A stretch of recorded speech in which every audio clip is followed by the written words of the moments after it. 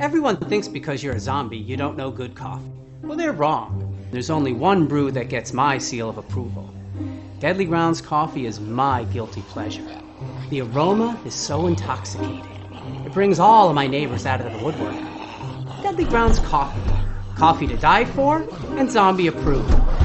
It's good to get a little deadly. Use the front door! Oh, they're so disgusting.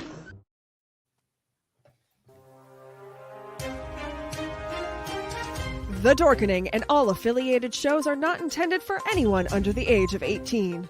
The following may contain discussions or scenes that have adult situations, graphic violence, nudity, strong sexual content, and graphic language. This show is intended for mature audiences only. Viewer discretion is advised.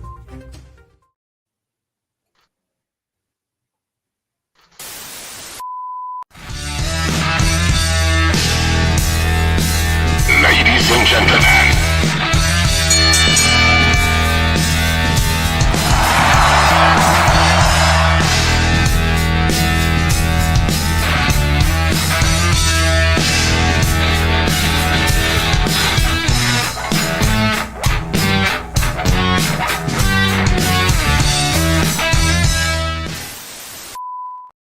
I'm ready. Yeah. Yeah. I'm ready, and I don't even know what we're talking about. How do you not know? We're doing Mats and Monsters, man. This is your show. All right. I'm about it. Hell yeah. Before we get started, let's do the normal things we got to let everybody know. So every hour on the hour, which is what we're about to do in here in a few minutes. I'll give you guys a minute to be ready. I can't word today. It's already like, how many hours are we in? 7. 7. No, wait, 5. It's 2 a.m., so it's 5. 7. Yeah. 7 hours in? Yeah. We started your hours to go is what's got me all screwed up because I looked at 15 hours to go and I'm like, we've not been doing this for 9 hours. 7 and it's 2 a.m. That's 7 hours.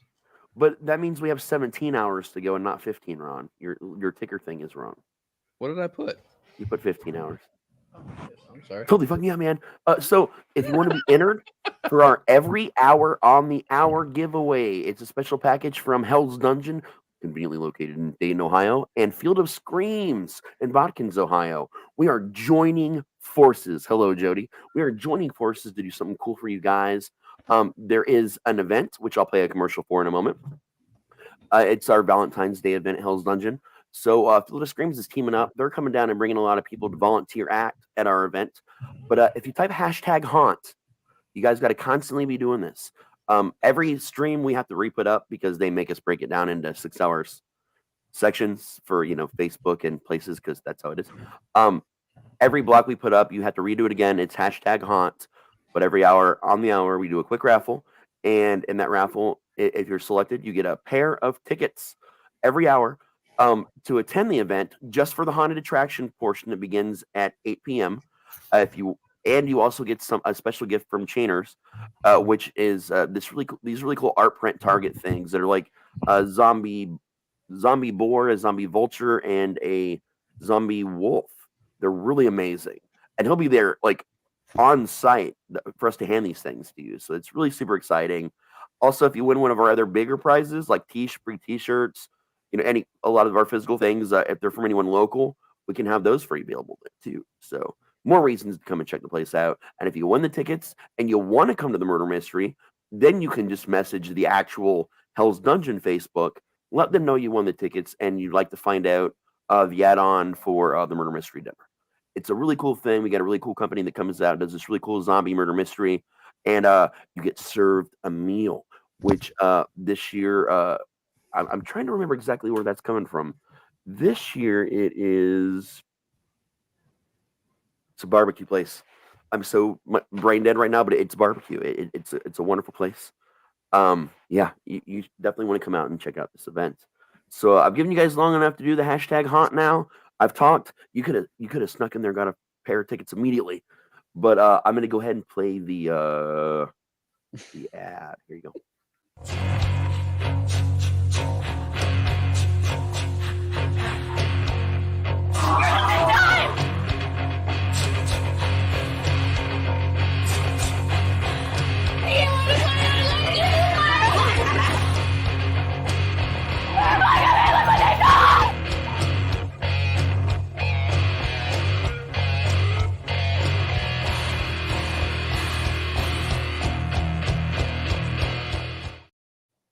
Hell yeah.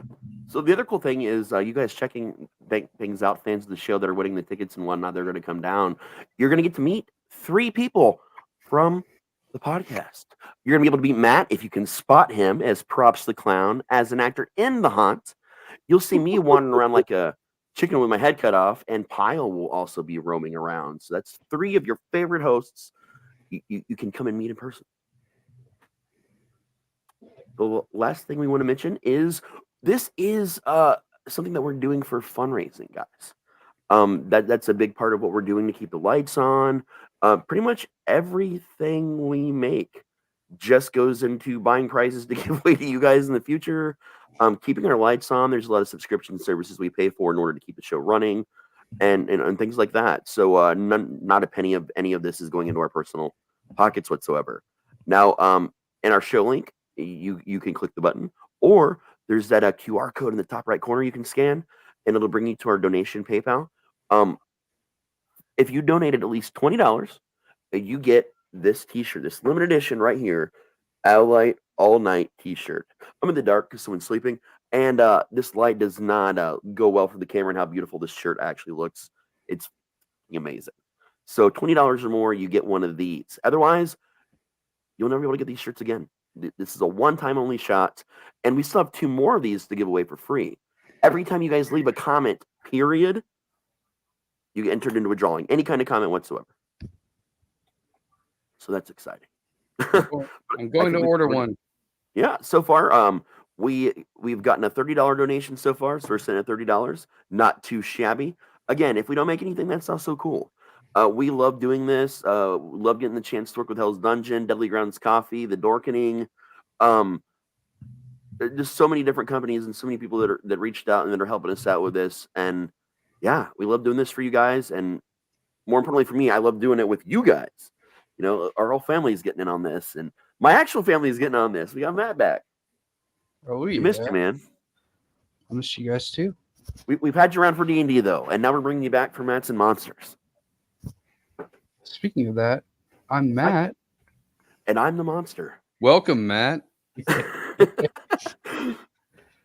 So, how do you want to roll this, man? I do have a video that you've not seen yet that I specifically didn't let you watch so we could get your reaction on air.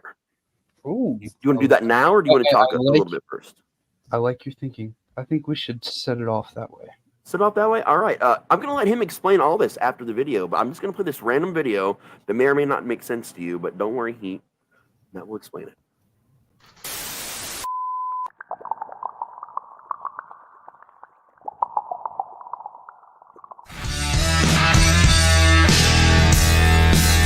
Ladies and gentlemen,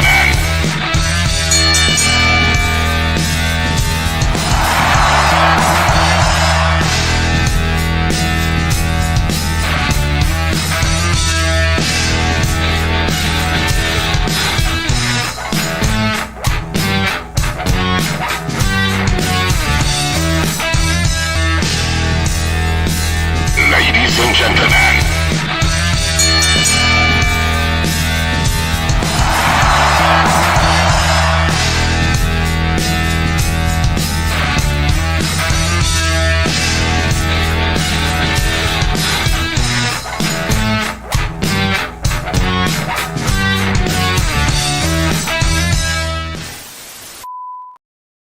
Ooh, that video was amazing.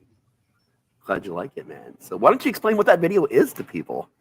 Alrighty, so that was just a little sneak peek of what we plan on doing through more of the YouTube videos we plan on making in the future with our Mats and Monsters association that we will be making WWE 2K video color commentary for all of our fans out there. And once the new game comes out, we're obviously going to keep going on, make a new arena.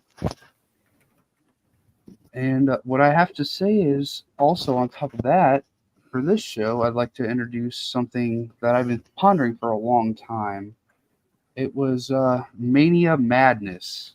And basically what that is throughout the weeks leading up to WrestleMania, we'll be following 3 men and 3 women on their journey to WrestleMania. And a lot of these will fluctuate throughout, the 65 plus days that we have left until WrestleMania. But these people that I'm about to list off have, in my opinion, the highest chance of getting a WrestleMania match. So the people on the list as followed are Cody Rhodes, Seth Rollins, LA Knight, Rhea Ripley, Bayley, and Becky Lynch. So given the follow-up we just had from SmackDown, I don't think that Cody Rhodes will be facing Roman Reigns anymore. Yeah, I mean, after he shows up, right? And I got to see all this the other day. I just checked everything last night and tonight to make sure I was up for the conversation. I saw that call out where Cody's down there trying to figure out who he wants to use his Rumble win towards, and Seth just comes down there and is like, "Listen, do you wanna go up against someone from a worthless belt, or do you want the real belt, the blue collar working man's belt, your daddy's belt?" And I'm like, oh, there's no way Cody's not going after Seth now for this belt, man. There's no way that's not happening. I don't know. Okay, so what happened tonight on SmackDown? Oh, I didn't see SmackDown. Tell me all about it, sir. So to close out the night, Roman Reigns, comes all down with Paul Heyman. Paul Heyman's just praising him like he's God. Yeah. I love Paul Heyman so much. He's like the best wrestling promoter in the world. Nice. He's an odd guy. I met him a couple times at a Arena back in the day. He's an interesting dude, but I love the guy. Oh yeah, you gotta love what he's done for the wrestling industry. Oh yeah. So Roman's just chopping it off and talking about how Cody Rhodes should go for Seth Rollins, and because it'll just happen the same way it did last time. So Cody comes out, and given what happened on Raw the past week with Rollins, right, he comes down and just blatantly says that he's going for that unified title because his father held it. So you get this silence, and he says, but not at WrestleMania. Okay. And off in the distance, you hear The Rock's theme song kick on out of nowhere. Oh, I knew it. I knew this was going to be a thing. Marching down the ring. And once he gets into the ring, he walks and stares down Cody, and then pulls out his hand and gives him a big old handshake and starts whispering in his ear, and then Cody leaves the ring. So The Rock and Roman are just staring at each other at this point, just knowing what's going to happen. Then SmackDown ends. But if you go to the WWE Network, they have what happened after the show cut off. So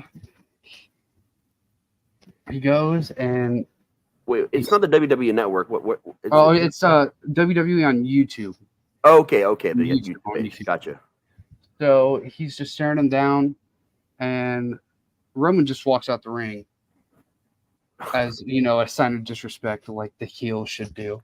Yeah, plus The Rock could whoop his ass. Oh, yeah. And then The Rock looks at Roman one last time and stares at the WrestleMania sign and points at WrestleMania. That's what we were hoping for right there, man. Yeah.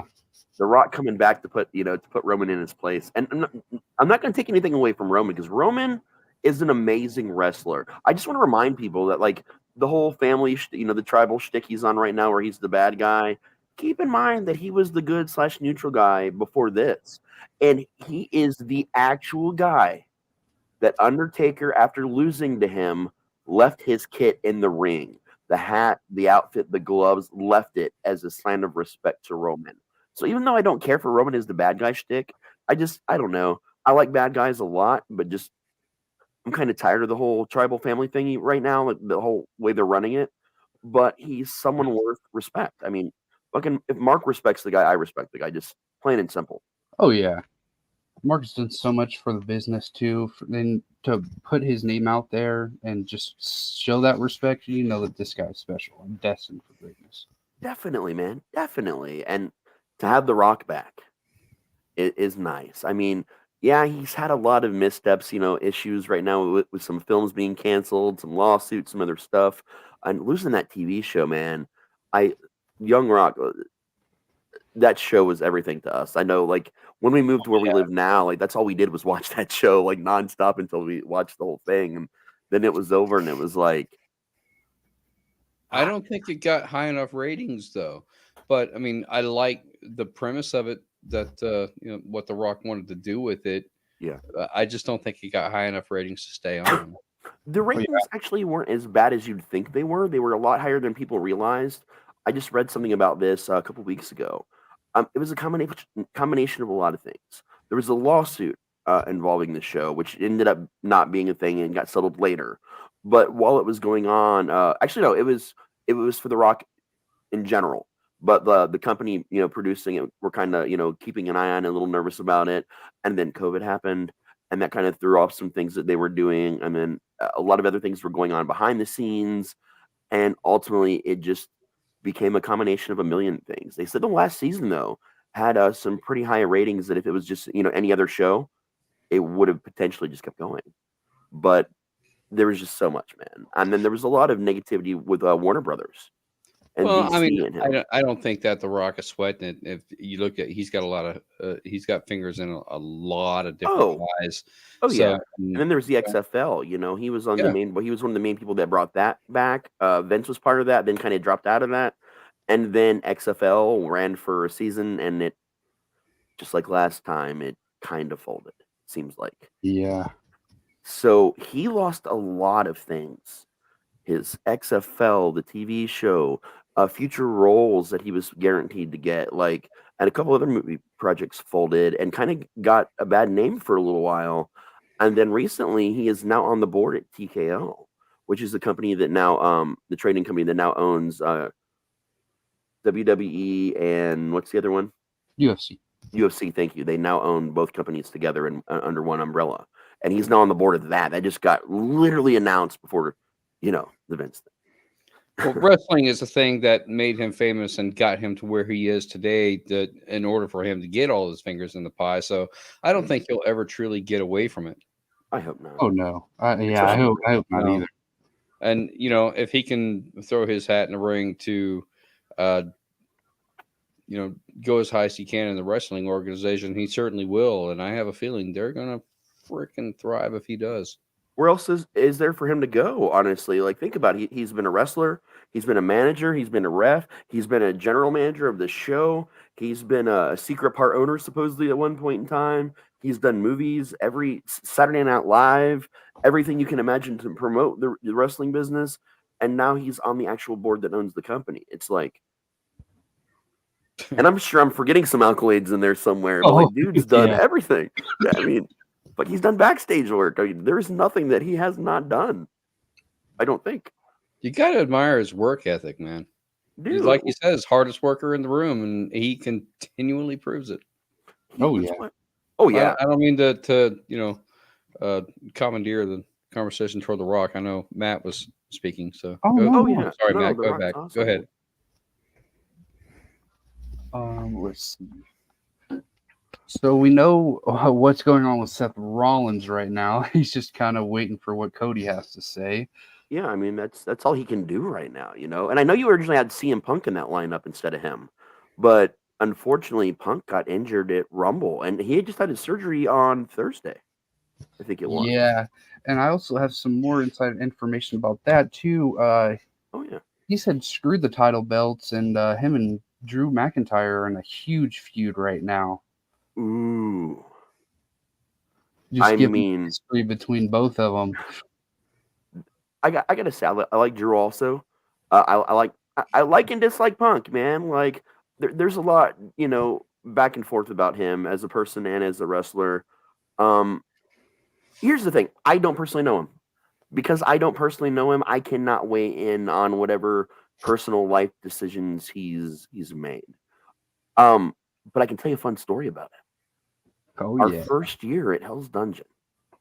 This was when COVID. This was like the full swing. We opened during the COVID year.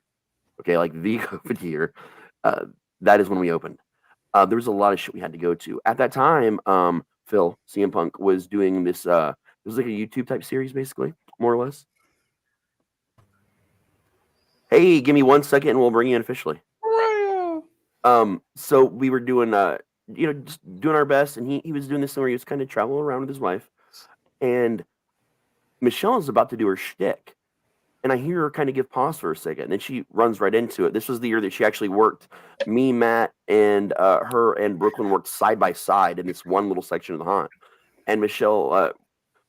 Brooklyn wouldn't have recognized him anyway. She isn't really that big into wrestling. She leads him through, and Michelle does this big voodoo act where she needs your help summoning the Loa to grant you safe passage. So you'd have to put your hands on this table while she chanted. Well, what we didn't tell people is there was a shock pad that she controlled underneath it. Well, she gave pause for a second, and I can hear it from where me and Matt are farther away, and she'd never given pause before, and then she got louder and she started adding things into it. And then she said his real name to him. And apparently what I didn't know at the time is she turned the shock pad up all the way. Which one, it still only goes so high. It's not going to kill you or hurt you or anything. And it shocked this person. But I heard her say the real name. And I'm like, that name's kind of familiar. And as soon as he comes through, like after that point, he goes into the haunt.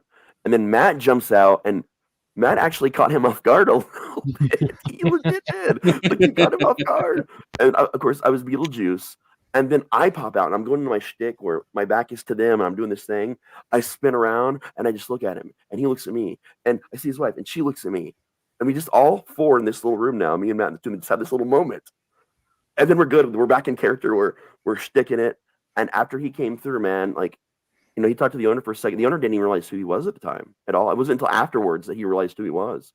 He talked to Fred and, gave Fred a lot of really good feedback and even donated to a charity that we were doing for a girl that needed a wheelchair.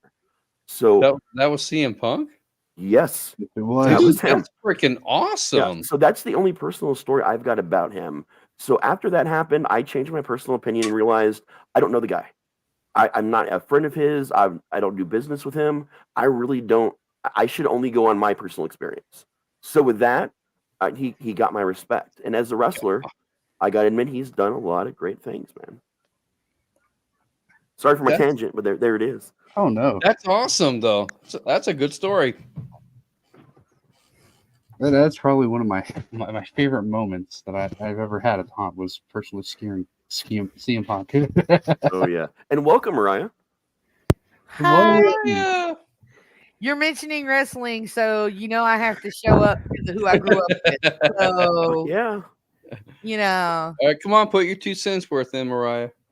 Well, I don't watch wrestling anymore, mostly because I work like a fiend. But Raz has heard more than one story about me growing up with Matt and Jeff Hardy. Yep. So yep. Oh, that's awesome. So I'm glad you can make it because Matt's never heard any of this before. Oh dear. Jeff Hardy is my I've never heard any of this before. I'm curious. Yeah, that's true. Matt and Jeff Hardy are actually from Sanford, North Carolina, for anybody who didn't know.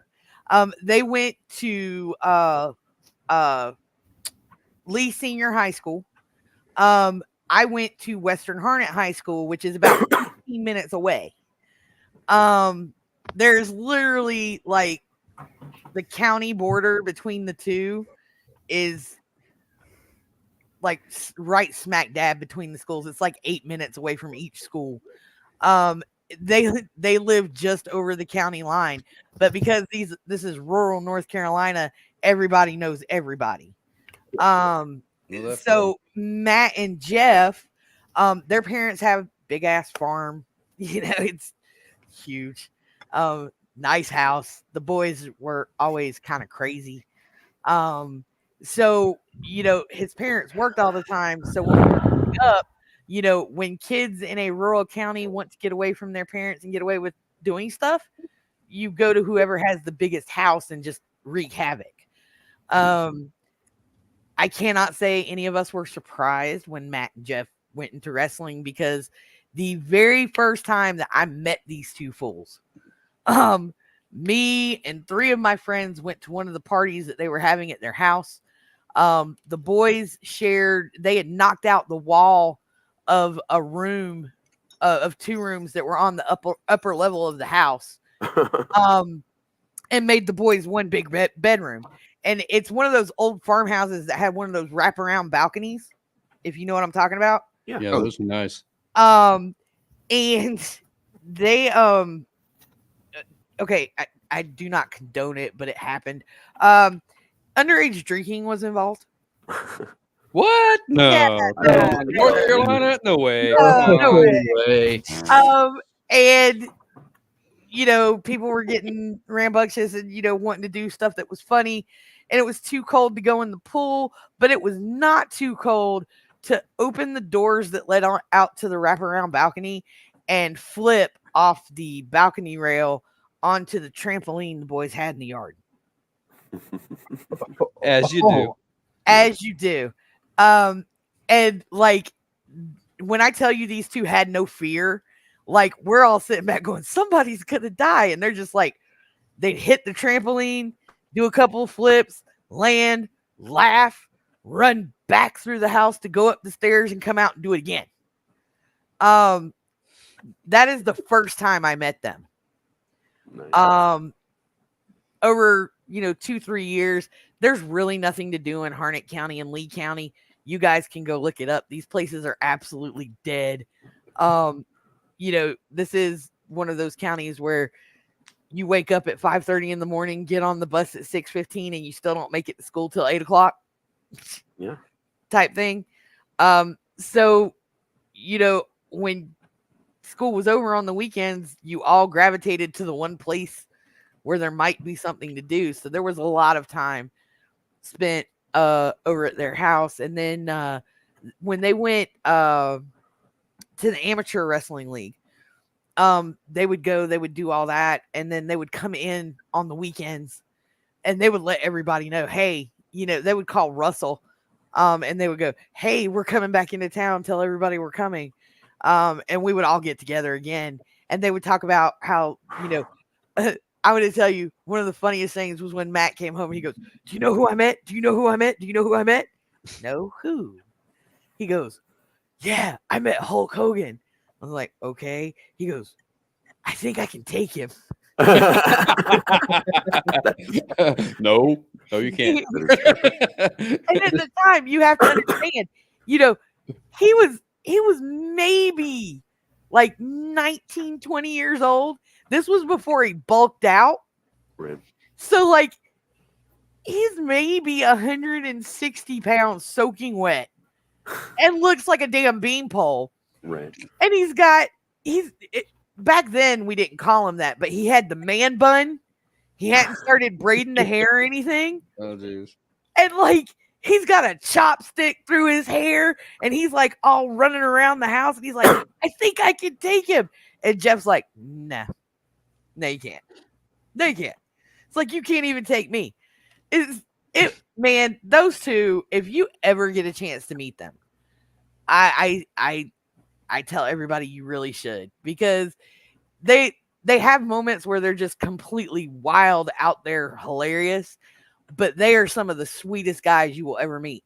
The first thing that they did, I don't know if anybody knows this, when they got their first contract with WWE, when they became regulars, the contract that they got wasn't great, but the first thing that they did with the payment was they paid off their parents' farm. That's cool, man. And deeded it over to him, and then turned around and got all of the equipment and stuff that his dad had been struggling for years to keep running. Got him all brand new stuff. Nice, man. They got their mom. It was so funny because for years she used to drive this. It's not the escort wagon, but it was close to it. It's like the Taurus. Okay. Beat up old Taurus thing with the boxy front. Yeah. I swear to God. And that thing slipped a belt every 4 months. You could hear her coming. Cause like it would shriek really horrible. When they drove back into town, after they got that first payout, and nobody knew what they had done. When they showed up in a, like, I want to say it was a Chevy Cavalier, which down here is like, everybody's like, ooh, big baller, because Chevys were nice. They rolled up to the house in this, like, yeah, it's almost, I want to say Pepto pink. Like, their mother loved the color pink. But like the color of my karate gi. Yeah, like they showed up with this Pepto pink Cavalier, and when they went to leave, they called a cab, and the mom was like, "What are you gonna do?" They're like, "Oh, that's your car," and took off. and I'm like, no. And what's really funny is she got the car repainted. Because as much as she liked pink, apparently she wasn't doing Pepto pink. I mean, I'm pretty sure because it was a wagon and it was pink, people probably started calling it the pussy wagon. And at that point in time, I'm sure anyone's mom would have paid to have it repainted. And what's really funny is this was pre-Kill Bill. So, yeah, I could see that. I could definitely see that. Yeah. But I mean, Matt and Jeff, and they're really great for surprising people. Like, they won't tell you that they're in the area. They'll just kind of show up and go, "What's up?" Surprise. Yeah. And the last time that they did it to me, they did it to me and Bobby. And we were working at the movie theater. And I had just gotten married. I was pregnant. And The Rock was just starting to get real big. And it was when they were hanging out with Lita. Okay. And, we watched WWE because, our boys were there. And they showed up with her. And I'm working at the ticket booth at the movie theater. And Bobby's in the office doing Bobby things. And they sent her to buy the tickets. Wow. And, like, I look up and, I'm like, "Oh my God, badass female. I know who you are." And she's like, "Oh, do you? Maybe you know my friends." These two motherfuckers, like, come into the lobby and just walk straight into the ticket booth. And I'm like, you couldn't tell somebody? It's like, I'm pregnant. I don't like surprises. And they're like, no, it's fine. And they're like, "So do you guys get a bonus for, like, sales or anything?" And I was like, "Well, kinda." I was like, "But it's Wednesday. Like, nobody does shit on a Wednesday." They bought out 2 whole movie theaters and, like, everything that we had back in concession. Damn. That's cool, man. That's giving back to the community. That's all that is. Hell, that's probably a tax write-off for them, man. The thing is, but here's the thing. Nobody ever hears about the stuff that they do because they want it that way. Right? Oh, yeah. That's the best way to do it, honestly. I do want to also make sure, because we have a time slots here, that we are moving on into the next portion of Matt's list for our Mania Madness. Oh, those stories were great, by the way. I just have to say that. Well, like, I whenever he talks about wrestling, I pop up for a little Matt and Jeff. It's like, let me tell you what they're like behind the script. No, one of these days, I'll tell you guys some of my weird stories. One of these days. I enjoyed that. Oh, yeah. So we covered the guys. Let's remind people again who the guys we're keeping an eye on between now and WrestleMania are. We did skip over LA Knight. Oh, then we got to talk about LA Knight then, because he's fucking LA Knight, man. Yeah. Yeah. So basically, leading up to the pay-per-view at Royal Rumble, he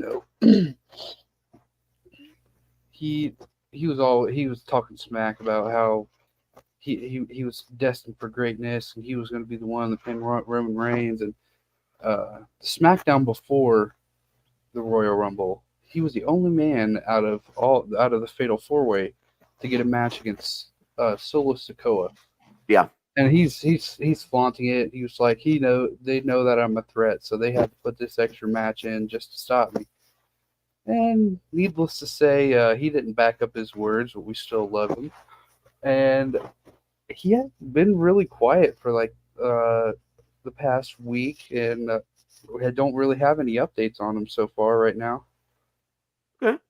No, this was the guy that like I wasn't sure I even liked until you kind of got me into watching him, and I started to kind of not only respect him as a wrestler, but kind of as a person, especially when I found out that William Alvin Moody, Paul Bearer himself, literally the manager of both Undertaker and Mankind, aka Mick Foley, at some point in time, one of the last people he ever managed was LA Knight. Learning that like upped his value in my eyes, like to me as a person.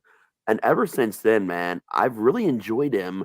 And I'm gonna say it right now, he reminds me of a young Stone Cold. Oh yeah, I've always said this. Yeah. I feel he's got the charisma and promo skills of Stone Cold, but his in-ring work really reminds me of Young Rock a lot. Yeah. Yep. Rocky Maivia like level. This is LA Knight. Yeah, LA Knight. He's a hell of a wrestler, man. Like I Matt's got me on board the train at this point in time because I'm all about LA can't Knight. say that I'm familiar with him. I'm gonna have to go look him up now because I'm curious. Yeah, Matt's the only reason I started getting familiar with him, and honestly, I love the guy. I think he's awesome. Personally. So he'd spend a lot of time in like TNA and ROH just developing, and needless to say, he got on the roster about a year or so ago, and he's really taken off. And he's in his like mid-40s, and he looks great to be in his He doesn't look it. I wish I could do that. But yeah, the thing he does, and even the crowd doing it, just reminds me of the Stone Cold what also. So that's more in the Stone Cold corner of things for him. Oh yeah, epic, man. Then I hear you do it all day, every day around the house. Well, no, it's a catchphrase. It's part of wrestling. Yeah. All right, so we got Seth Rollins, Cody Rhodes, and LA Knight that we're keeping an eye on, like entirely up until WrestleMania. Yes, and off to the baddest woman on the planet right now, Rhea Ripley. Oh, Rhea Ripley. I love me some Rhea, man. Judgment Day, not so much these days, but I love me some Rhea. So, following on, because she didn't have a match for the Royal Rumble, right? She was kind of quiet throughout the week until Monday. Uh-oh. So Judgment Day is doing their whole thing of talking trash. You know, they have R-Truth in the group. R-Truth pulls out the money, tries to buy his way in. And you got to see this segment. It's so funny. And they're like, I don't care about your money. And they told him, you're out. And they said, Dominic, clean up the mess. And then JD McDonough, one of the newer members, of course. Little JD McDonough, yeah. Yes. He obviously goes right after Truth. And they're absolutely destroying him in the ring like hyenas. And then The Miz comes out to try and help him. Yeah. And, you know, he gets absolutely destroyed too. But Rita's down at the ring. And Tamina out of nowhere just starts running down the aisle and just starts just attacking Rhea the whole entire time. Dude, I love Tamina.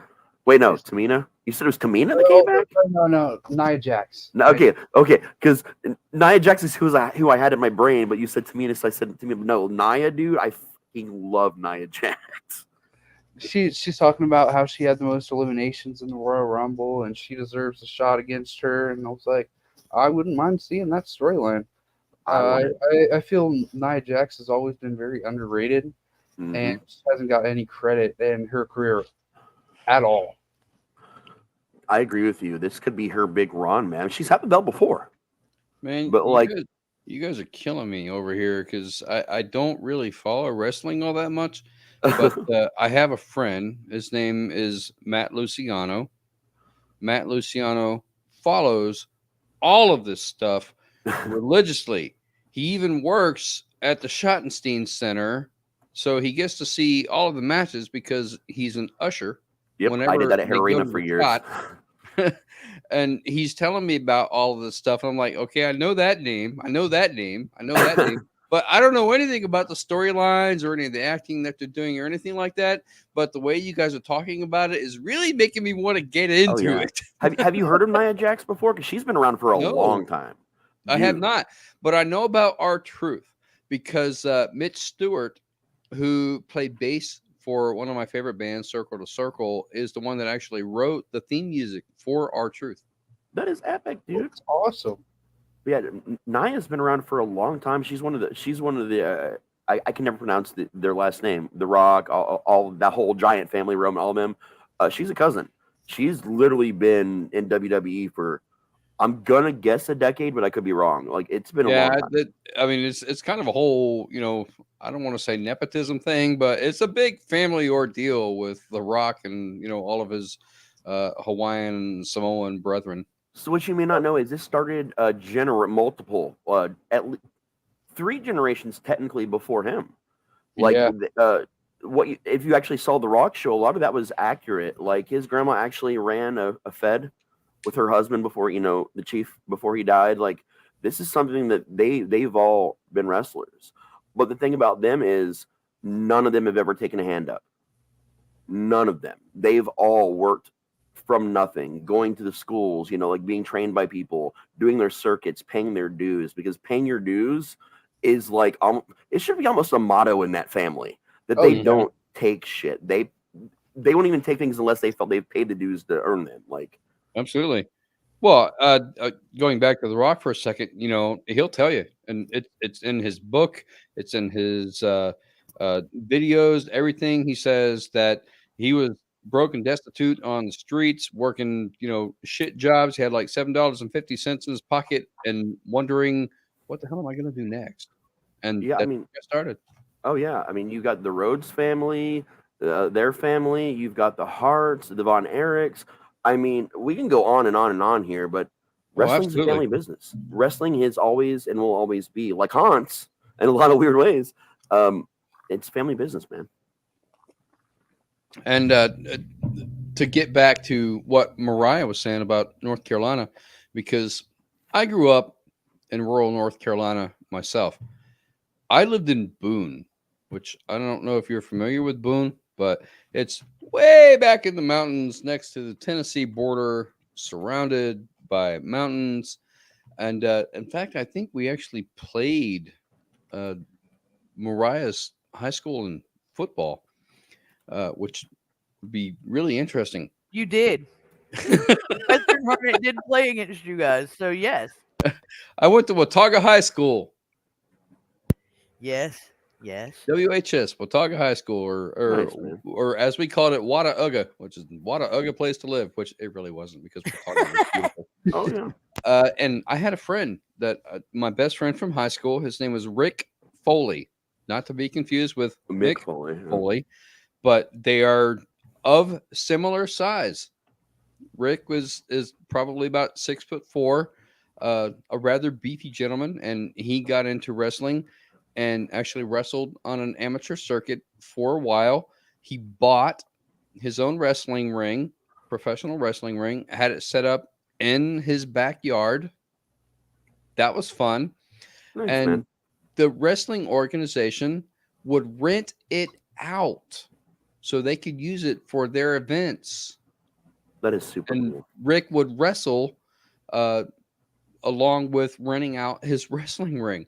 So I got to go see a couple of his matches. He was good. I wouldn't say that, he was professional level. He never made it professionally, but just the fact that he was doing it, man. Just the fact that he was doing it. Oh yeah. Oh yeah. That's fucking cool. So we do got to get back to Matt, because we've only got 17 minutes left of this show. We got to make sure we get through this content. I'm sorry. I keep diverting the course here. You know what, Ron? You know how I feel about that right now? I was trying to see if I can get a spit take out of him. My bad, right. Matt. I'm sorry. So Rhea Ripley, Nia Jax. You got anything else on Rhea Ripley? No, that about sums up that category. But we do have Bayley. Yeah, Bayley.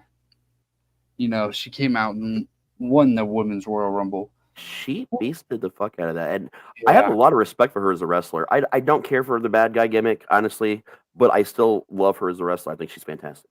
Well, then you're gonna love to hear this. Okay. So it was. I'm pretty sure it was also tonight. Damage Control comes out and does their thing, knowing about a few weeks ago the Kabuki Warriors, Asuka and Io Sky, won the tag championships over Katana Chance and I forget the other girl's name right now, but Okay. Kaden Carter. Okay. They're both phenomenal wrestlers, by the way, and they come out and they try to address the crowd. Bayley's going to announce who she's fighting, and she looks at Io with the belt and challenges her at WrestleMania. Holy shit. So what I think is going on is Bayley's about to turn on all of Damage Control and go face. I'd love to see babyface Bayley again, man. Like, hugs for everyone. That was her whole thing. She's one of the 4 horsewomen, though. So I mean, that's cool, man. Oh yeah. So The last one is Becky, given her devastating elimination in the Royal Rumble. Yeah, it was tough. With I think Nia was the one that ended up eliminating her, if I'm not mistaken. I can look it up for you while you're talking. But she's been real quiet too. But you know, the thing about Becky Lynch is she always catches everybody off guard whenever she's really wants to go after someone. Actually, no. She was eliminated by Jade Cargill. Oh yes, you're right. Because I was thinking then that we were gonna see something big between Jade and Becky. Because what do they always say in wrestling? To be the man, you got to beat the man, and Becky's the man. Yeah, she's got to beat Becky. She's gonna be the next like big coming thing, man. They're also pushing. I don't know if it's the respect thing or not, but her and Bianca, as well. They might be. I think they might be setting up a big fatal 4-way at Mania. That could be cool. I love me some Bianca Belair too, man. Since the first time I saw her wrestle, I was so impressed with her, man.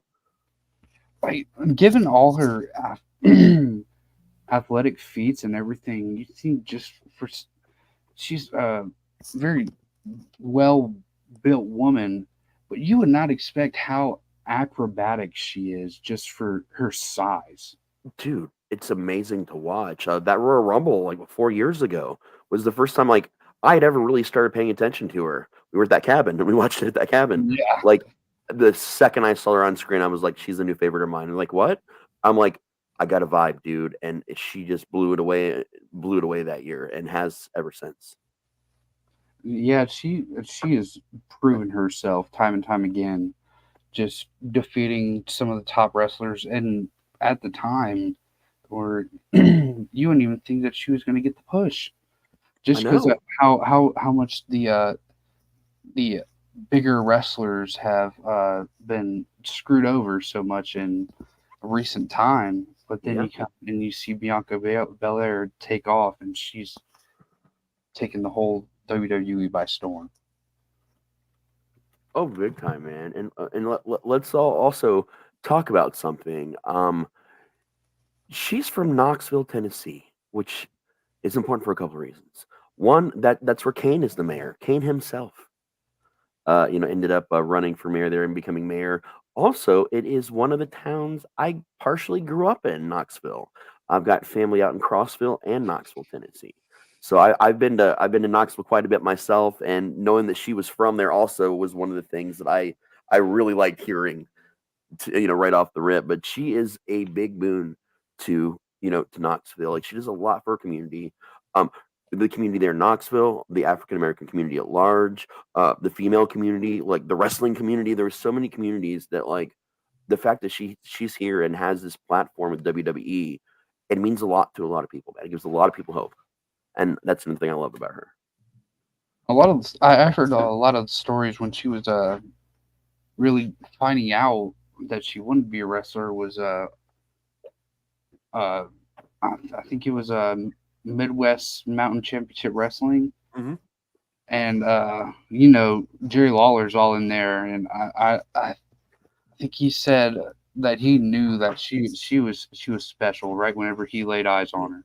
First he said puppies, and then he said that because. Oh he's yeah, Jerry yeah, Lawler. it's Oh yeah, man.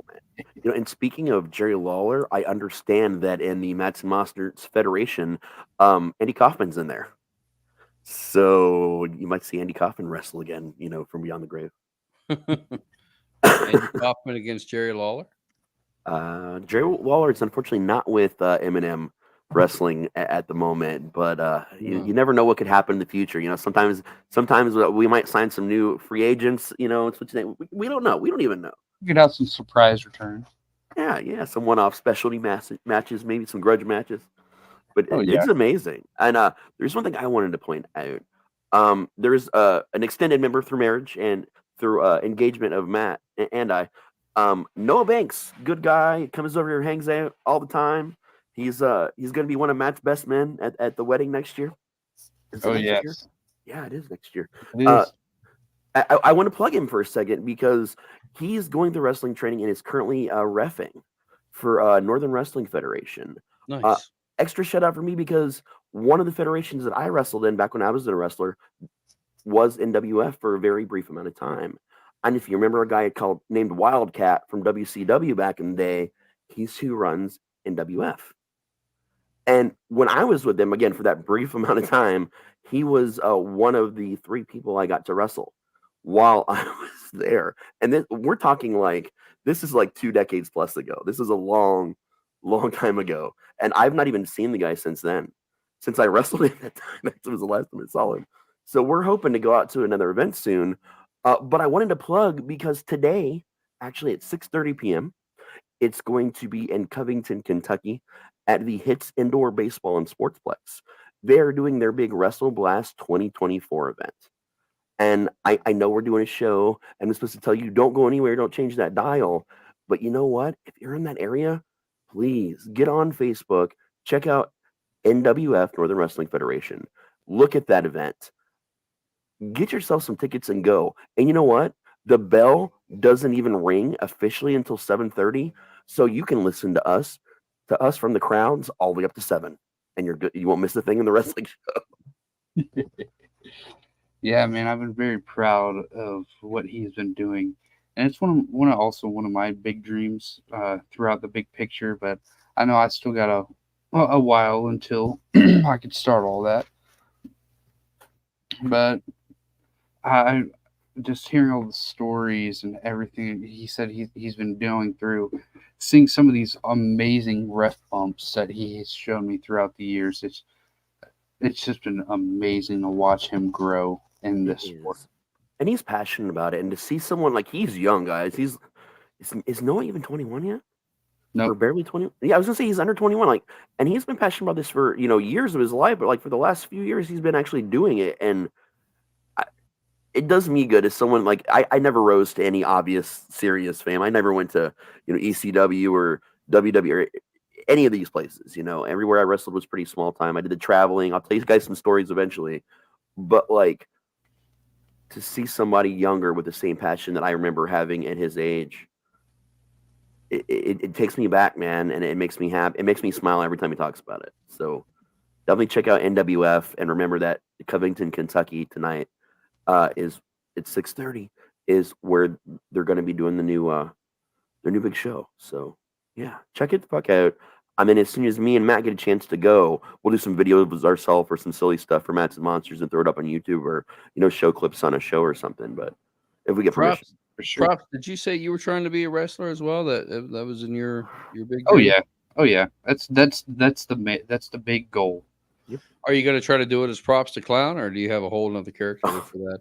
Dude, you can't not wrestle in the Propz. You wouldn't be able to see anything. Yeah, I've been thinking about getting the new mask, though. You never know. He's going to be Doink 2. That's going to be Doink his whole 2. thing. He's gonna resurrect Doink. Is what we'll figure that out. The rights out, and he'll just be the new. Yeah, Doink. same Oh, costume. dude, I want to go see one of those matches. If you do end up wrestling, I definitely want to go to one of those. I know that there in Ohio there is a wrestling federation. I can't remember what it's called. I want to say Ohio Wrestling Federation. There's more than a dozen. There's there's a couple dozen actually, like all over Ohio. What's the one that Jim Millspaw does commentary for? He does commentary for one of the wrestling federations. Oh my god, I feel like I know this. Also, one of the kids at the haunt as well is also, he's 17 and he's in a Revolver wrestling right now as well. Yeah, Austin. Yeah, another one of our clowns actually in the front half of the clown section. So like, nice. He's a good kid. He's actually he's listened to a show before. It's been a bit, but he's listened to one of our shows before. Really good kid, man. Well, I guess if you want to be a professional wrestler, you need to go work at Hell's Dungeon. Well, I mean, it already has it already previously had two retired wrestlers. Me and our other guy that's the only guy that I personally know that has been doing haunts longer than me. And this is my 30th haunt season, guys. And Rob's been doing it probably close to a decade more than I have. And he's also a retired wrestler. So a lot of the people that do the acting training and giving people like all the younger actors like feedback, that's two wrestlers. Two old ass wrestlers when there were no safety precautions. The thing is that they probably don't even know that because you don't really talk about it that much, but you can get the hint. Like you guys have had some great matches that you've told me about. I haven't really learned about Rob's wrestling history, but yeah, he's one badass motherfucker. So I bet he has some great stories. Oh, I bet he does, man. Yeah, I mean, me and Rob, we don't really talk about ourselves. The only reason people there know that I'm a writer, that I write anything, is because like 2 seasons ago, my sister Candy showed up and sold some of my books, and a couple of people bought them. But I don't really talk about that or the podcasting or anything. Like when we're there, I'm all business. I'm all haunt. I'm all. This is what we got to do. This is completely neither here nor there, but as a professional martial artist, and Matt, I haven't met you before, but I'm a professional martial artist outside of the podcast. It's what I do. Yeah. And even as a professional martial artist, we know, and I think I could almost say this speaking for practically every martial artist out there, we know, do not mess with professional wrestlers because they will fuck you up. It's funny you mention that though, because Matt actually just started martial arts recently. It's a funny story actually. One of the customers for the pawn shop that I work at currently, he's a retired veteran, and he learned he's a 2nd degree black belt in Korean Taekwondo and Tang Sudo. Yes. And he's been he kind of just took me under the wing because he knows the manager there, and he was kind of just teaching me all this martial arts.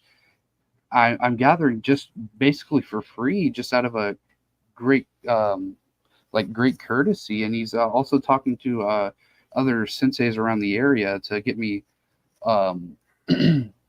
multiple opportunities.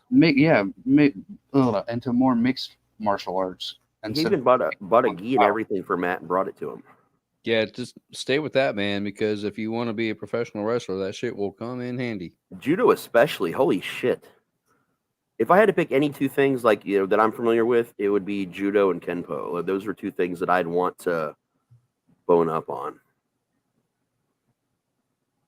But that's fucking cool, man. And just a couple quick reminders. If you want to donate to the show, we are taking donations for this whole stream to keep our lights on, to pay our subscription fees, to buy more prizes to send to you guys for free. You can either use the QR code link at the top, just that little weird picture up there at the right. Just scan it on your phone, and you'll be able to pop on there and donate. Or you can go to our links on our show. You can click on that. If you donate $20 or more, you can get one of these amazing shirts here, the Owlite All Night shirts. They look way better in person, but my camera and lighting right now isn't the greatest at the moment.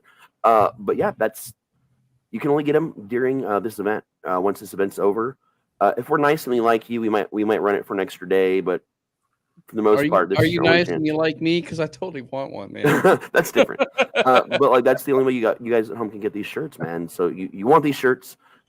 Donate at least $20 to get them. There's instructions there, like you'll have to pay for shipping and handling. We're doing a flat fee of $5. If it's a little bit more than that, we'll eat it. But we can only do it to the continental U.S. because I cannot pay. I cannot afford to pay more. Only $5 to ship to other countries right now. That's not going to happen. You can also win one of these shirts. We've already given one away. We will give away 2 more at who knows when.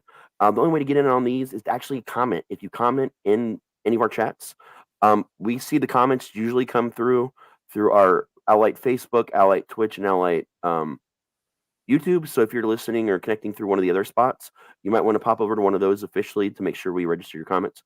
But that's how you get involved in the drawings for these prizes when they happen. But for the haunt, every hour on the hour, coming up here in a minute actually, we literally give away a pair of tickets every hour to the lucky person that types in #haunt. And if we get a lot of people, we'll do a drawing for #haunt. We've given away 2 pairs so far. And also Pyle over at Field of Screams in Watkins, Ohio, is donating some really cool art / targets that are zombie vultures, zombie boars, and zombie wolves. They're amazing. And again, if you want to enter this, if you win, you'll have to show up to Dayton, Ohio. That's where the haunt is. You'll get to meet me and Pyle, and you'll see Matt in character in the haunt. But you'll get your tickets there at the door.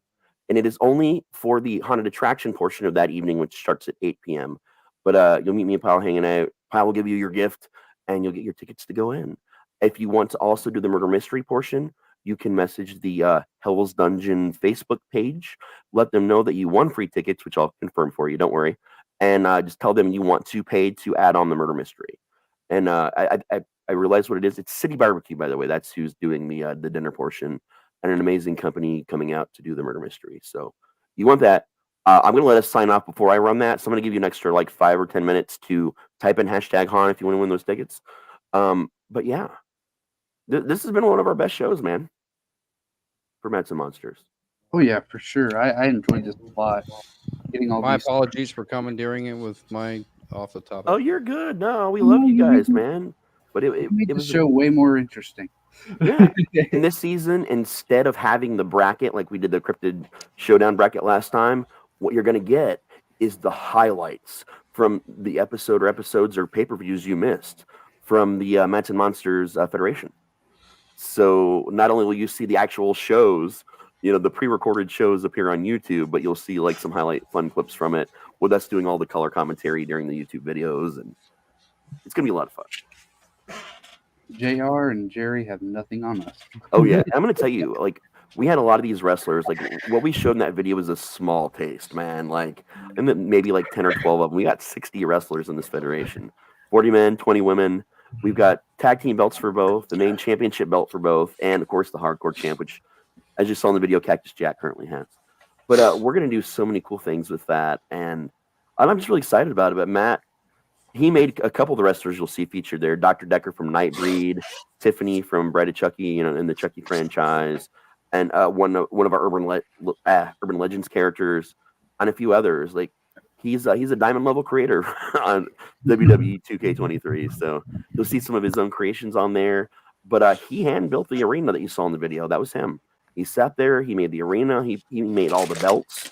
Like, he did all of that. So he's putting a lot of work into this, and I'm really proud of him. And I'm really proud of this new idea we got. So I want to take it head on right into the storm. Hell yeah, man. But all right, Matt, you're welcome to stick around. We're gonna do Legends by Night now. That's our plan at the moment. Are we? Yes, ready? Matt. I'll pick that with you. All right. Yeah, we got to run our videos. Yeah, Okay. that Mets and Monsters intro is cool as hell, man. Oh yeah. Loved it. Here we go. Everyone thinks because you're a zombie, you don't know good coffee. Well, they're wrong. There's only one brew that gets my seal of approval. Deadly Grounds coffee is my guilty pleasure.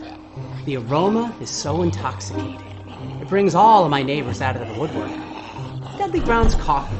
Coffee to die for and zombie approved. It's good to get a little deadly. Use the front door! Oh, they're so disgusting.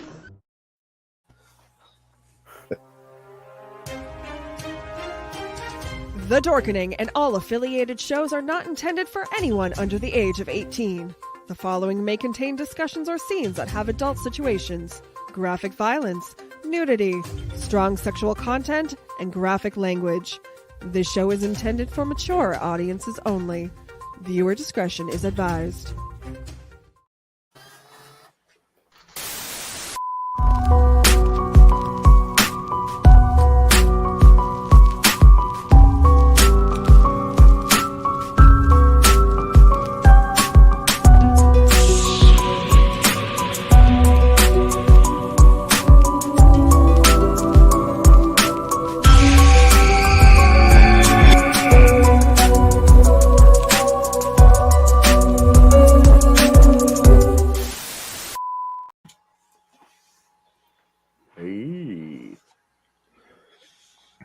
And we're back. Yeah. I want to say good morning to everyone. And Friday, I would like to know why is your cemetery back there so nice and fresh and bright and shiny at Your what corpse time garden. in the morning is Call it? it what it is. It's a corpse garden. Your corpse garden. At 3 o'clock. Yeah, Friday. It's Eastern. 3 o'clock in the morning. I mean, come on. You know, you need a darker cemetery. Come on now. This was sent to me by a friend, and it's been up all night long.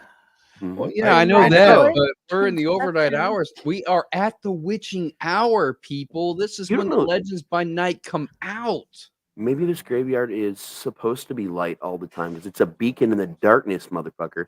Like, come on. Yeah, he said. Cemeteries are not supposed to be light. You know, though. They're I supposed to be like the that brightness of them. idea.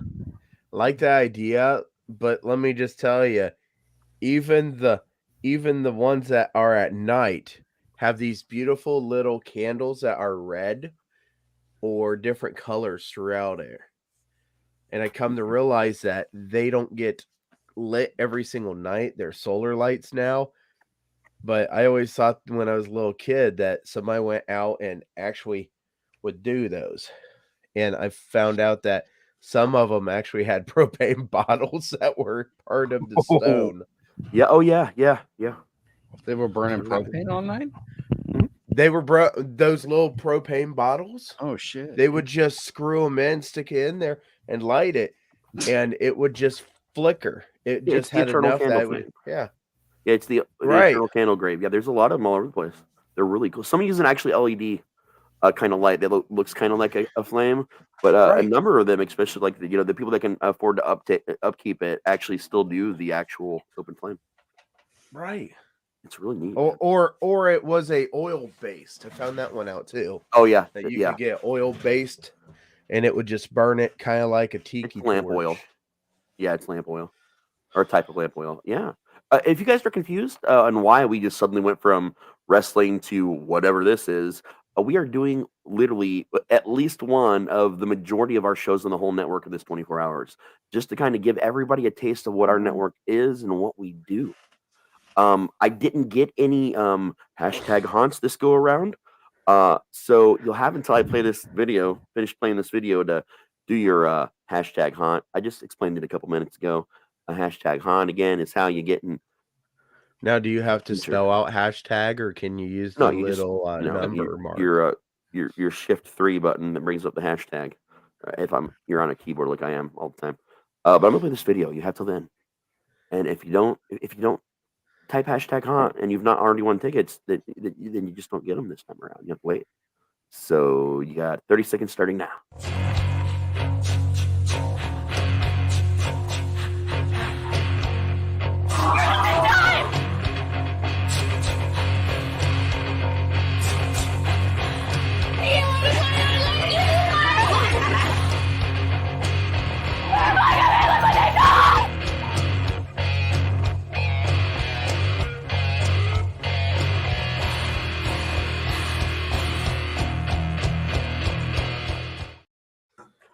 All right, we got no hashtag haunts this time. We've given away 2 pairs of tickets so far, which also means 2 special piles, special prizes from Pyle. A pile of prizes. Dude, I think everybody's in bed. That's why we need to go shake some sheets and get people out, man. Oh yeah, and don't forget QR code top right or in the show notes. There's a link. Donate us your hard-earned monies, all your monies. You don't even need to make those house payments and pesky car payments. Just send the money to us. It goes right into my bank account. It's all good. But for real though, every penny goes right into the show, and if you donate at least $20 or more, you're gonna get special edition All Night T-shirts. You can still win 2 more between now and 7 p.m. But you still have to comment, and they're to be entered into the big drawings too. And any comment will do in the bigger drawings. So. And the show's biggest fan, 4 years old, says you guys need to listen to the bedtime stories they tell. Yeah. And also in honor. Oh, go ahead. I'll wait. I thought it was funny that Ron had thought I was telling him Jack Dante was sending him hugs instead of little Dante. Yeah, little Dante. Yeah. As long as little Dante doesn't grow up to be Jack Dante, then we'll be good. We'll be okay. So if you guys missed it, you can go back and watch it. Wait till we're all done with the 24 hours, then you can go back and watch things. I'll cut it all up eventually, but before I do, you're going to want to go back to that last block and check out Dell's reading of Alice in Wonderland. It was so awesome. And also, Soup, Beautiful Evening Soup. Soup. Like her soup song from the book was hilarious. I can't remember how she sang it now, but I totally want to for that. But apparently she did not rehearse that song at all before reading. It was all like right in the moment, and it was a beautiful song about soup. So thank you, Dell, for your soup song. It was beautiful soup. It was beautiful soup, then beautiful evening soup, and there was a lot of soup involved, and it was I really want some soup. Right? somebody. I won't say nothing bad about any songs that I've ever found on the Elliott Network, because some songs are those catchy songs that, you're like, man, they need to make you know what? Maybe we should make a Elliott Network album featuring Soup and the great #1 on the hit #2. Yeah. Cryptids, tell me what the cryptid. I will say, man, Rick Popko, who was one of the main people behind Monstered, got a hold of us just randomly, not someone I had any interaction or connection to, somehow caught that episode of Tomb, or heard about it from someone, and he then found my email somehow and messaged me directly, and him and his partner may be coming on a future episode of a yet-to-be-seen show called The Elliott Picture Show, which we're going to be later today. So we might actually get them on there. But he was really cool and gave me the information on how to get the Monstered song. It's in they set it up for free use. Anybody can use it. So Raz. Super cool, man. Raz. It just now occurred to me. I don't know why I didn't think of this before. Your boy from Thanksgiving, that is now a rapper. Huge. Why do we not get him on the show? Because we're going to. Because we're going to. We're definitely. I had him on the show yet. I mean, okay. We've never done the show yet, so I know, to right? be fair. But yeah, I'm definitely gonna be reaching out to him, man. He's a fucking awesome guy. Oh yeah. We'll definitely be reaching out. I got a lot of people I'm about to reach out to for that. So we're gonna have fun for quite some time. Reach out and touch me. Dude, I went and saw Huge. He opened up it was either for 2D6 or Schaefer the Darklord. I can't remember which. It was one of those. It was at the Roomba Cafe downtown. And fucking hell, he recognized me. He remembered me because I went to one of his shows before. And it's like off the top of my head, I couldn't remember who the hell he was until he took the stage. I was like, oh yeah. And then it hit me. I was like, fuck. No, Ryan is. I remember that glaring thing being back at me at my last show. No, honestly, he's an amazing guy. Sorry. he's a really great guy, man. He's super nice, super cool, laid back, and he just. The first time I met him was complete happenstance. So we were doing Twisted Geekdom, and we were going to talk about Thanksgiving, and that's how I initially like not officially like met him because again it was all virtual and stuff. But he ended up sticking around with us for a lot longer and did more than one show with us. And over the years, him and I still have not met in person. We've still never met in person, but ever so often we'll talk to each other for a little bit online. You know, like mostly through Facebook or online and stuff like that. So it's not like him and I are like this or anything. I know the guy, but Yeah. he does so much for charity. Like he does a lot of big charity events. He's really important to the community down there in Columbus, Ohio. Like he's just an all around great guy, man. Just So, Raz, why don't you introduce our topic for Legends by Night tonight or this morning? the Legends by Night is urban legends. We've done some urban legends things in the past. You hear a lot of urban legends sometimes during Allied Society, like my story about an urban legend today or earlier yesterday. Tonight, Whatever literally called urban legend. It doesn't matter. But yeah, there's a lot of great ones out there. So we thought we'd just kind of spend a little bit of time talking about urban legends that we've heard about before or ones that we particularly enjoy. And this is one of those shows, guys.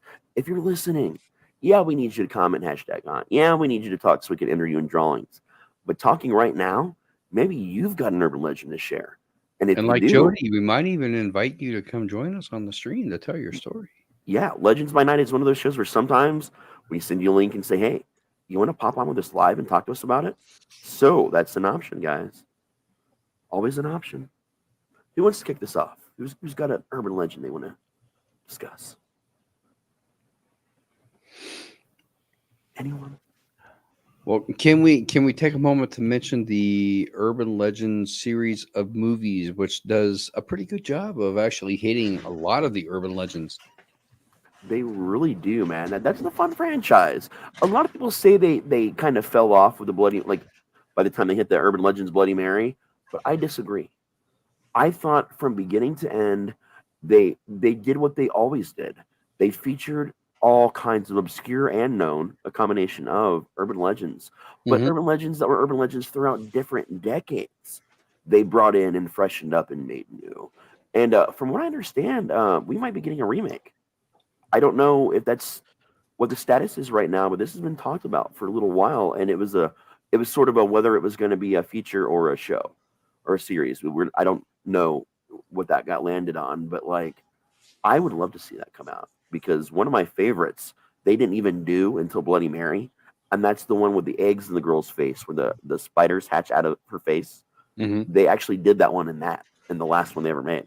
So like I was hanging on that one too, man. I loved it. Okay, let's before we get started, let's make a differentiation here because I think it's important that urban legends are really sometimes based on locale. That there are some urban legends that will be based on your location rather than the greater mythos at hand. For example, Bloody Mary is a widely accepted urban legend. Everybody's heard of it. Yeah. You go pretty much anywhere in the world, and everybody has some kind of urban legend about. If it's not called Bloody Mary, it's some kind of Bloody Mary character. And in that, I would also put Candyman. The difference is Candyman is spawned from a movie, whereas Bloody Mary spawned from something that actually happened in history. But at the same time, it's worth mentioning that there are multiple versions, like there are 3 popular versions of Bloody Mary. But like you said, you've ran into some aspect of it. Well, Candyman is very similar to the Bloody Mary urban legend because, you know, you look in the mirror, you say his name 5 times, and supposedly Candyman appears. So there are some urban legends that might be locale that may not necessarily be wider known throughout the rest of the world because, you know, they've never heard of it from that location. For example, I think everybody who has ever been to college and lived in a dorm, any dorm, and I think you know where I'm going with this if you've ever been to college and lived with a dorm. Anybody that's ever lived in a dorm has always heard at least one story of someone who has committed suicide. Can I say that? Or are we being, unalived themselves in that dorm and now haunts the dorm? Yeah. I think that is probably an urban legend that haunts basically every school, because I went to Appalachian State University. I lived in a dorm called East Hall, East Residence Hall, 3 floors. And we were that dorm on campus. Everybody knew our dorm because, of that urban legend that somebody hung themselves in a bathroom in the sub basement and supposedly haunted that dorm.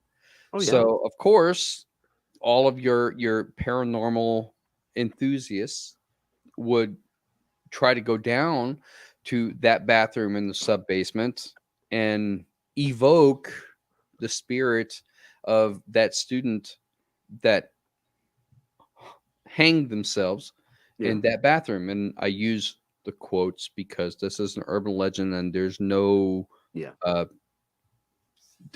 basis for it whatsoever. But now, here's the thing. Yeah, but go there ahead.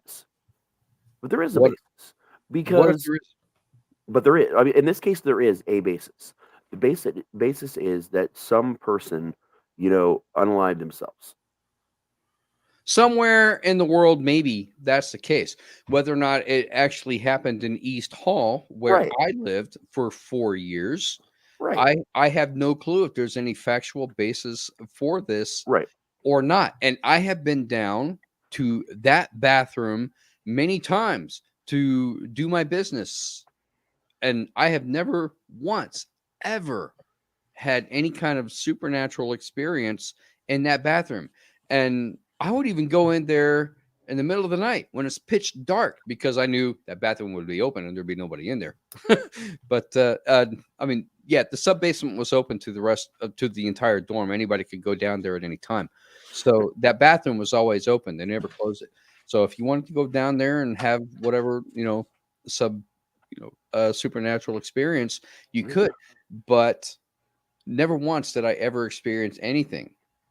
So the reason why I bring that up is that because even to this day in 2024, I could probably go to that dorm now and find people that have heard that story. Oh yeah. The reason why I bring that up though is because I've actually done majors honor projects on urban legends, the history of urban legends. I'm actually doing my thesis project for my master's degree or whatever we want to call it. The book I'm writing is also based on an urban legend about haunts. So like, I know a lot about how these things go. Like there's different categories of urban legends. There's environmental, there's personal, and there's all these cool different things to look into. But every urban legend you've ever heard has shreds of truth and evidence and things that you can go and find that are facts, but also a lot of other stuff that's not necessarily true, but feels and seems so true combined with those little shreds of evidence that they're almost hard to refute at times. Not all, but a lot of them, a lot of the core urban legends are built this way. That's why they're so popular, or they become viral. I will throw on a tandem to my tirade here about the unaliving themselves in the dorm. There's an addendum to that. The roommate of the person that unalived themselves automatically gets a 4.0 GPA. Yeah, that's a thing in all colleges everywhere. Yeah, I think that's just wishful thinking. Everybody wants that 4.0 GPA, but I don't think it's ever actually happened to anybody. This has gotten mentioned in numerous college-based movies. Even Teen Wolf 2 actually mentions it also at one point in time. But there's a lot of movies. This is what I'm talking about. Everybody's heard these stories, but has it ever actually happened? This is what makes it an urban legend. Exactly. But I mean, it's pretty plausible that the school would be like, "Oh man, you've lived with this person. That just happened. We're going to excuse you from your finals." Like, so it's so plausible that even if it's not true.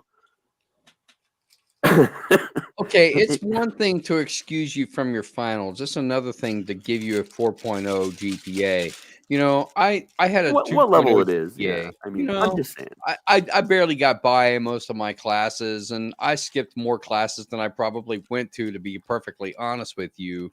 It's the kind of thing where, God, I wish my roommate would have freaking unalived themselves so I could have gotten the 4.0 GPA. Yeah, That's not fair. I don't think that right, happens. right. But it's one of those things.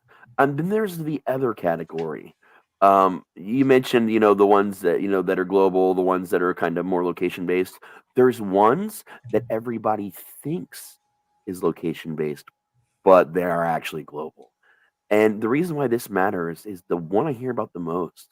I hear people in cities, other countries say, "Man, we got this bridge in our town and we call it Crybaby Bridge, where this thing Mothman. happened and this girl, this baby died, or somehow whatever happened. There's this lady in white and you can hear Lady the in baby." white. Oh, Yeah, and you can hear the baby cry at midnight. I got to tell you guys, yeah. every town just about has a Crybaby Bridge. Every city has at least one town in it that has the Crybaby Bridge story. And Or at least a lady in white story. I think everybody's heard the lady in white story. I mean, the Lady in White is its own thing. It just sometimes it's attached to this and sometimes it's not.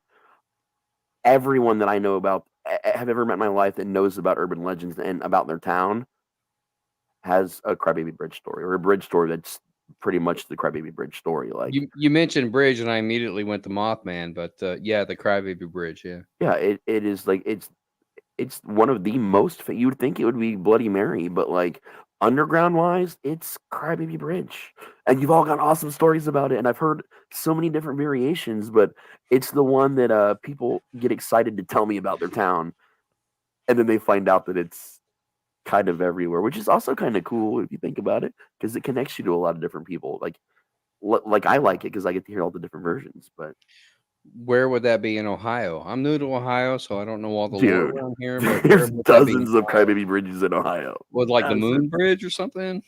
No, Moonbridge is its own thing. The one I can tell you about personally, outside of Dayton, is in Huber Heights, Ohio, where it used to be the way to get to sort of one of the ways you get from sort of the area over by the Wright Pat Air Force Base. It's been long since closed now and bought by the military and extended. But that used to be a regular road that led like from there, kind of all the way back through what eventually became Riverside into. It was another way into Huber Heights. And what I remember being able to drive on this bridge when I was a kid, and it was like a little, real small suspension bridge, 2-lane, just a 2-lane traffic, one way and the other way. That was it, tiny thing. And when I was young, again, I'd be in the car with mom. We'd drive across this bridge. It was normal. And then a really bad accident happened.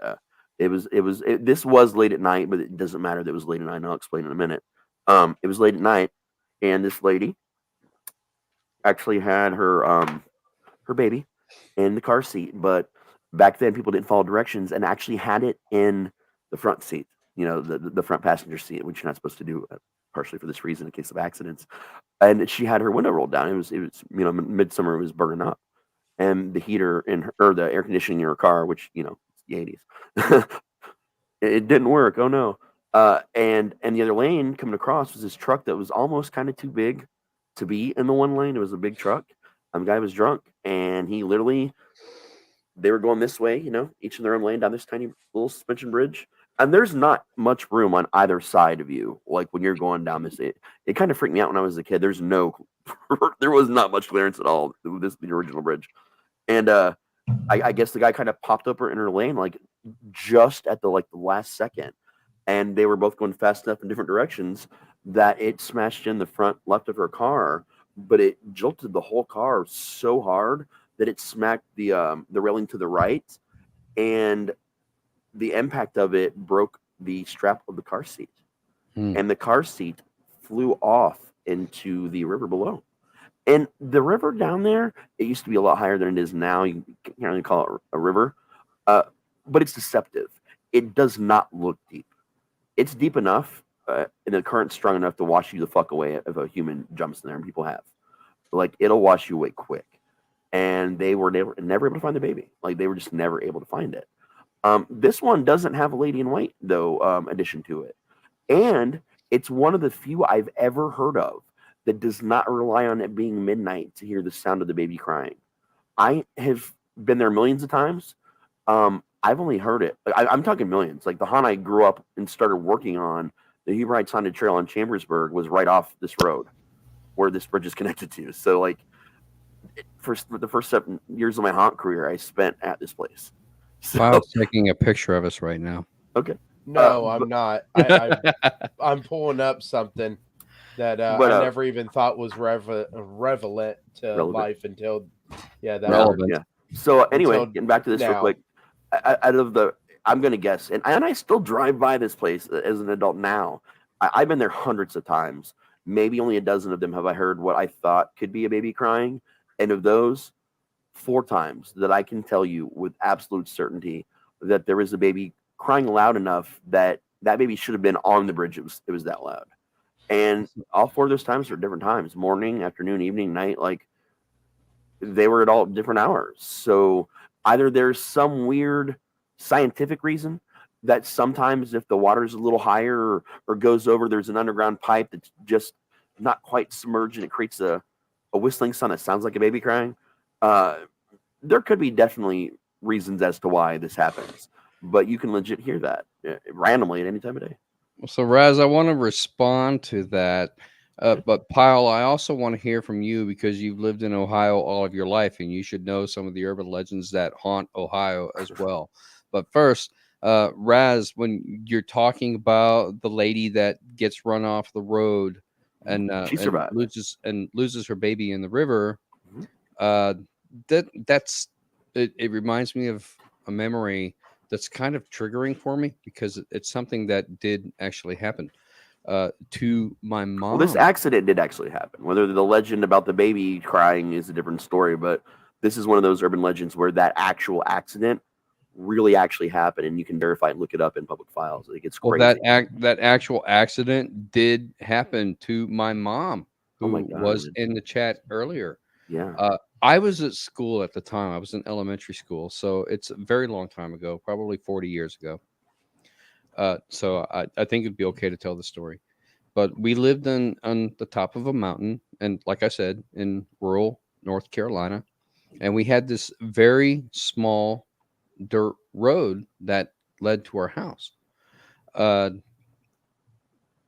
was a hairpin curve on this road, and on this hairpin curve was a very large boulder that hung out over the road.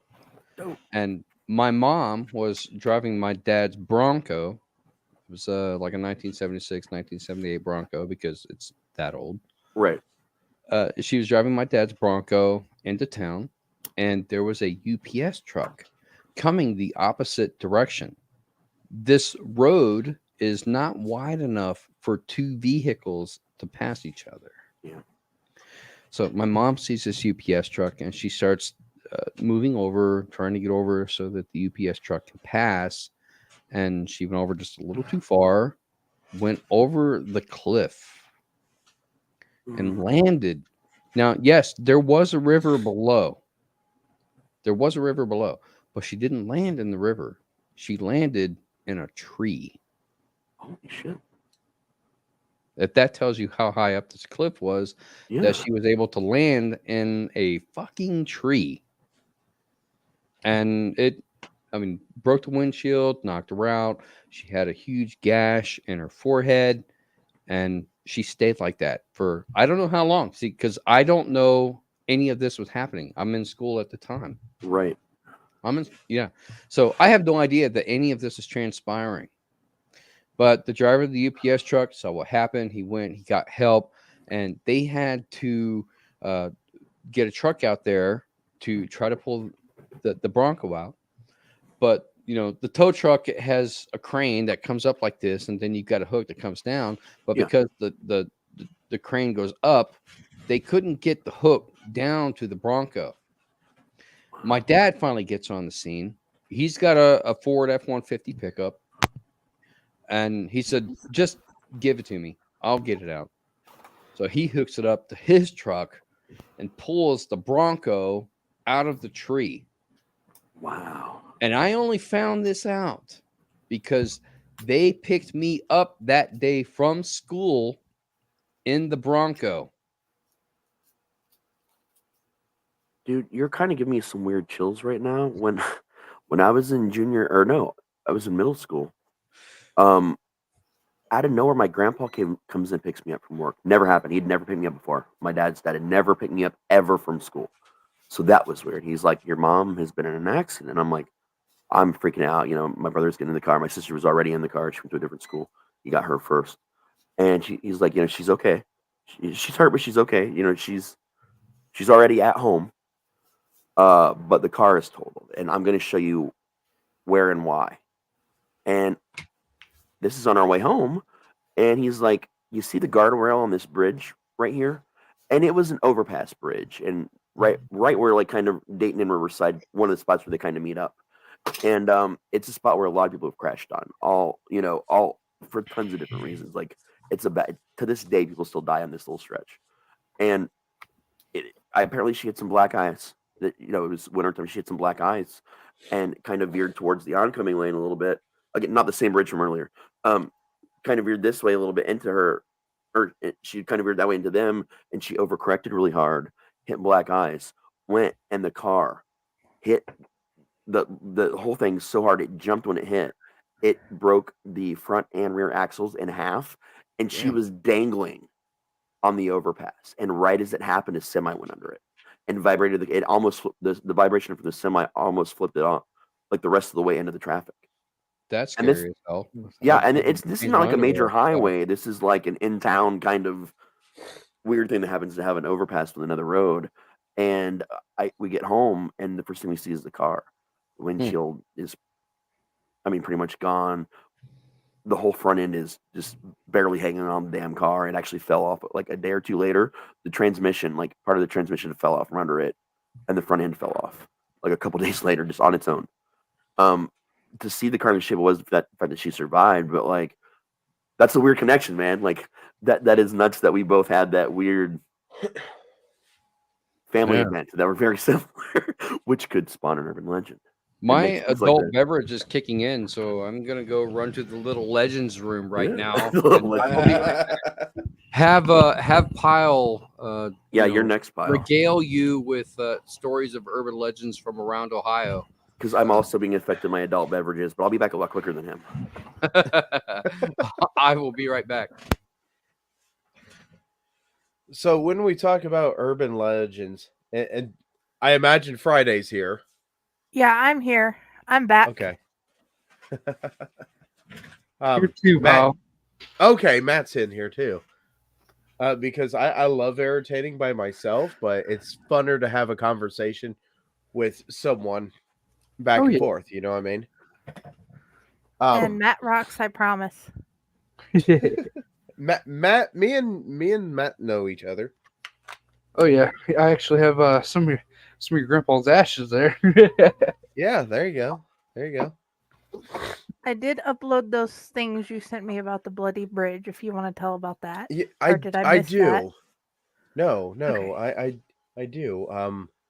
So this is ironic because I've always heard stories about Bloody Bridge here, Bloody Bridge there, and Bloody Bridge has always been in my mind kind of like the situation with the Crybaby Bridge and this and that. Well, in Auglaize County, Ohio, there's actually a bloody bridge. You can see it on the Google map. It says Bloody Bridge. And it goes over the canal. And I always remember when I start doing stuff with my son, and he goes camping at a little woods for scouts, not too far away from that. And I remember seeing this thing, and it caught my attention that this is actually called Bloody Bridge. And it's on the GPS as Bloody Bridge. And if you could bring that plaque back up. Yes, 2 seconds. 1, 2. No, you're good. But this is the actual plaque. So when you're going and you're listening to people talk about different stuff and talk about why a bridge is bloody or whatever the reason is, this has actually got a plaque with it that was actually from the Auglaize County Historical Society, which I thought was really interesting. That, you know, you hear all these legends, and this legend here actually has a plaque. It has the information. So this takes it out of being the urban legend and making it historical. It really does. And let me just say, I've been right in front of that headstone in person before, more than once. Where's that at? Absolutely. Auglaize County, over by St. Mary's. That's cool. My family It used to is- go camping it at is- St. Mary's a lot. That's how I've been out there, and I've actually stood in front of that thing. And that was the whole thing, you know, when you started talking about urban I legends. was going to and this read it and out that. loud for our Okay. audio listeners. Go ahead. During the canal years of the 1850s, a rivalry grew between Bill Jones and Jack Billings for the love of Minnie Warren. This became hatred by Bill because Minnie chose Jack. This is starting to sound like my urban legend story. On a fall night in 1854, returning from a party, Minnie and Jack were surprised on the bridge by Bill, armed with an axe. With one swing, Bill severed Jack's head. My God, this is sounding like my story. Seeing this, Minnie screamed and fell from the bridge into a watery grave. Bill disappeared, and when a skeleton was found years later in a nearby well, people asked, was it suicide or justice? Erected by Auglaize County Historical Society, 1976, 4 years after I was born. So this being put in here, that's why I said, you know, we have these stories, we have this and that, and as much as everybody knows me, I love cryptids. This would be like Not you. Really? No, I don't believe it. so to me, this would be a cryptid story that the scientific community captured and actually found the proof and actually made it into a actual legit thing. That's just the way I'm looking at this, because honestly, you know, like you said, Ron, you know, man, this it sounds like the story I know, or this and that. Here it is, that this has got a marker place and there's a heck of a story with it. So maybe perhaps this is where someone seen it and someone knew the story here, and then someone went to someplace else and said, you know, I think it was this bridge over here. I think it was this bridge over here. Oh yeah. You know what I mean? Mm-hmm. That's how some of these stories travel. Oh yeah. And I'll say, Well- I'll tell you some more urban legends at some point in time, if not tonight, another night, about the that area right by that bridge in Huber. There's a road called Endicott that's got like a million urban legends about it. But that bridge actually, after that event, they tore it down. It got bought by the U.S. Air Force. They extended their property, so it's not a through bridge anymore. But that bridge is still part of the bike path, and it's been rebuilt like 2 or 3 times. They just keep having to rebuild it when it's in disrepair. And the current version of it, it's actually called Hope Bridge. And there's actually a plaque and a sign that says Hope Bridge. And it talks a little bit about the history of the bridge. It's been the site of unalivings. It's been the site of ritual massacres. It's been the site of all kinds of really weird, actually documented fucked up things over the years. But they rechristened it Hope Bridge to bring hope back to the community. And at one point in time, there was an art installation where someone had somehow gotten to the top of the suspensions on this bridge. And I'm talking like, it had to have been a crane or something they used to get up. It had to have been a big crane. They attached chains to the very top and had a swing where you could actually swing on the fucking bridge at some point in time for a while during the course of the art installation. It was brilliant and creepy, especially if you did it at night. It was nuts. Well, going back to that bloody bridge real quick before we throw it at Ron here or someone else, I will say that my son, when he talks about this bridge, he will say that, you know, they woke up at the campsite that ain't too far away from this location, and they heard a woman screaming and this and that, and people had to go investigate. And he, you know, so like I said, you know, maybe perhaps some of all this is going through, and there's investigators that go out to that bridge, and they do this and they do that, and it's just It's like mine. it's really interesting how everyone says this whole story, and here it is, this plaque at one location. Yeah, and that's one of the variants that I've heard that's really common amongst people. It's a female died over jealousy, and it doesn't even involve a kid sometimes. But it's Right. The bridge thing is nuts, man. I'm curious. Jenny, do you have any like similar connections or stories about a bridge? About bridges? Yeah. No. The one I had wanted to bring up when it was my turn was train tracks, gaseous orbs, and lights. Let me ask Matt if he's had one real quick, and then we'll come to you, and we'll change topics. Matt, have you ever had a bridge thing? I mean, I've shown you the bridge that I'm talking about. You've seen that bridge, so that one doesn't count. The bridge that's connected to Lick Road count? Oh yeah, that definitely counts. Yeah. Oh man, I hate that bridge. I hate that road so much. But the urban legend behind it was it's actually kind of creepy because it was a couple on their wedding night. They had just gotten married, and they were going down Lick Road and got onto the bridge, and the guy was a little standoffish and started to go crazy just because the atmosphere around him, and he ended up killing his wife by pushing her off of it. And what's really off-putting to me is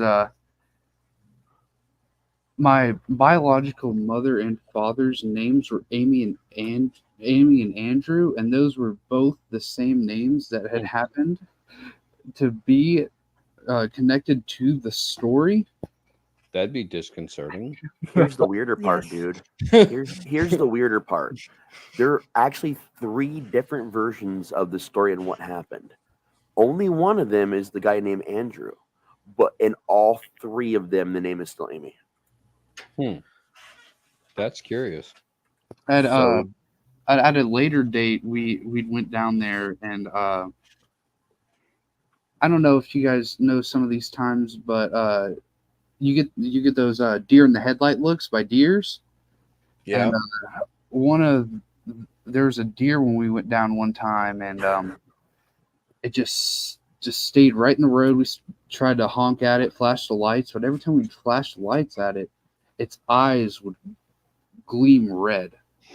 And normally, whenever you flash light into an animal's eyes, it's more like a flashing glare instead of a red beam.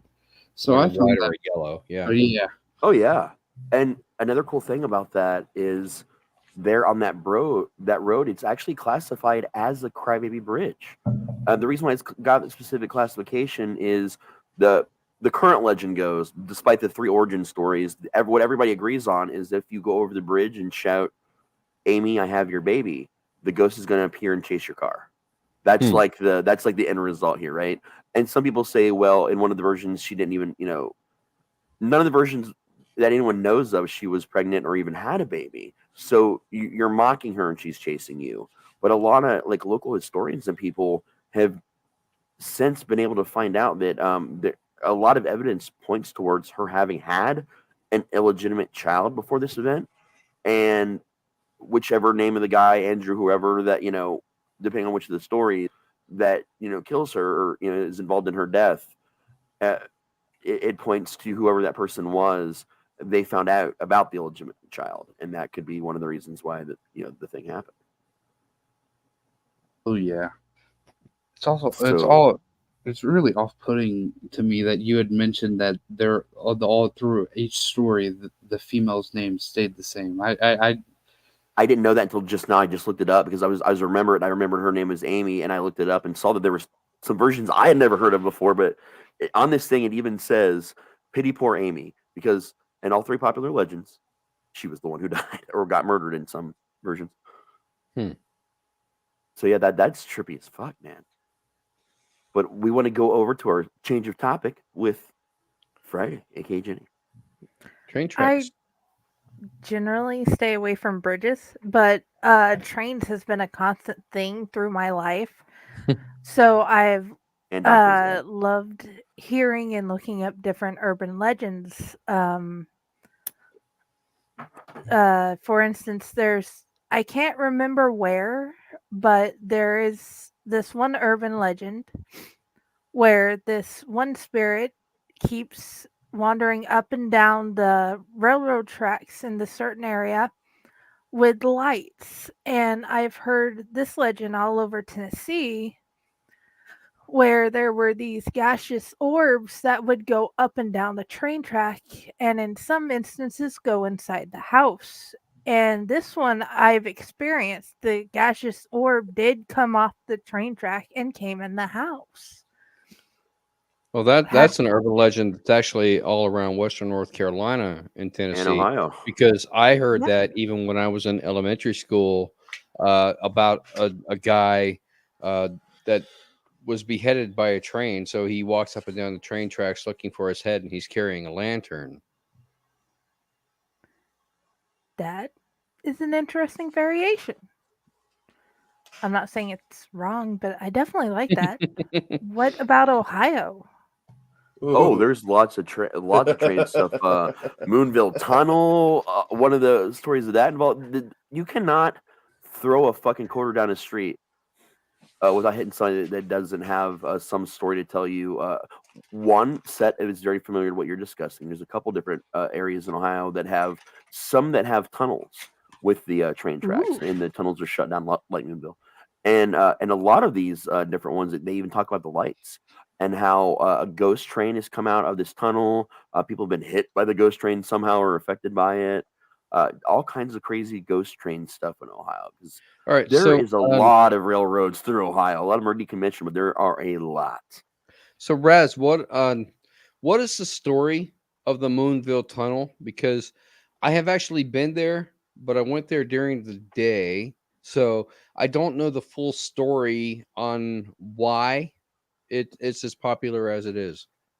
Do you want to talk about it, Pyle? Or do you know about it as well?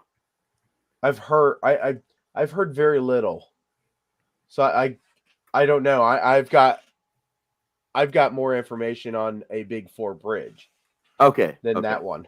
Then Okay. I think that this requires an owl light outing at night to the Moonville Tunnel. To do Well, some I do know about it, investigation. by the way. Well, the thing is, if we're gonna do that, we were in a cabin because it's in Logan, and it's one of the area in Hocking Hills, and that's one of the areas I like to get cabins at sometimes because it's a lot. They're really nice, they're fun, and they're also right by Moonville Tunnel. So Well, that's the reason why I went to it in the first place. I was actually I went to Ravenwood Castle. Oh, beautiful place. This was back when COVID first started, and nobody was there, so it was great. It's funny because we were supposed to have had our went out wedding to there. Moonville. Yeah, we went out to Moonville, but it was during the day, and all I remember is that there was a shit ton of mosquitoes. Oh yeah, there's a lot over there in that area. Yeah, there's a lot. I mean, I know about the tunnel. There's stories about that tunnel going back to 1880. Stories going back as far as 1880 involving that thing, from restless souls from the railway workers that died to suicides on the tracks. Jesus, there's a ton of different stories about it, and of all the stories, what everybody talks about are either the ghost train or just the sheer amount of ghosts that people experience walking near and around that tunnel. Not even always at night, sometimes during the day inside the tunnel itself. So it's there's a little bit of walking involved, as to get to it. You can't just drive up to the Moonville Tunnel. Like there's a little bit of a hike involved in it. Yeah, we parked and then we walked up to it, and then we walked the entire length of the tunnel, and then we walked the entire length back. It was very muddy at the time, but it was sometime during the summer, so it was hot outside, and there were a lot of mosquitoes. Because it's a tunnel. It was very muddy. The mud had not dried out from the sun because it's covered by the tunnel, so you have to be careful where you step. But I mean, the mosquitoes is basically what I remember, but there was no paranormal experience or anything. It was just a tunnel. It's the kind of thing that I would have walked through on my way home from school and never thought anything about it. Oh yeah, man, definitely. It's a great fall time activity, I'll tell you that. And there's actually an escape room over there in Logan. They actually used to run one that was based on the legend of the Moonville Tunnel at one point in time at their location. But like it's a cool place to hang out, man. It's beautiful, especially again in fall. Oh my God, it's gorgeous in that area in fall. Yeah, and plug for Ravenwood Castle. If anybody gets a chance to stay there, do so. It's really nice. I loved it. Castle I would love to go themed. back. Yeah, it's cool as shit. But yeah, What is it called? Ravenwood. Oh Ravenwood my gosh. Castle. My daughter would be so happy just because the name. Raven. Yep. It's beautiful, and they've got cabins out there that you can rent as well, or you can rent a room in the castle itself. And if you can't afford that, there is also a campground, just a little bit of a hike away that you can set up tents or have a camper or things There's like a that. ton of campgrounds. That's Lake Hope State Park, but there's Hawking State Park, which isn't that far away. Like, Right. there's a lot of small towns that have their own little state parks in them that are all over there. Yeah. But yeah, it's a really cool area, man. But I would say one of the most famous things that really make this kind of scenario part of pop culture too is Stephen King. Sometimes they come back. If you've not seen that, like the ghosts that come back out of this story and create this whole thing, a lot of crazy events happen. Watch the movie, read whatever you'd like to do. But the basic tenet is some people died, some drunk ass, dumbass kids died, and they're coming back and haunting someone who had something to do with their death in the train. So now there's also the ghost train to deal with. There's the ghosts, and then there's sometimes they come back again, which builds on top of that. Like, and that was the first time I remember hearing about it, like in a movie when I was younger. And I'm like, wait a minute, this sounds like, and I just start rattling off different stuff to my mom, and she's like, yep, there's ghost trains everywhere. There's ghosts everywhere. Yeah, in that's Chapel true. Hill, they're thinking since Skip Agent was the one in 1942 who got hit by the train, he's the one that's wandering around in that area. Very interesting. I mean, not good, like, oh my God, he's dead interesting, but like interesting as far as we're seeing a shred of where a piece of this evidence came in. Yeah. Do you have a ghost train or train track story, Matt? I do. I do too. I wouldn't say it was a ghost. It was honestly, even to this day, it kind of creeps me out because I honestly don't know what it was. But we're teenage kids doing our bouts. We got thirsty, and we wanted to head down to the gas station that was just around the block. And we went to the gas station, got our snacks and stuff. We were in a group of about 5-6 people, and we're on our way back, and we either go the way where we came from, which was a lot faster, or go the long way. So, being the kids that we were, the long way is always fun. We went the long way, and we passed across this railroad track, and we're walking down the street. About a quarter down the street, look behind us, and we see this just figure off in the distance. Mind you, this isn't some blink and you miss it town called Williamsdale, Ohio. Yeah. So you got this little community that oddly really was quiet when around 10 p.m. struck. Like the whole town was just silent and really nothing really happened. But on that way back after we see this figure. This is going to sound really silly, but it looked like he had hopped onto a skateboard and started pedaling towards us. And we're like, oh yeah, it's just probably some homeless guy just making his way around skateboarding. Happened to come from the railroad tracks. Yeah. Yeah, when you're talking about urban legends and ghost stories, I don't really know if anything is actually really silly. It's all kind of fair game. So, what was off-putting was he just randomly stops, picks up the skateboard, and starts running towards us. We're like teenagers, so a grown figure running towards us sets us off. We start running, and it gets pretty close to us. And I personally didn't see any of the figure's face, but my brother had seen it, and he said that its eyes were all blacked out, and my thing is, I think it might have been a possession or something like that of somebody. But of course, one of the teenage pals that I had happened to lose one of their shoes, so we're just, I'm like, is this the equivalent to the girl that's running away with the big boobs from the monster? It goes through the woods and trips on the branch and breaks their ankle. Oh man, no, dude, this is seriously sounding like a no sleep story waiting to happen. Oh yeah. Continue.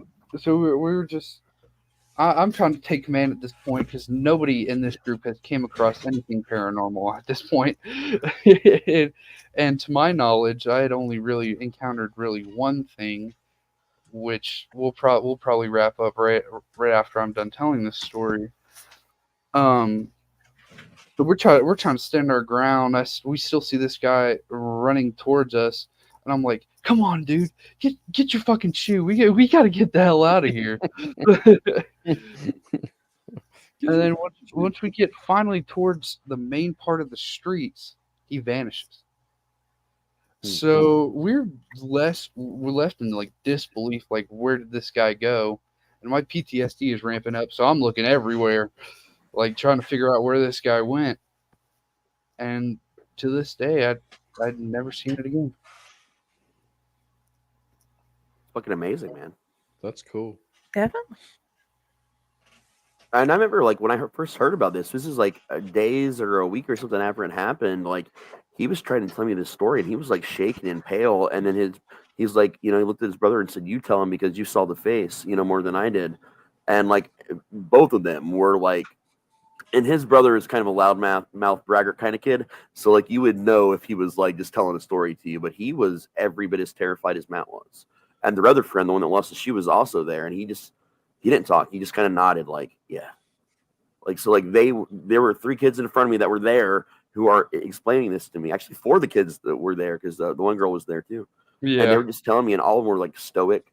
They were serious. They were like kind of paling up as they were talking about it, like, and kind of like, how like when you recount something that bad that happened to you, or someone recounts that was also there and you're present, you get that feeling that chill up your spine, and you kind of vibrate a little bit, and you get like the tears in your eyes reaction.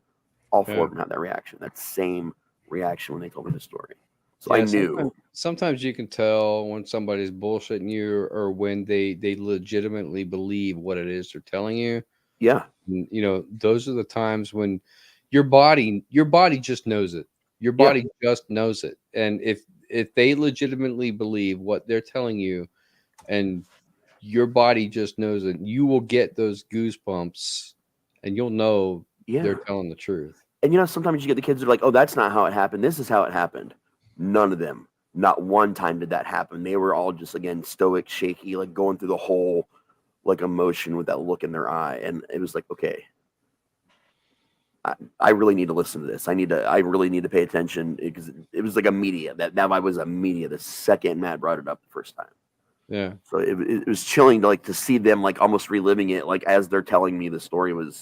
It's one of the most powerful stories I think I've ever been told in that manner, because of how many people were involved, and like, it's nuts, man. It is the every hour on the hour. I did not see. Did anyone else? I didn't see any hashtag haunts this one, but it is late at night. 4 o'clock in the morning. Is anybody even on at this point? I don't know, man. You never know when people are gonna do things.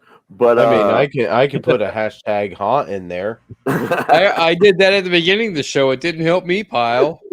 No, I wrote hashtag. The quick explanation is that if you want to win a pair of tickets and an awesome awesome prize for Pyle personally and the Chainer's Field of Screams. You got to type in #haunt. We do this every hour. We give away a pair of tickets and an awesome prize from him to be picked up when you come and get your tickets there. And you got to interact to get the tickets. We've given away 2 pairs of tickets and 2 of Pyle's special gifts. So, I mean, people. And one of my ebooks? Yeah, you got to get it together. And here's the event that you're missing out on by not getting involved.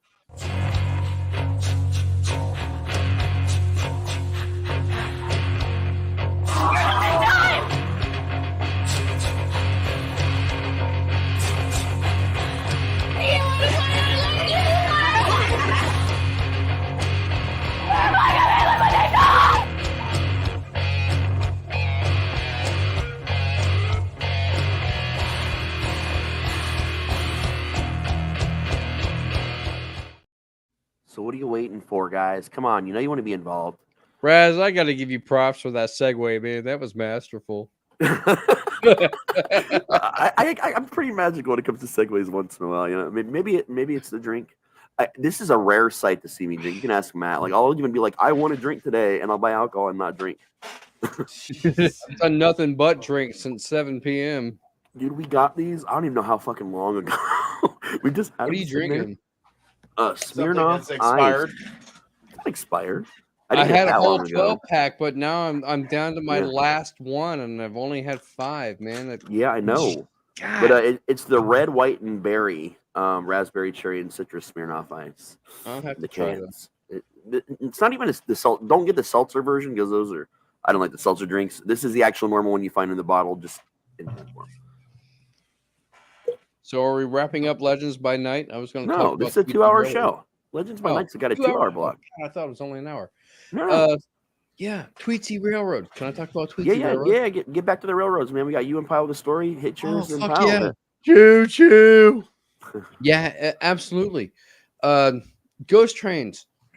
If you want to talk about ghost trains, you have to talk about Western North Carolina and Tweetsy Railroad. Now, that's not. I'm singling out Tweetsy Railroad, of course, because it's in my hometown where I grew up.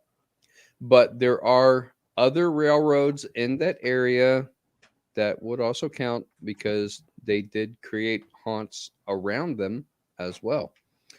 Tweetsy Railroad, however, and you can look this up, this is factual, it does exist, and it existed as its own railroad for the latter half of the 18th century into the 1900s. It ran coal from Western North Carolina to Tennessee.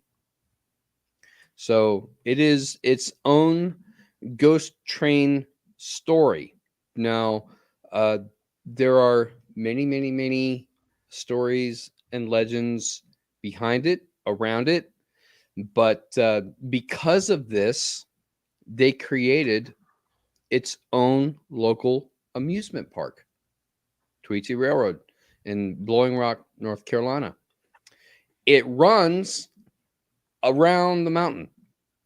I mean, the amusement park ride itself. They coming around the mountain when she comes. They restored one of the trains to make it look like, you know, one of the original trains from that era. It's a Western motif where you got gunfighters and cowboys and Indians and all that stuff. And Tweetsy Railroad runs around the mountain, and it's a kiddie park basically. Kids go there during the summers.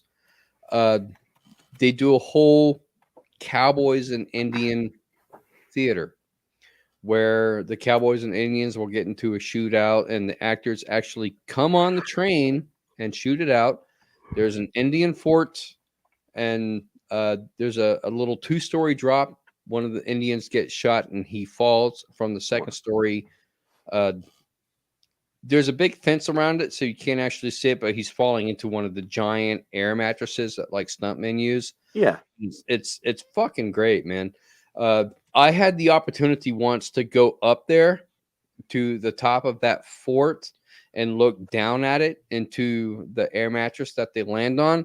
And they said, you cannot get a job here as one of the actors unless you are willing to take a fall into that mat. And I look at this thing and I'm like, fuck. I don't know if I would be willing to do that. I'm looking down at it like, that's a long damn drop. So, but yeah, and Halloween, every year for Halloween, they do a haunt for Tweetsie Railroad. And all of the cowboys and all of the Indians, they will put on like the face paint and everything to, make it look like they're skeletons and ghostly and all of that. And they'll do basically the same show, but it's a haunted train. And this is, kind of an addendum or an addition to like the actual legends and the stories that are out there about Tweetsie Railroad itself. But yeah, I mean, I worked there for 5 years. About that, 5 years, selling airbrush T-shirts at Tweetsie Railroad during the summers when the theme park, when the amusement park was running. Oh yeah. So, fuck yeah, man! You hear a lot of shit, and it's a kiddie park to be sure. It caters to small kids. That's their target audience. But just the lore behind it and the fact that it's a historical aspect, it's a cool fucking place. And actually, and this is kind of funny, they did a Wizard of Oz theme park for it, where they decorated out in the yellow brick road and all of that shit. And it all got put in the storage for the longest time. But they brought it back for like the 50th anniversary. Nice. They brought out all the Wizard of Oz stuff. It was, I was living in Ohio at the time, so I never got to see it, but that's fucking cool. That is cool, man. I do want to say, Matt's got to get out of here, and we got to let him do a sign off real quick. We're running. I guess we are running behind now. So he's got to get to work at noon, so this man needs some sleep. Matt, what the hell, man? Go sleep. I did want to tell one last story, if that's all right. Please yeah, do. man, you gotta go. We're going to be here for another almost an hour, so yeah, go ahead.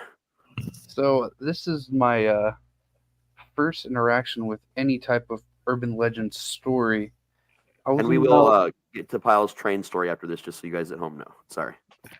I was in about the third grade, and I had this friend. We'll call her Olivia, and she said right before we left class, it was our English class, that she was going to go home and she was going to play Bloody Mary. Good luck with that. The next day comes around, and she comes up to me, and then the next reading class that we have, she's like, "Yeah, you shouldn't play Bloody Mary at all. I got these scratches and bruises all over my body and everything like that." And I'm just looking at her like, what did you do? And right. Yeah. She said that she had turned the lights out, set up the candles like you normally do in the Bloody Mary story, and she said the name 3 times, and she said that she had jumped through the mirror and grabbed her and started clawing at her arms and her back, and then when she ran to turn the lights on, she vanished. That's insane, man. Definitely. So this is an actual person that you met that had a legitimate Bloody Mary experience? Yes. I mean, because this is going back to East Hall that I was talking about before. And, people had tried that in that sub-basement bathroom that I was talking about, and nothing ever happened. So I find that interesting. Yeah. This was also elementary school. So, you know how kids can get sometimes. So, yeah.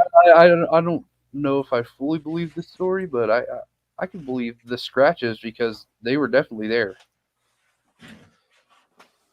That's interesting, dude. Well, we love that we got you not just for Mats and Monsters, but also for Legends by Night for the first time, man.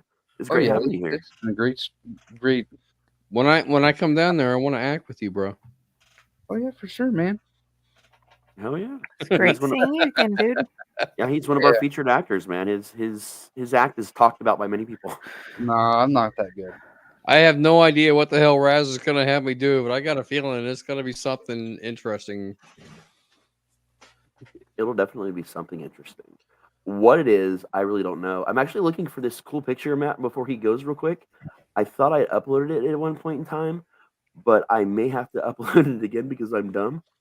And, things happen a lot when I put things on places. That picture? That one, Oh, yeah. nice. So this is actually a picture of him in his scene, right? But I am not a talented photo editor by any means. I kind of suck at it. But this was my version of trying to do something akin to the art of Scary Stories to Tell in the Dark, the thing we all grew up with. I wanted to do like almost that style of art with his scene, so that's what I did. Yeah, That's awesome. that Yeah, picture even to me gives me chills, man. And that is what his eyes look like behind the mask too. That I just had to like change the brighten the white and like do dirty things with it, but like that's what his face looks like. It's No, that looks more like oh shit, what was it? Sin City animation. That looks, yeah, that's oh, cool. I didn't think about that. Yeah, it was a lot of fun though. Like in reality, this scene is very vibrantly colored, as you can tell. It actually features his room. That haunt video that I keep playing every hour on the hour. You see these like clown statues and stuff, like the moving props. That's his yeah. room. He's one of the moving props. Yeah, I'm a vest guy too, so I dig the outfit. Yeah. I totally do. I wear vests all the time. So this is what you'll see him. You're not gonna know what his act is. Like you might think you know what it is when you get there, even if you've heard us talk about it and you've seen these videos. But trust me, you don't. You have to see it to believe it, kind of a thing, man. Man, I don't know what the hell I'm doing half the time, so I improvise everything. I know where you're at, Matt. He's even brilliant. telling when I met Pyle for the first time, I remember him walking through, and when he came through at the end of the night, he was like, "I don't know how you move that thing. It looks like it's about to tip over." He said, "So I'm like, You're gonna change that, man." He was there talking to me and Sean about wanting to anchor it to the wall. I was like, dude, he's gonna flip that one of these days. He's gonna misjudge it and be like, yeah, I'm just having that night. I need to make sure that they know. And next thing you know, he comes flying at me. I'm like, y'all need to chain that. All right, I want to take a impromptu vote that we vote Matt as our honorary legend by night for this podcast. I agree. I agree, man. He's a legend every night that I hang out with him, especially on Tuesdays. Matt, you are our legend by night tonight. Yeah. Thank you. And that was also the same weekend that you've heard the famous story between me and Pyle about a clown that was snorting Grandpa's ashes. That was Matt. Yeah. And he actually also has he got a special. He was one of the people along with his fiance, aka my daughter. They got the extra trophies at our award ceremony from Pyle that were the little urns that he showed us pictures of that has cousin's ashes in it. Wait, you rolled over that too quick. You said Matt is engaged to your daughter? Yeah. Holy fuck, man. I didn't know that. Congratulations. Oh, yeah. They had a big engagement ceremony. This was a couple months before you joined us, actually, at the Cincinnati Zoo locally by the giraffes. Sweet. Very romantic. Congratulations. That's awesome. Thanks, man.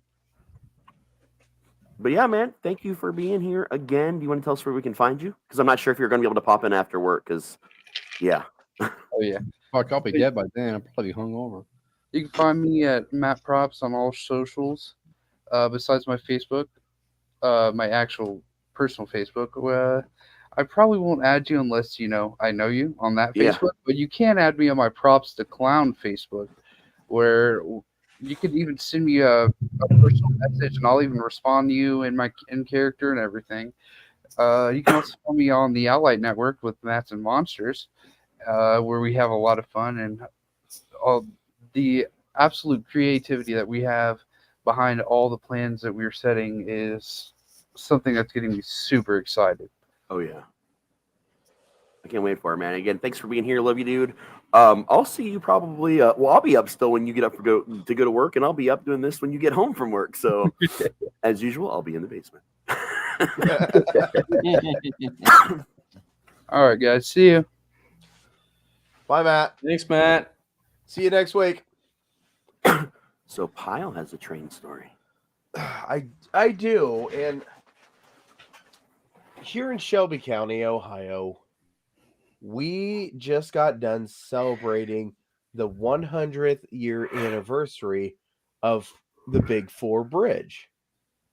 And this Big Four Bridge, it is huge, and there's a lot of questions if it's ever going to fall down, and there's chunks of concrete that do come off of it. In fact, there's the company that owns it has went through and tried blasting it to knock everything down that they possibly could. Well, that's what happens in time. I'm sure it hits a car. There'll be a whole nother story of, the construction workers being ghosts and throwing stuff. But as of right now, the story is that if you go across the bridge, you might see a mule. And the reason that you see this mule is because the construction of the bridge, Friday, did you get those pictures? Did I get the pictures? Probably. Yeah. Give me uno momento. I keep on sending her photos right as we're talking about things, and she's like, "Oh, that's how improv these shows actually are." But the story is that there's a mule that actually walks up and down the Big Four Bridge, and people claim that the train engineers actually have seen the Big Four Bridge mules. And it always is in this one spot where the story is that someone fell into the center when they were pouring concrete, and they knew they couldn't get the person out. So he's actually encased in one of the columns, one of the supports. There's just so much things. And in fact, there's some railroad people that claim that they even see red lanterns. And to see a red lantern on a railroad is just trying to tell a train that, hey, there's something going on. You need to stop. And CSX some people claim that CSX sees these. And this is the Big Four Bridge. And clearly you can see that at the time, it was a absolute what the heck, this and that. This picture brings up some questions of, if it was actually done with mules or if it was actually done with this. I mean, 100 years ago, man, that was a different circumstance. So to hear all these stories, and as you can see, where the pillars are, there's actually little walk spots in every single one of those pillars until you get to one of the centers. And there's just so much architect to this that it is part of Sydney's history. It is part of this and that. So you're going to have stories with it. But to have so many stories of people say that they seen this or they seen that, it could just be a group of people that just like to talk about the old stories and what could be with what we do here in Shelby County. I mean, Shelby County used to be a canal town. Yeah. It actually had a feeder, and it fed right into the Great Miami Erie Canal.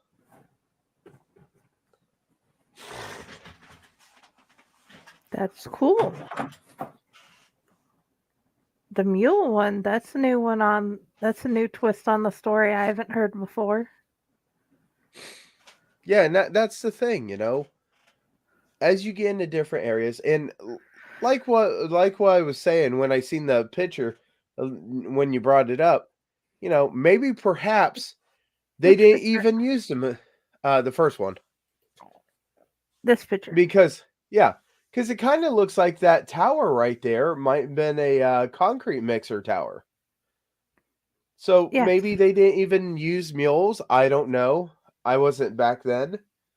And no one's officially ever told me how they did all the designing of this and how they did everything. So, Well, Pyle, But- a long time ago, I'm joking. when a man met a woman, Do we know Oh, wrong anybody story. from When it went- 1923? when a daddy No, ship I and a don't. mommy canal loved each other very much. So I'm eating cookies, and I didn't want you guys to, have to listen and watch me eat oatmeal raisin cookies. oh no, that's fine. I mean, heck, y'all was watching me That eat sounds a yummy. breakfast earlier. I don't know why. Like, I started liking oatmeal raisin cookies as a kid because they're like the cookies that no one wanted when I was little, and I'm like, but they're really good. And Yes, ever they since are. then, man, like so many people I know are just like, I don't like these. You can have them. Like, thank you very much. I'm the same way. Soft oatmeal raisin, yes, please. Mhm. It's don't mind if I do kind of thing. These are really good ones too. What'd you got? Oatmeal raisin cookies. I got Nutter Butter. Oh, okay. So Nutty Buddies, in Shelby County, every firefighter at a fire scene, when I bring supplies out to them, that is the first thing that gets ripped open, and that's the first thing that I need to restock is I'm gonna Nutty tell you. Buddies. They go. If you really want to mess with Fred, bring him a box of Nutty Bars because that is his favorite thing ever, and it's like a These big things? Yeah. Oh, dude. He loves them to the point where we figured out how to make infused versions of them for him specifically. If I ever come down there to act, I'm totally fucking bringing him a box because these are like a main staple. I put them in my lunch every day when I go to work. Oh yeah. So I'm totally bringing him a box. And I don't mind saying, since we've been going since 7 p.m. and I have been imbibing of the adult beverage nonstop since then, I am feeling of how shall I put it? I mean, I guess this is 18 plus. I could say it however the fuck I want to. But Yeah, I mean, I am rather toasty right now. I'm feeling very tipsy. I've been drinking since you started drinking. I've gone through a few of these already, like a number of these already. And I'm not quite to your level yet, man, but I'm warm. You know what I'm saying? I'm warm. Okay. Full disclosure, you can kick me out of the podcast if you want. That's fine. You're gone. Fucking go Bye. to bed. Full disclosure, I went to the store yesterday and I bought a 12-pack of these Monster Beast, the hard tea. Are you guys at home reciting this story along with us? You're like, we've heard this 4 times now. I bought a bottle, a big ass bottle of the pre-mixed margarita, mango margarita. This is what I've been drinking throughout. And yeah. Like I said, I never drink. But like tonight, I was like, you were doing it. I'm like, you know what? Fuck it. I'll drink with Ron tonight. Let's just say that I'm primed for any kind of paranormal experience to happen right now. I mean, aliens, get your probes ready. If an alien wanted to anal probe, I'd be okay He's with lubricated. that right now. So when I come down next week, what you're saying is I should hide a Nutty Buddy in with Grandma because Grandma has all the treats. Yeah. But I need to make sure that I also have Mountain Dew because both you and Fred have asked me for Mountain Dew. Fun fact, like, dude, like him and I like bonded over the Mountain Dew. Like his drink for a long time was Pepsi, and I know he still really likes Pepsi. But I now like years into knowing him now and with the haunt, he's transitioned to pretty much most of the time it's Mountain Dew now. Oh no, you two both have the exact same problem. Where did I put that down? I put that down somewhere. Where did that he's go? way worse than me about it because after like a couple minutes of thinking about it, I'll find it. I'll be like, oh yeah, and I'll go immediately and find it and grab it. What I lose a lot is my cane. That's the thing I lose in That weird is the bad places, thing to lose. dude. it was And a I fun want movie. his Mountain Dew cup. Right? With the big That gulp. purple one? No, I'm pointing at you, Pyle. You have a purple Oh. Mountain Dew cup. Oh yeah, I What? don't have it down here right Where you now. It's upstairs. It went through the dishwasher, but I know what you're talking about because what it is it's a Circle K Purple Thunder limited edition. This is just a Ohio State Buckeyes from one of the home games. I can't tell if Raz is like really good at playing possum there, or if he's no, he's not frozen. or Well, he is could be frozen? frozen because the cigarette's not giving off any smoke. I think he's frozen. Whereas I would have be a cow. Nope. He'll be back soon. That answers the question, Pyle. I mean, he was just. And I was like, man, he's good at this, Right? Oh And my gosh! I tried to wear a shirt tonight that sort of matches our theme. I put something clean on. I disappeared. Yes. Stonehenge rocks. you know, he goes like this, and I thought, fat man in a little coat. Oh, you got a Jason shirt on. That's cool too. I like that one. I got Freddie and Jason. Oh, Nice sweet. shirt. Oh, that's badass. Yeah. Yeah, but yours didn't actually come from the Stonehenge. No, mine came from the Walmart. Mine came from the Stonehenge. I bought it when I went to visit the Stonehenge. Oh, I did not. I got a piece of corn off the ground at the corn henge. Friday, Yes. you are our next legend by night. So please regale us with a legend by night story while we wait for Raz to get back. He fell asleep. No, I doubt that. No, his internet decided to thwonk out. It was a very warm night, so we had the doors open, and always being a train kid, because that's what I got to watch most of the time, being kicked outside. You remember those commercials? It's 10 p.m. Do you know where your kids are? Yes. Yeah. I am that old. Yeah, it's that sort of thing. But my mom usually knew where we were. But the doors were open. It was a hot night, and those gaseous balls had decided to go across the train tracks again for whatever reason they do. And this one it's blue, a bluish glowing gaseous ball, and it comes in the house and it goes in the kitchen. And it just stays there and starts messing with things. And that's my story. Well, when you say messing with things, can you elaborate on that a little bit? What does that mean? Opened. The cabinet doors opened. It went through the table and went to the cabinet doors, and they just went. I'm like, why? What are you doing?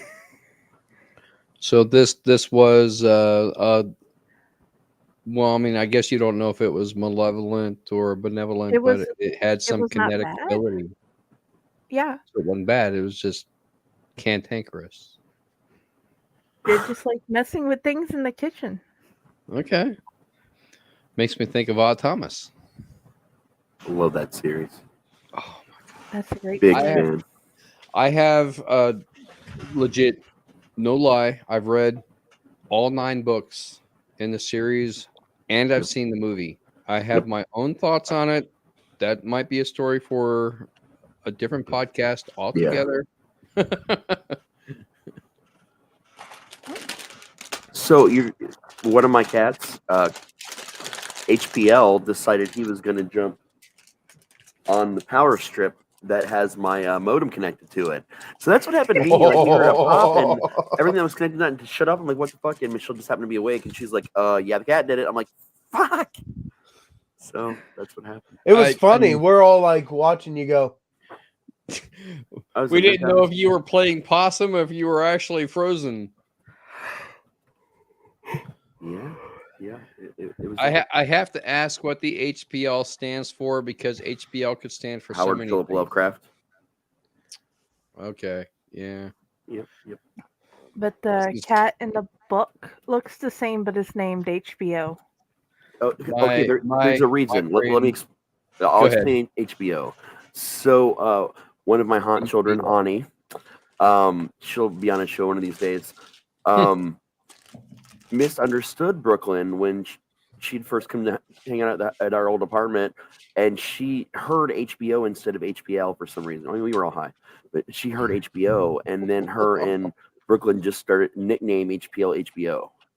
And I think it's absolutely ridiculous, which is also comes out in the book because the characters talk about how ridiculous of a name it was, but they weren't there for the naming. I was not there when the event happened, but to this day, both Ani and Brooke refer to HPL as HBO.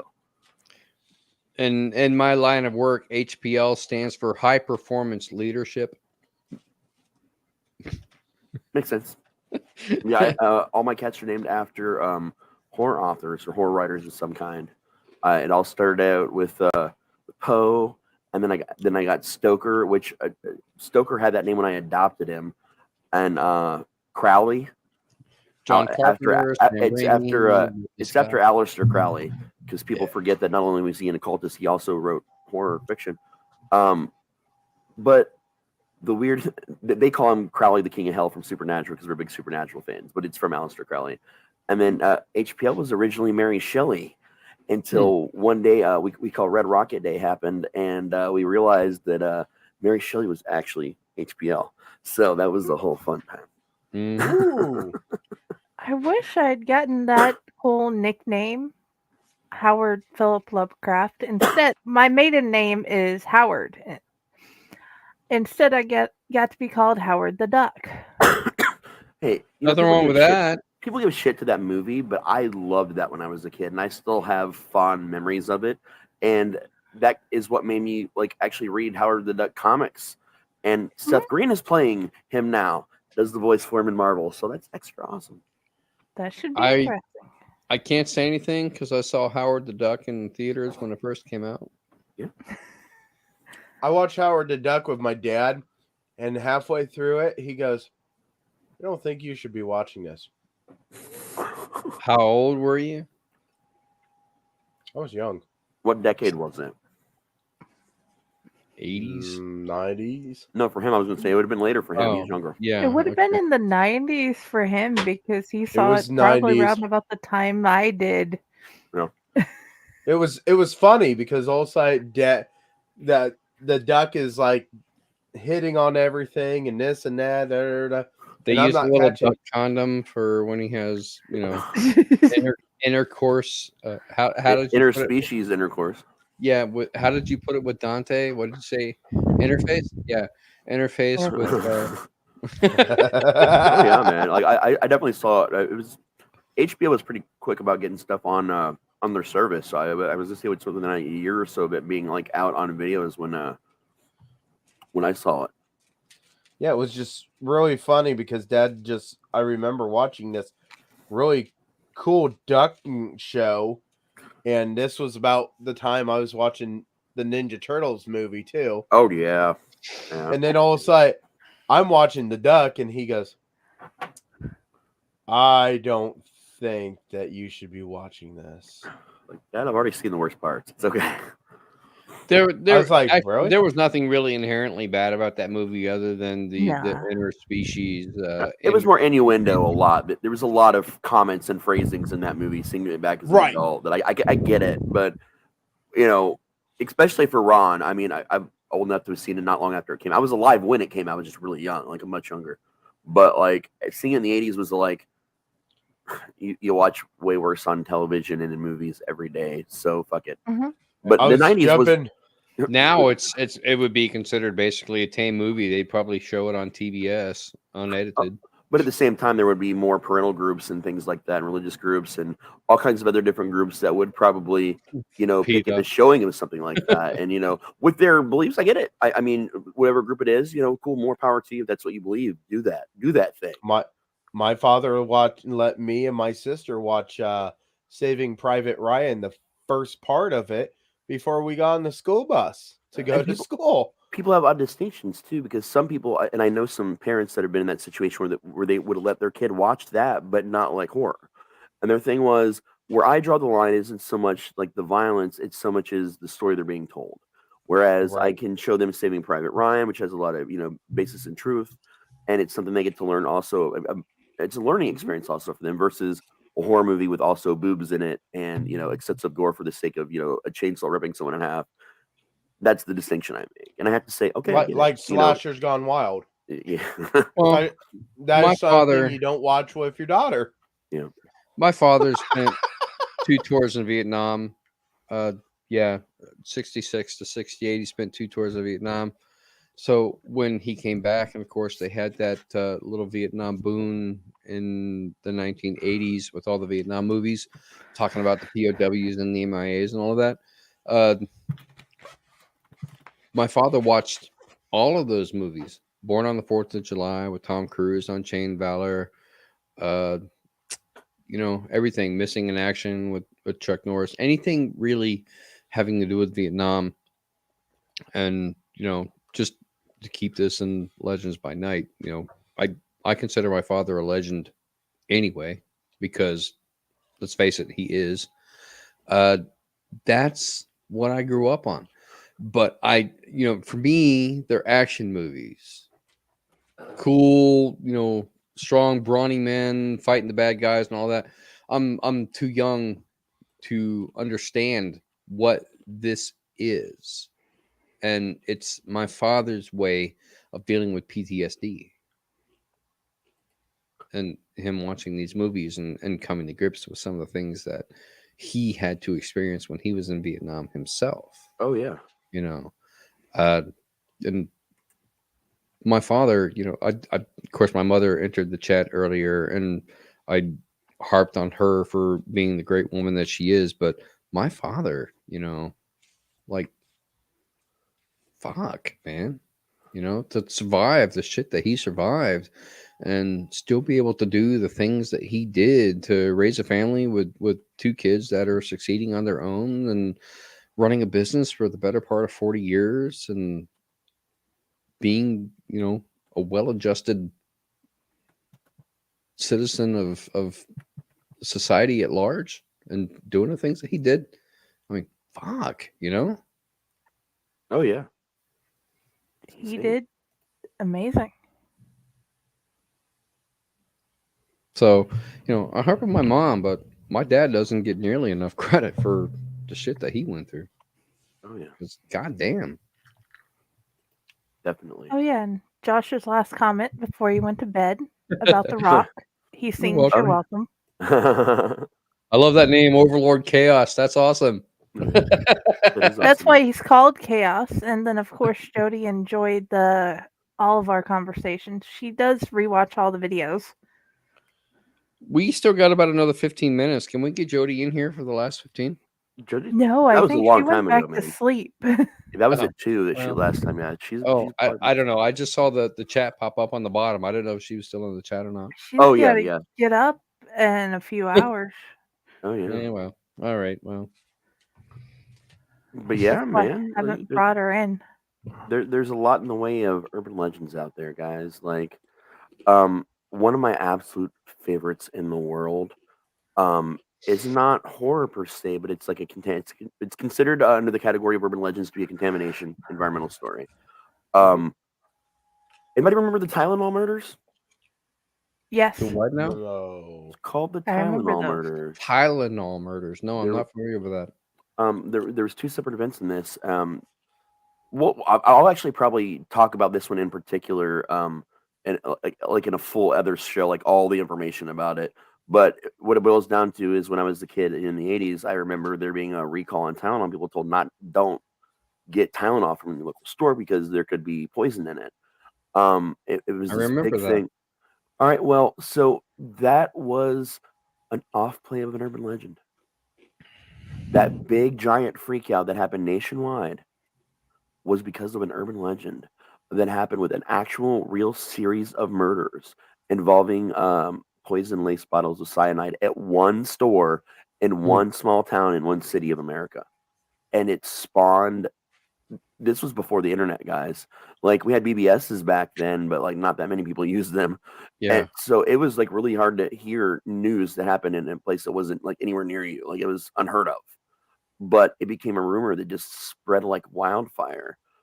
One of the craziest cases in what you would consider, the pre-internet era, the last of the pre-internet era, where it just spread the country, and stores everywhere were pulling Tylenol for potential poisoning. Like, it was this very real thing that not everybody, only 3 people there for specific reasons we'll talk about in another show. It just became a thing, and people were afraid of Tylenol for a little while. Because I don't recall that, but I was there. I'm sorry, Jenny. Go ahead. I didn't mean to interrupt you.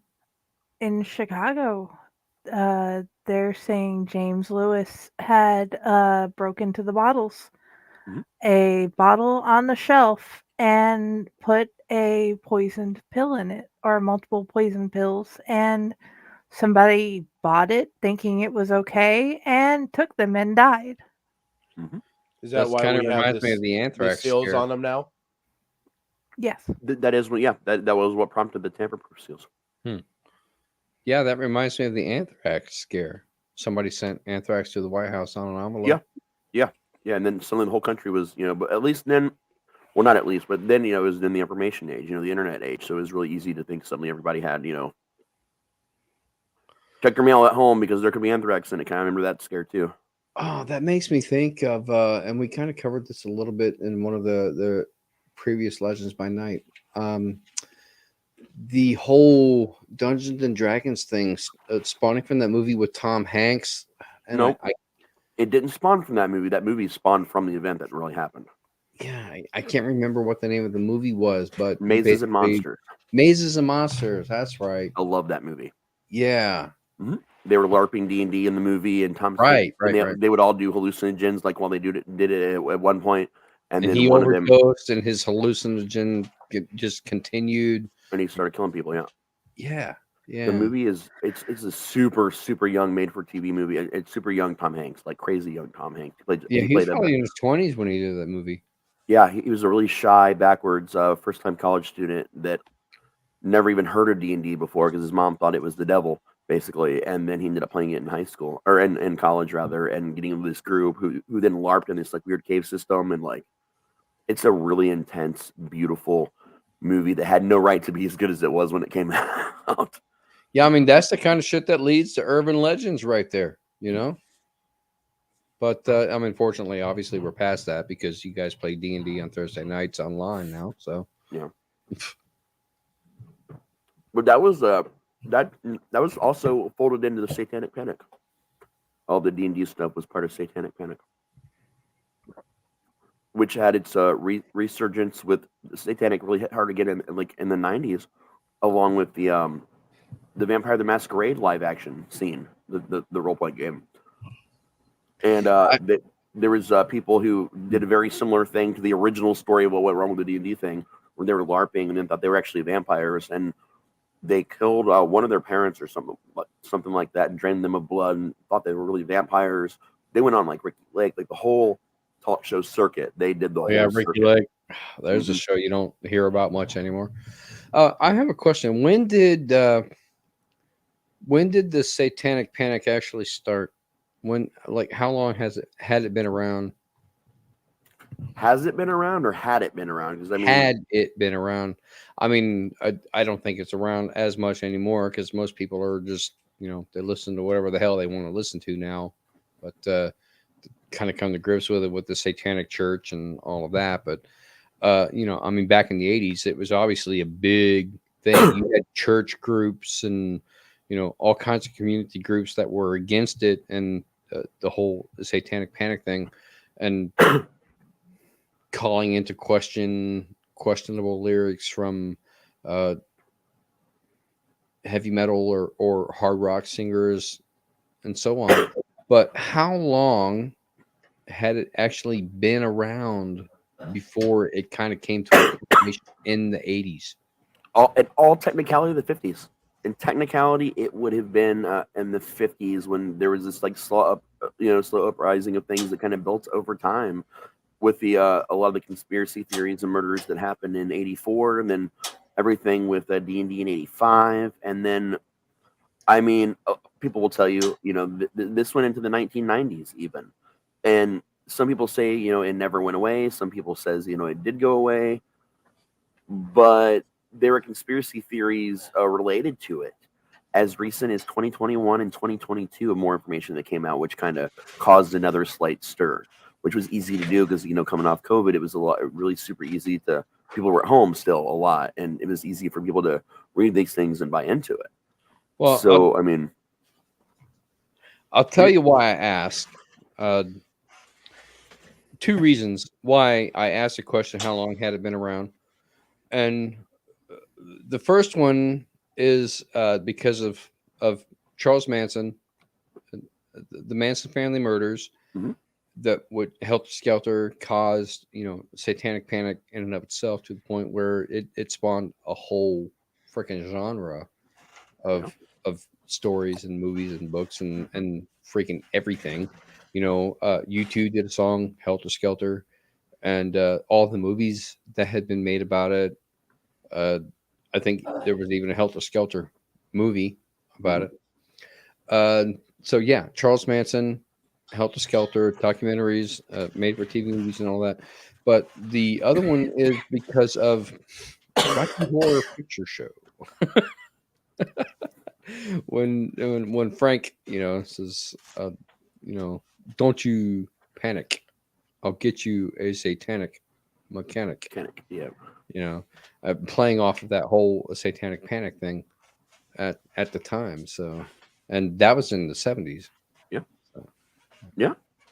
Yeah. Well, we'll probably, we could easily do a whole show about a series about satanic panic. Well, there you go. Yeah. We got Legends by Night for decades to come, I guess. Yeah. Well, we can totally do some stuff on the satanic panic, but we're definitely going to do more about Charles Manson and serial killers as we go along, different episodes and stuff as well. Like, that's definitely I'm not going to say, oh, that's a good topic. It's an interesting topic. I'll say that. Oh, absolutely. I mean, Jeffrey Dahmer did not like eating people with tattoos. He claimed that they tasted funny. Well, those were clowns. He was eating clowns. But yeah, so when the cops burst into Jeffrey Dahmer's apartment, he was sitting on his couch eating something out of a bowl, and one of the cops said, "What you eating?" He said, "Nothing, honey." Nothing, honey.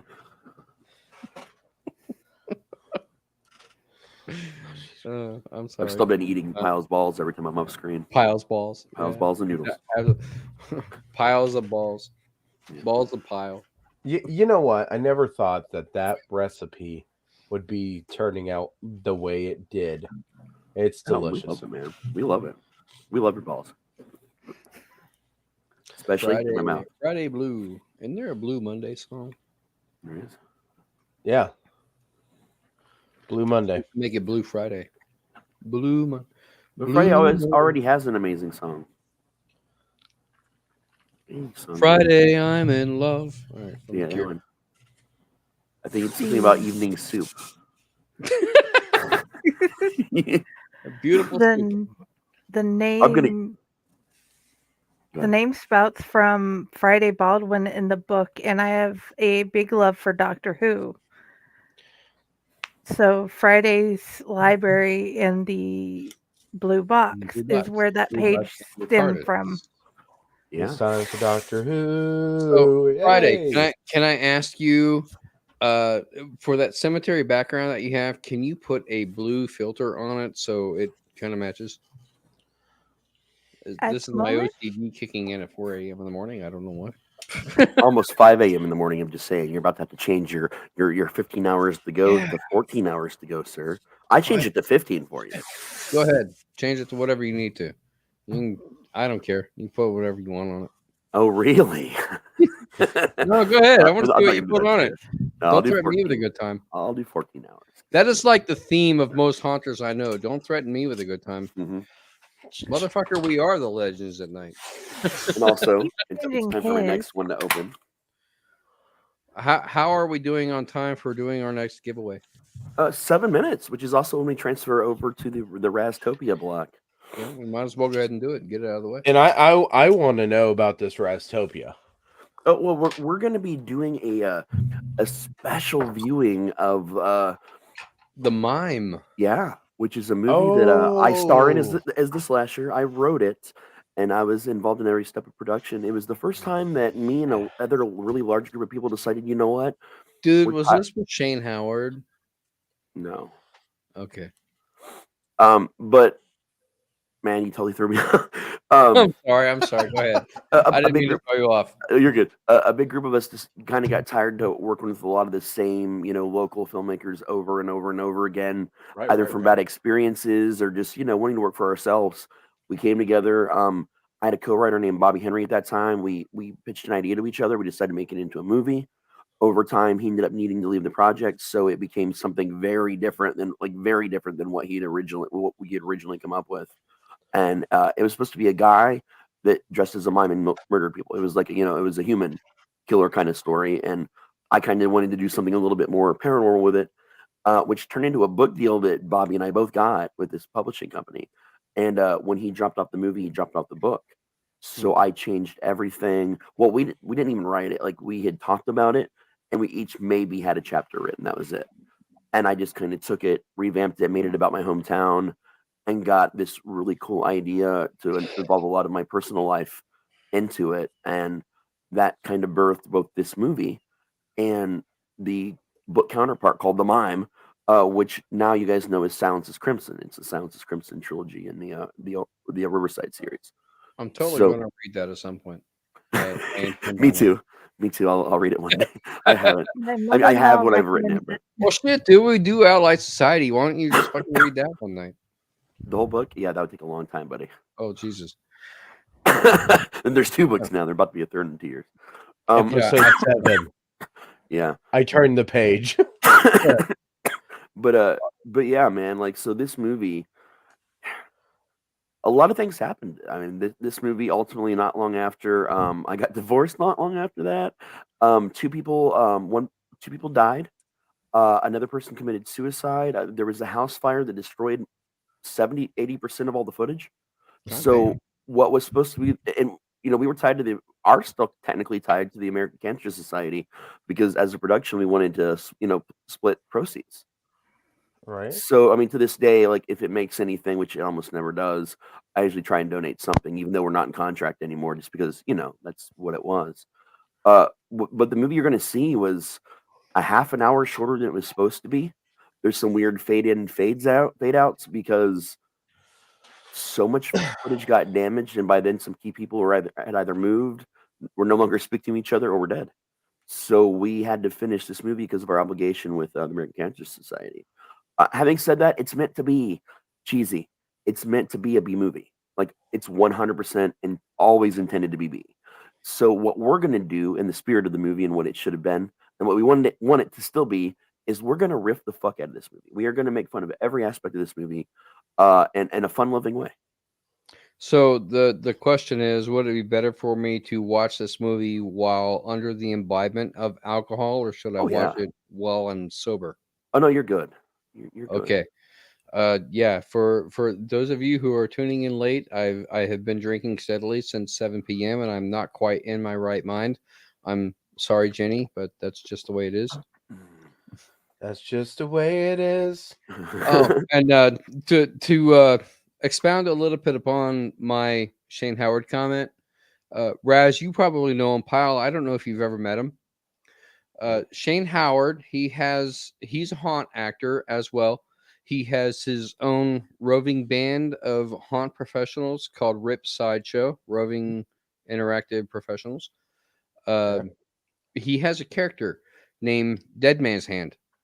And Shane is an incredible actor. He's also incredibly smart. I would hazard a guess he's probably, IQ wise, he's probably maybe somewhere in the genius area, maybe not quite, but he's up there. The dude, he's well read, he's very smart, he's incredibly intelligent. I love the guy to death. He's a great actor. He did a movie with the Haunted Hydro. Oh yeah. That was absolutely the worst piece of crap I have ever seen. I mean, it was a terrible movie. It was the kind of thing that we probably wouldn't even watch on Tomb of the Terrible, just for one, because you can't find it anywhere. And two, because it's so bad that even we wouldn't touch it on Tomb of the Terrible. Mm-hmm. It was done by a guy named Don Stone Patterson, who last I talked to him, he was out in Oklahoma. No, not Oklahoma. Oregon. Somewhere by Washington State. He was living on the coastline. It's a really bad movie. But it was made with the Haunted Hydro, and I watched it. And in fact, I think it's called Haunted Movie. Who's got a drum? A what? That's somebody hitting something near their mic. Oh, this? Yeah. Yeah. Oh, it's my... No, I was tapping my computer desk. I'm sorry. Yeah. Every time he does you it got 20 a more point, times. bong. But we're gonna do our every hour on the hour thing real quick. Go ahead. Again, we didn't have any hashtag haunts. You have anyway. I'm done. I talked about Don Patterson. He did a documentary for Scaratorium, which turned out fucking incredible, and I absolutely loved. But yeah, the Haunted Movie, it was complete crap. But if you want something to watch with the cheese factor, it was it. It's the bomb, right, man. You got to do a drinking game for that movie. Oh yeah. So like I said, we're gonna show the haunt video. You have until it's over to get that hashtag haunt in.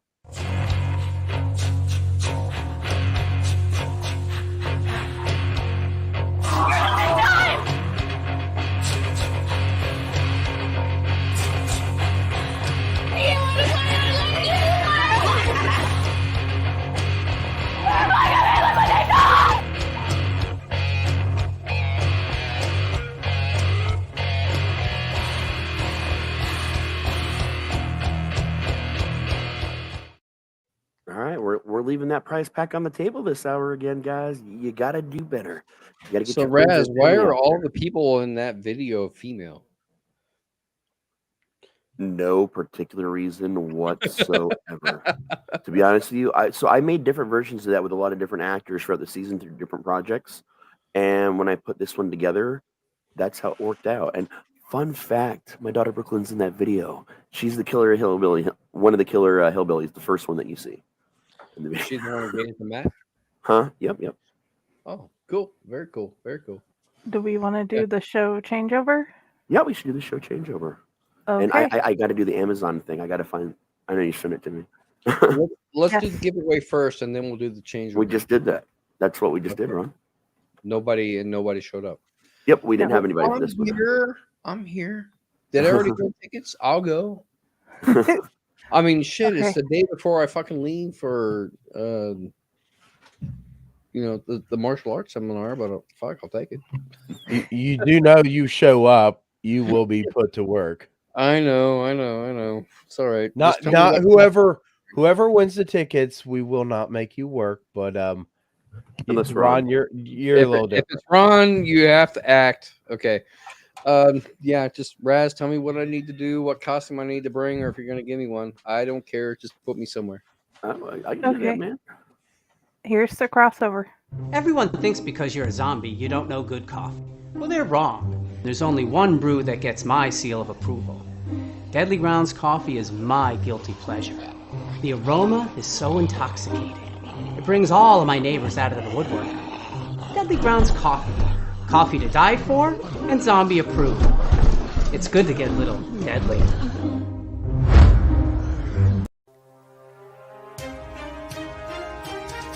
The Dorkening and all affiliated shows are not intended for anyone under the age of 18. The following may contain discussions or scenes that have adult situations, graphic violence, nudity, strong sexual content, and graphic language. This show is intended for mature audiences only. Viewer discretion is advised. I don't have a little video to announce, so Wait, put Raz on the screen. He is on the screen. No, I mean like make him the whole Yeah, I know what screen, you mean. Yeah. and Well, then you can't he do can that. go ahead and just go jazz hands. Yeah. Jazz hands. There's a behind the scenes picture of me in the mime costume Wait, doing wait, jazz wait, hands here for we go. fun. Actually, Green screen.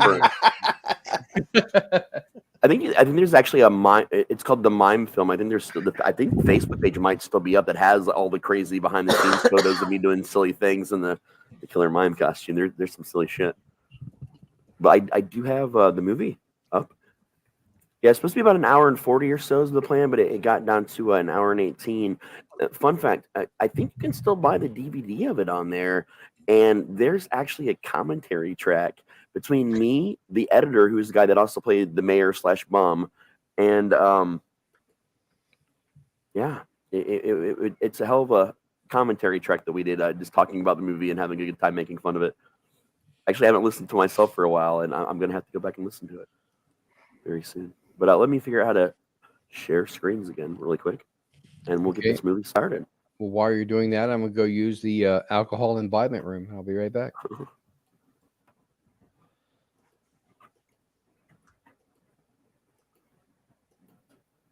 I just want to do a test real quick, make sure you guys can see and hear it.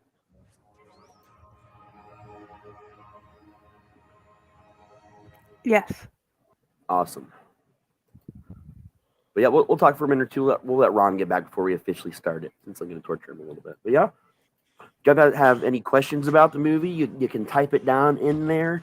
And at the end of this segment, I'm going to give away, if anyone actually comments besides Pyle, if you guys pop in here and comment, I will literally do a giveaway for the whole Riverside prize package.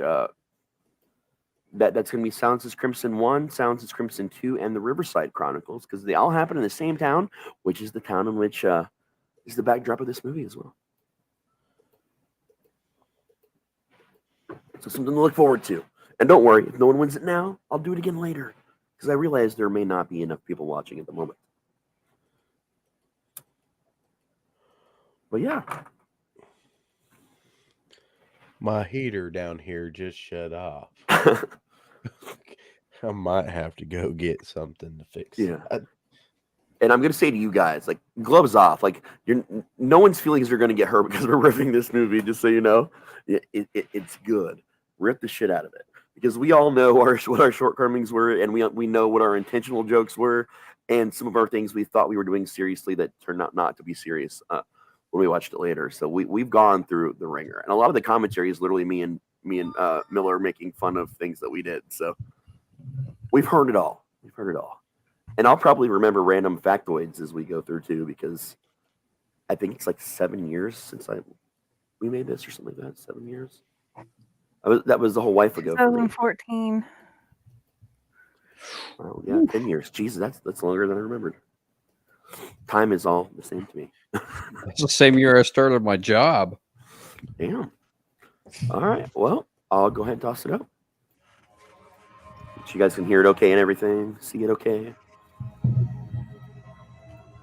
Inner Demon Studio still exists. House of Laszlo was my company, and no longer. Well, it's different now. Now it's Owlite Pictures. The Mime. Starring me. Slasher. Lovely. I still talk to Jenny all the time. Cooper is my buddy. He's my. I talk to him constantly. Jan, yeah. Sebastian. He's a wrestler. And Hunter over at Kings Island. Ryan Cruzy, yep. Last time I saw him, he was in movie on Netflix. So, yep. Rice, yeah. Wow. And JB Miller, our beloved Miller. And that's Haunt. White cream makeup, by the way. So that Jason person, is that the same one that's on your D&D game? No, different Jason. I actually know a lot of Jasons. So, and that's my he ex-wife doesn't- right there, Maria T. Gilbert, who directed the movie. I really like the intro. I thought that was cool. Yeah. Fun fact, this is actually being filmed at an actual Riverside Founders Day Festival, which is a big part of the book. But we're filming at the actual festival. We got permission. Does your mime talk?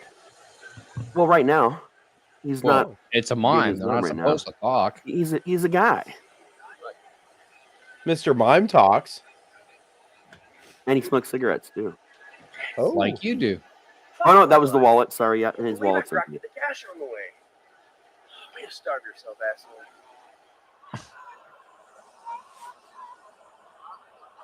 There's the cigarette. Other than the beard, you haven't changed much, Raz. Yeah, I really haven't. You still look basically the same. And I share this thing all the time. Still rolled my own cigarettes even back then, even a decade ago. Always late. Every time. I should tell them like a half an hour earlier, just make sure they be here on time.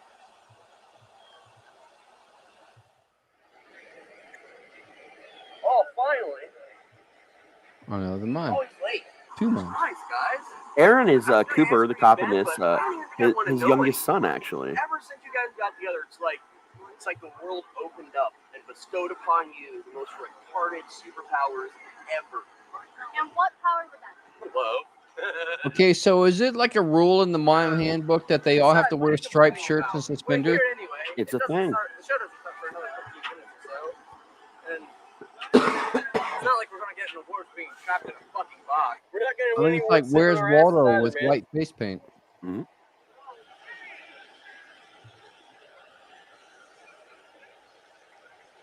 mimes are stretching. Yeah, we got to let him rub, except for the asshole. The one smoking the cigarette. I realize that staring off into space with a vacant, creepy expression is what we do, but you might want to get it together because it looks like things are just going to be starting early. Yeah, I guess. Now, is there usually more than one mime at these events? Or, I mean, I've only ever seen mimes in one. I've never seen them travel in groups. There are mime troops out there, yes.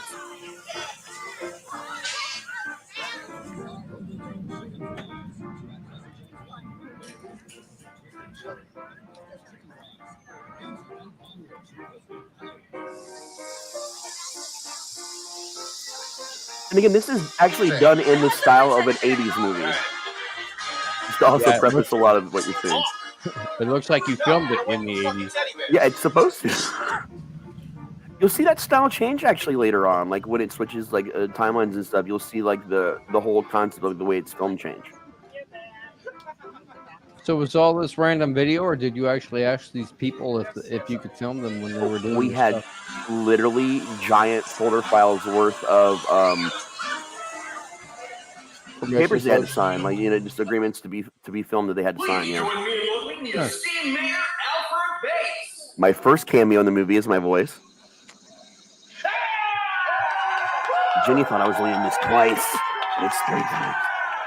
No, really, for filmmaking, that's a big undertaking to try to be able to do this level of filming at an open public event like that. It was a nightmare, but everybody there was great. If you noticed, he was doing a line of coke right before he comes to the mic when he's turned around. Not for real, he did not realize, but that was true. And thanks to your votes, you got me for another 4! That's Miller, man. After my time in there, I seen a lot I missed the shit out of that guy. A lot of accomplishments in this community. A lot of things have been accomplished through blood, sweat, and tears. Oh, is that Brian Gantz? Is that Giggles? It is. That is Giggles the Clown, Brian Gantz, Clown Haunt Spain.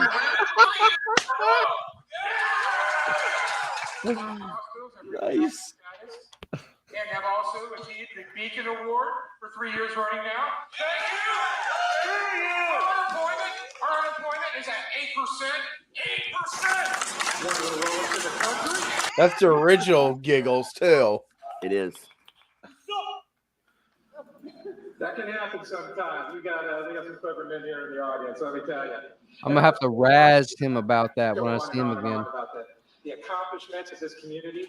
You can do it! Me too. Also me. You can do it all night. Vocal appearances. Now, this is the one time of the year where we can all walk together, hold our heads high with pride for what we have done here as a community. And I know you don't want to hear me go on and on. So let's just let the celebration begin!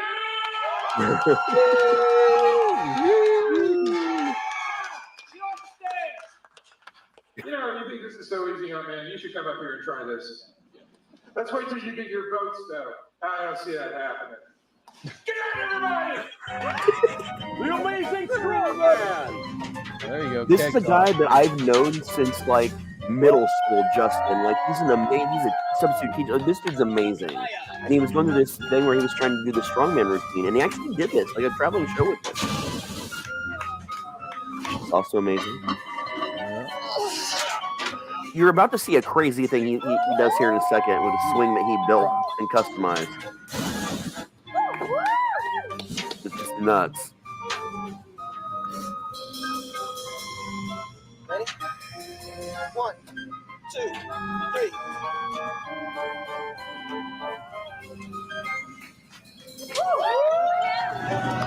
All right. I do bodybuilding. I gotta give props on that because I know that shit's not easy. Oh my gosh! If I knew that was coming up, I would have took a picture for. Yeah, Brian Gibbs, baby. Awesome, man. There you are. All right. Sexy motherfucker. Brian. Crotch shot.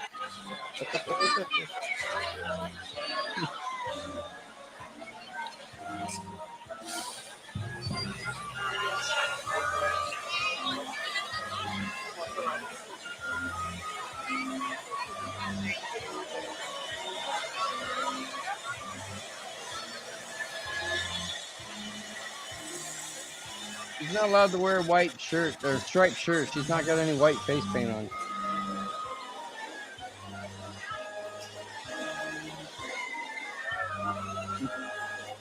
You know, this reminds me of problem child number 2. They vomit everywhere. Gonna piss in a cup and fill it with his lemonade.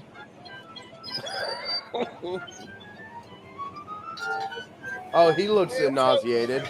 Okay, I know we're supposed to be doing Misty 3K on this shit, like, you know, ripping the shit out of it. But cinematography wise, it's actually pretty good. I can't really say anything about it. Yeah. I mean, decently filmed, honestly. Oh, it's a Stripe Gang War. Yep, it's Gang War. Here's the thing. That girl and the other girl, well, I'll explain in a minute. She's not wearing suspenders. You need to fire her.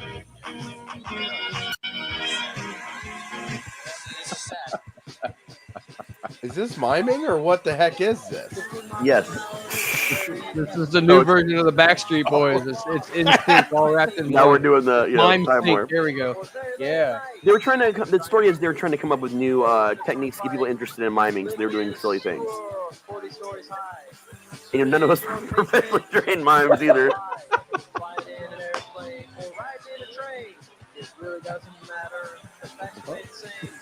Yep, I did what you think I did. You saw it. There you go. And the music that's playing, that was a band that Miller was in for a long time. Miller's Middleman. Trouble Shuffle. There you Oh, go. look. There was our nudity, right? Yep. We're going to get booted now. Oh, no.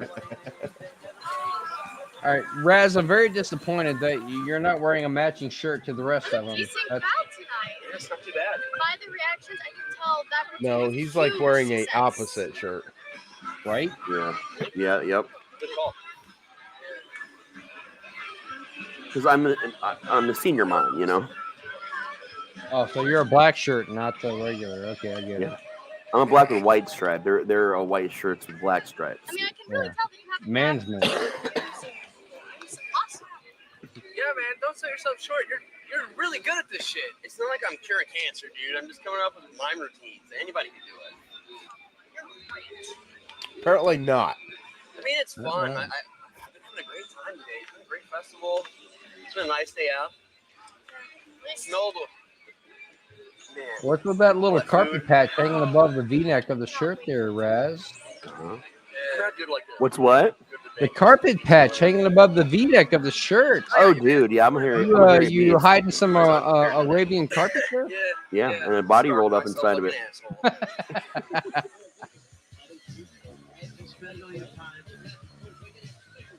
I think I saw this on America's Got Talent. What do you call that move? The eating? The We dinner? call it whatever move it was that we did at the time.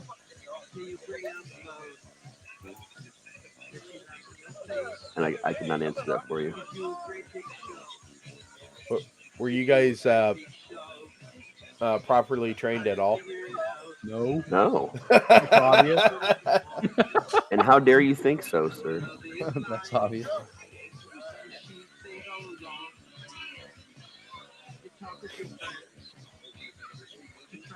That's a good move. I like that one. Barrel roll.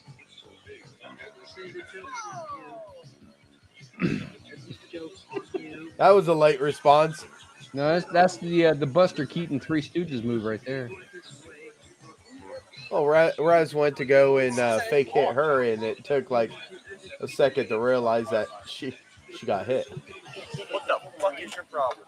You just gonna let him talk to you like that, Jay? Yeah, bring no one in your mouth right now. Between me and the pussy, we'll make up. The gayest looking man I've ever seen you. But you and your buddy over there sucking each other off like a bitch strong pierce their face. No fucking. Hey, who the fuck do you think you're talking to, punk?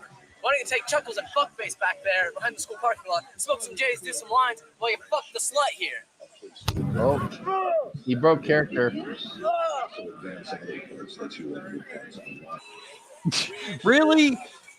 A ruler? Come on now. You're gonna pull a fucking Bowie knife out of a denim pocket? God. Are you okay? Oh my God. That was some good editing there, Raz. I didn't edit, but yeah. And that knife, we had like 12 different, no, it was like 6 or 7, No, 7 or 8 versions of that knife cut down in different ways for different scenes. Dude, was that a wig on that kid? Because that looked totally Sure unreal. is. It sure is a wig on that kid. Okay. It's 80s, man. Buy into 1985. It's Pippi How the fuck Longstocking. does he pull a 10-inch Bowie knife out of a front pocket of denim jeans? That's what I want to know. Movie magic. Hell yeah. Pulled it out of his pants, really, you know. I need to go ahead and send me wagon over here. I'll repeat at 10:14 at the festival. Copy that one, Maria 13. Gonna rush the bus your Did way. you check these codes to make sure they were legit? In fact, we did.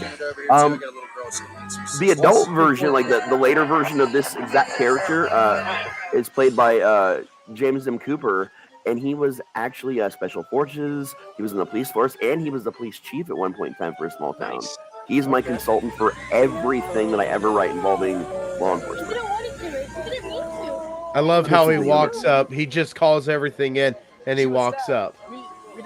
In the book, it makes sense a little bit. Come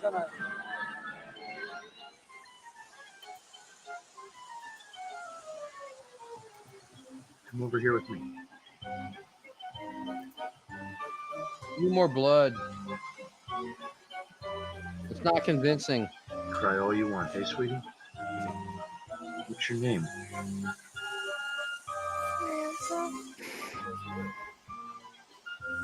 It's a real pretty name, Samantha. You like cartoons? What's your favorite cartoon? Jim, she's truly outrageous. Jim is truly outrageous. My favorite's Rocky and Bullwinkle. Never heard of that? Bullwinkle. Nope. It's about a moose and flying squirrel. That little girl, that poor wig. It was so hard to keep on that poor girl. And she went on This as is she grew up to Nancy. do a lot of an She's indie gonna film look as after well. you for a while, until I find out more about your mommy. Hi, Samantha. It's going to be okay. Come with me, sweetie. All right?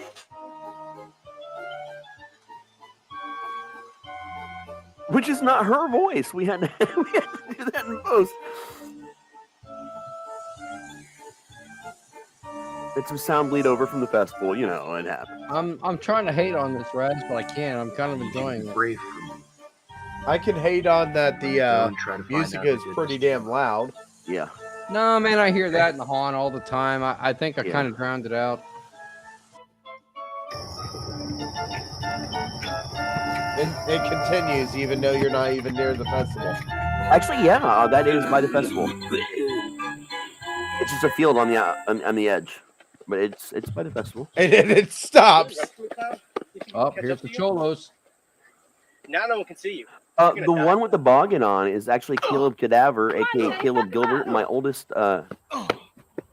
Actually, no, he's my only nephew. To think about it, not my oldest. He is now. Walk over here, pin his arms down. The rest didn't survive after this movie. Yeah.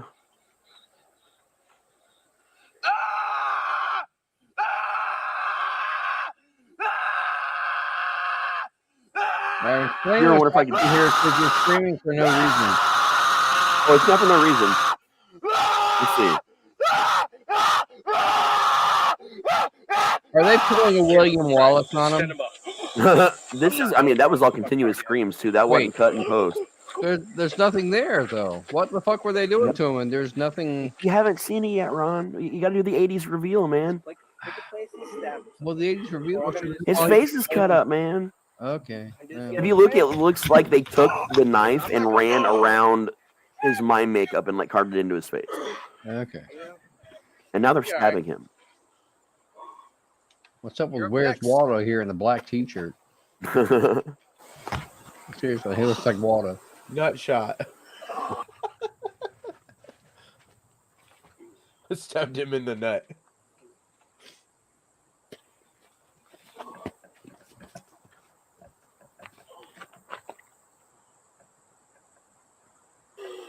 Now, you have one more time to do this. Do it right this time, Mama's boy. What's happening to you next? There's a lot of detail in the book about why a little bit more as like their personalities. Like some of them didn't even want to have anything to do with this. Their ringleader kind of forced it. He's a very angry kid. He's got a Misfits toboggan on with that skull on it. Yeah, he does. Ready? Because they're supposed to be in high school. These kids are high schoolers. Okay. Just for that record. We did the world a favor. All right. This is how Did it's the gonna worst go. favor. A mime is a terrible thing to wait. This is like one of my favorite scenes of the film coming up here in a minute. It's my favorite part of probably my favorite part of book one, but filming this was a nightmare. There's a lot of famous people that you're about to hear. You probably won't recognize who they are because they're all mostly writers.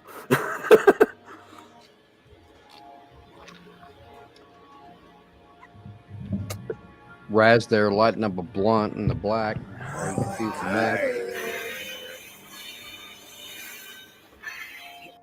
Hello? Is someone there? I've been in an accident. Such a strange life. Created while others have only taken joy about experiencing misery.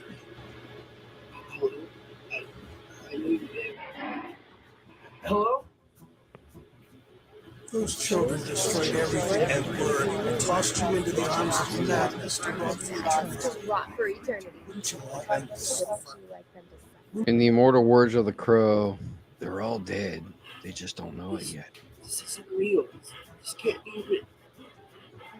You can choose to remain down forever, or you can choose to be a god amongst men.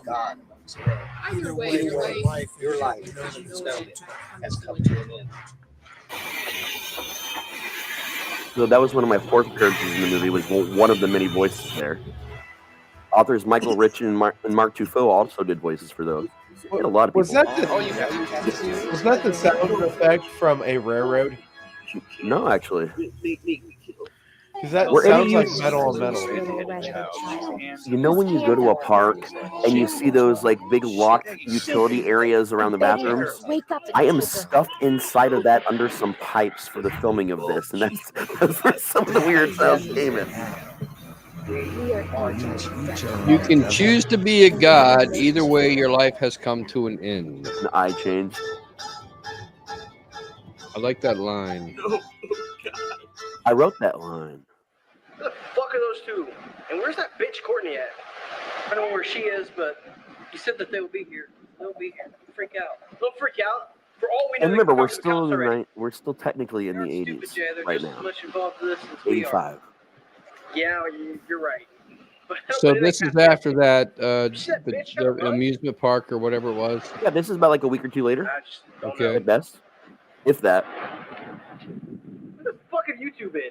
Relax. I have to take the long way around. Cops are everywhere. Yeah, they're interviewing people and making reports. I heard they're blaming it on that guy. I just made it clear. Well, that's good. They'll never find him. What if they do? Well, then I guess we're gonna blame it all on you. Why me? You said we were all in this together. Because your Jay. face looks stupid. That's why, You're sir. an asshole and a liar. I've had enough of your crap, Jay. Yeah, Stood by me Jay. long enough. Yeah, If Jay. you blame Caleb for this, I'll tell them everything. What's that supposed to mean? I'll tell them what you did to me, and I'll show them the stash too. Oh, wait. I was just taking around. And I'm not gonna lie, most You of the didn't people, take it seriously, a did you? lot of our cast members did not have By the any way, acting experience. Like none of these we're three done. did at all, and they were not terrible. Like there's a lot of other movies I'd put this up against where the acting was like just You have no idea how way much bad. we get. Not saying we're winning awards on this because we're not winning awards. Well, yeah, typically that's the way it is. People that come into the movies like this that are done with friends, they don't have any acting experience. They're given a script and said, "Okay, do your best." And yeah, I mean, these guys, they're pulling it off. It's good. That was a flimsy ass piece of pipe that was cut in two places that we threw the pipe and then did a take with it wrapped around him with a wire you couldn't see. Oh yeah, the head crushing scene. Pop his head. Pop his head. Pop it like a pimple. Pop it like it's hot. No fucking way. We killed Pop it like it's hot. And that girl, man, that shirt, she wore it to filming the day of the festival. Someone picked her up wearing a Mime shirt. I'm like, dude, what? You're not one. Why are you wearing it? Oh, I don't know. It's what was clean, is what she said. So then we had to use that shirt again later for this. Just Well, if this is a week later, I mean, she didn't have to wear the same thing. She could have worn something else because nobody wears the same outfit every day. But, I don't think it's fair that she should die because she didn't technically do anything in the first place. But it's one of those moments where it's a continuity thing, because she should not be wearing the same shirt. But we filmed it on the same day, so she had the same costume. So we thought, for purposes of seeing if anyone notices, let's do this. Technically, she didn't do anything to him, so it's not fair that she would have to die. She was part of the group. Well, she was there and she witnessed it, but she didn't do anything. But by association, really. Yeah. So all these Foley sounds were handmade. He actually cut into we got grapefruits together and cut into that for these. Like, we Foleyed this whole fucking movie ourselves because it was fun. Me and Miller did.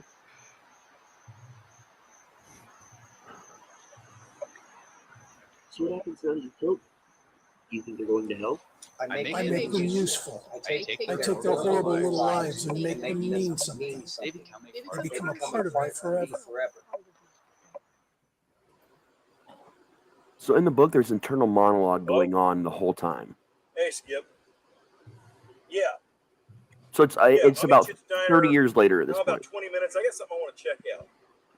No, I don't need you, brother. Now we're into the 2010s, Yeah, I'll early just meet you at the 2010s. diner about 20 minutes. Said 2014. Okay, see you later, Rook. But you'll notice while the point of the filmmaking, the style of the camera work is a little similar to the first part. You'll notice a lot of differences with lighting and things as well. Is this supposed to be the same cop from the beginning? It is. It explains it, yeah. But it's a different guy. Yep. But 30 years later. You can't be back. You can't be back.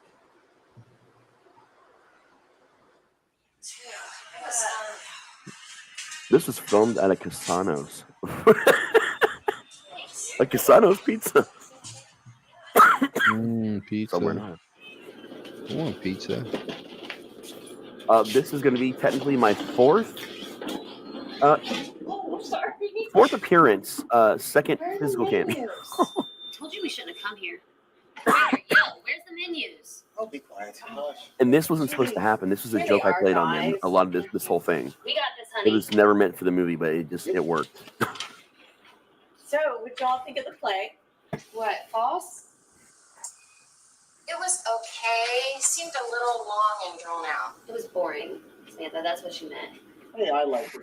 Yes, there are sound artifacts in here on purpose. That is the sound of the compressor running for the fridges at the Kasana's restaurant. Well, And we had a at least we separate all got mic to go out near them to together. pick I up mean, that we sound. hardly ever get to do But you this. know, you got to do some That's multi-layer true. fuckery when it comes to making an intentionally bad movie. Devils ever since that It's Lancaster ambient project. noise. I think it blends in the background. I don't know if people would notice it. It does, but do you notice how the sound shifts between cameras? With him in the middle of it, of course. See?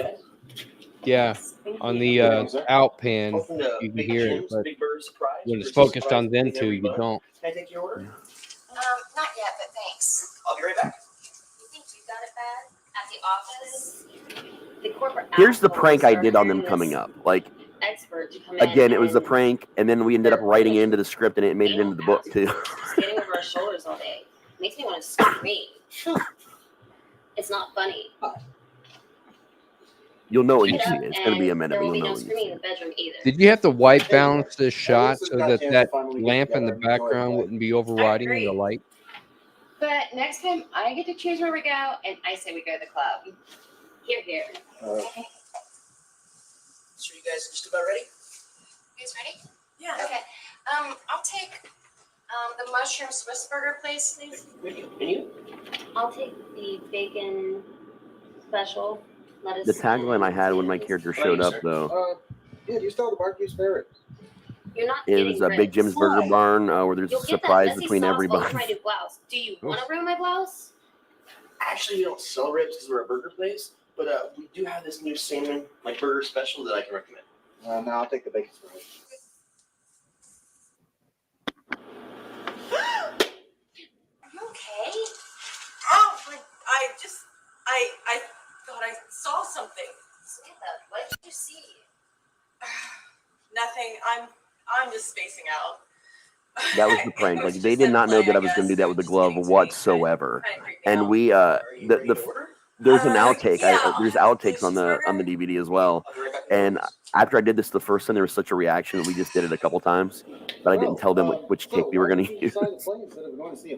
We did a lot of pranks on each other. Like, love going to plays. a tight-knit film crew will prank each other endlessly. We did some fucked up shit. I mean, I didn't understand a damn thing about it. I mean, The scene where he's firing at someone earlier, Death of the Salesman. I was actually there. And I'm not a gun guy. I don't like guns. It's not my thing. I respect it. Not my thing. But later, there's a sequence where this happens again towards the end of the movie, and he didn't tell me he was going to come out and actually shoot the blank like this. I used to love It was like this close. They were blanks, but you have to inspect the bullets and the gun on sets, even like way long before we did it, and with safety procedures. So we, like, everyone on set, even if you were a PA, had to inspect everything when we use something like that. Yeah, ask Alan Baldwin about that. Alan Baldwin, yeah. Performers Parade. You know about it, right? Oh yeah, I know perform play. A lot of local sets, singers, actors, but it all got shut down after we heard about this lady. Oh. Yeah. Well, we were watching it, and this group of moms came marching by, and there was a small group of hecklers, mostly teenagers. They were yelling insults at him, and there was this one mime. I guess he got sick of the name calling, and he came walking up to them. He walked up to them slowly with this composure. I can't even explain. It's like he had no soul, no thought. Like, while Of course, Jenny was one of our people that like me and Miller and a couple others that actually had a lot of acting experience before this. Vamps, there's a long list of stuff that she's been in, but Vamps too, it was like her first big one that people saw. That's Jenny, the brunette right there? The redhead. running up Jenny to him, Wallace, yeah. punching, Okay. hitting, laughing. It was was like a scene out of Dante's Inferno. It was like what I would expect hell to be like. My mom grabbed me, but it was too late. Jan actually She's threw next supposed to to be her. the little redhead that witnessed the whole thing. Yeah, yeah. Okay. Somebody pulled a knife, but the mine was too fast. That's why she was wearing a wig.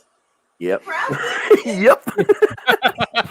Is Jenny's hair? Went to stab one of the hecklers, but instead he just 16 plus violence, alcohol, power. That just kind of popped up there for some reason. Oh yeah. I guess as a reminder. I love. Oh my God. What happened to the hecklers of the mine? I'm sorry. I'm not hungry anymore. Do you think we could go? I need to take an intermission. Sure. I'll be right back. Hi. Cancel that order. Alcoholism.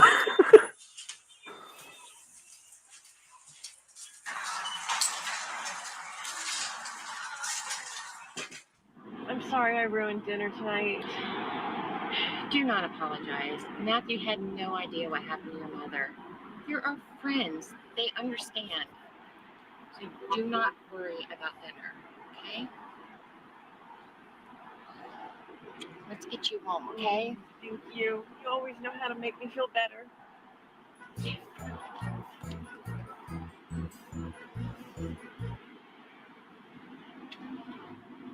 Speaking of the devil, this is Matthew. Your car won't start. Uh-oh. That's not a surprise. That piece of junk barely runs anyway.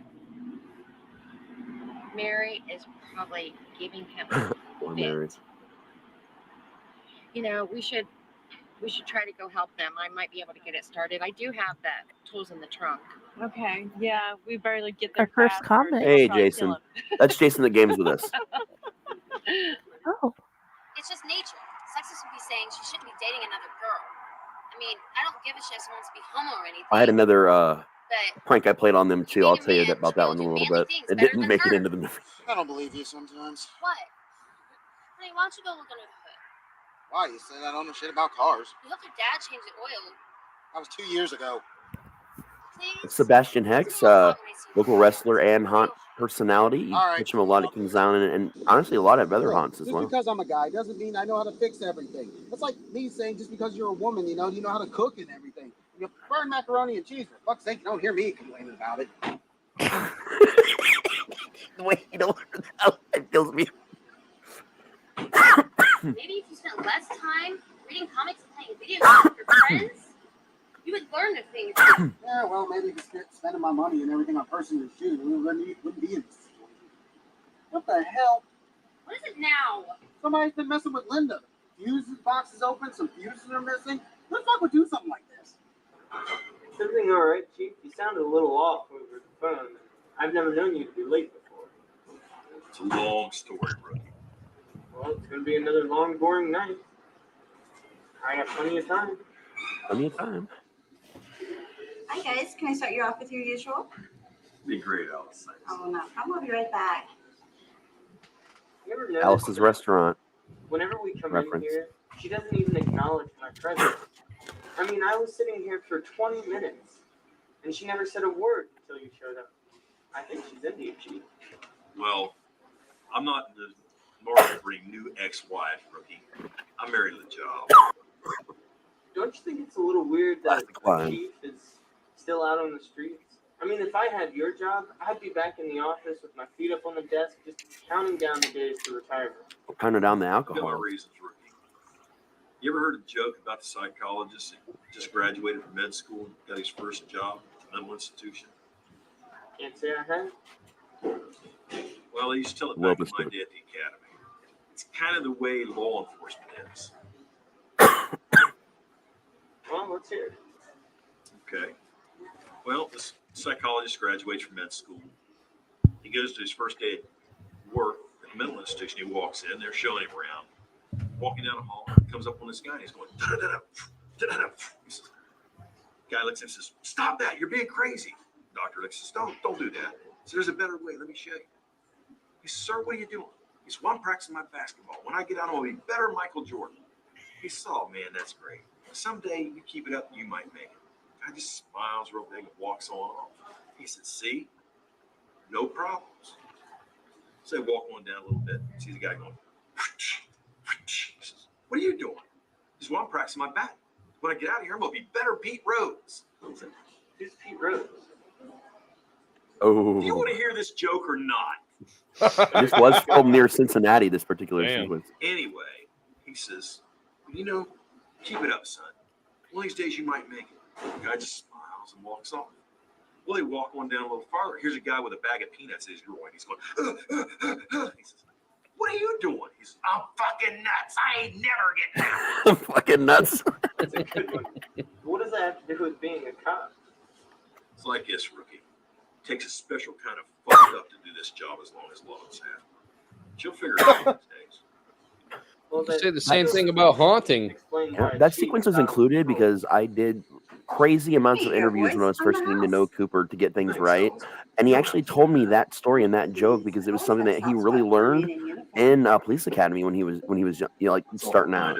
So like that actually was a police academy If there's story. anything else I can get for you, let me know. You can say the same thing about Haunting, Raz. It takes a special kind of fucked up to do this job. Go on with the Oh, yeah. story or just keep changing the subject?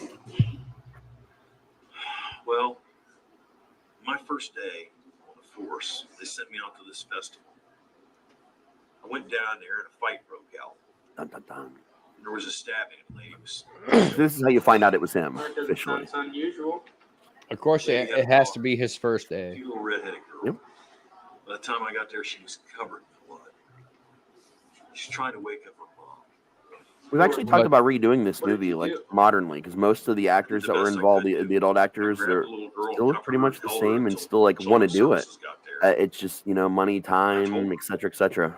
I'd find the person that did this. We had discussed turning it into a podcast though. You say, So did you? Podcasts, I could see. Yep. I would think, you know, for some of the actors, you probably have to get different people. Oh yeah, yes. Oh, I have to because some of them are dead like a ghost. or not around or. I never really saw him. But there was hundreds of descriptions, and they were all exactly the same. He was 6 foot tall, long brown hair. He was dressed like a mime. Mime, you Sounds gotta like be me. kidding. Eh. No, that's what I thought at first. Who the fuck could that be? Well, I saw him tonight. Right after I talked to you, I went down to the park. He was just standing there waiting. It's like he was waiting for me. How do you know it was the same guy? I mean, you said yourself that you'd never actually seen him before, and that was a long time ago. It's just a gut feeling, rookie. Just like the one that Never told me to go to the park explicitly tonight. stated that the That's where mime they used to died. hold the festival. Correct. They never found his body. I understand now. It's been 30 we learned years. about And he this looks at the exactly the same. What the hell are you talking about, rookie? Probably that thing that possessed him, It's if I had okay, to guess. Chief. I understand. I'm the new guy. You gotta break me in. Well, Which in dude, the book is a Lovecraftian like slime You looked exactly the same. So, Look, shave your beard, take off the glasses, you still look the we've same. got a little bit Yeah, of it's time crazy. before show starts. Come on, I want to show you something. Oh, you boys are leaving so soon? Afraid so, Alex. Oh, John, you work entirely too hard. You should take yourself a night off. Oh, yes. Ooh. You know, as tempting as that sounds, you gotta set a good example. I don't know, Alice. You better show him your pie. Roger that. No, wants some of that pie. she needs to show him her evening soup. Beautiful soup. What it is. Beautiful soup. El DTO Get off in a couple hours, Chief. Kiss Beautiful my evening ass, soup. rookie. Yeah, rookie. Rookie. Kiss it. Check this out. Look at the reflection. Good job. Yeah, that was a fun shot we really wanted to do.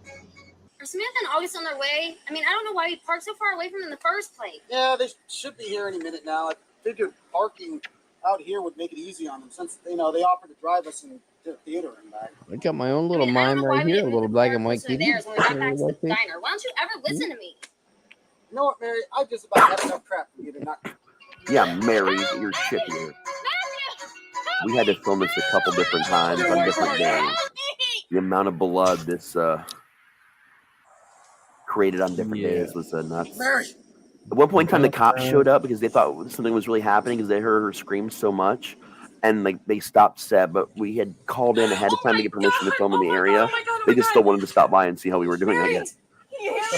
They scared the shit out of us. Mary, wake up! She's not responding. Where the hell is that? Why is there so much blood on her chest when she was cut in the throat? Samantha. If you look, there's a big chunk of it like up here that spilled down The phone is in the because car. of where his I'm gonna hand go get was it. I need you in to front sit of her. right here, okay? Right here. You'll also notice that after every kill, the mime's gloves are clean.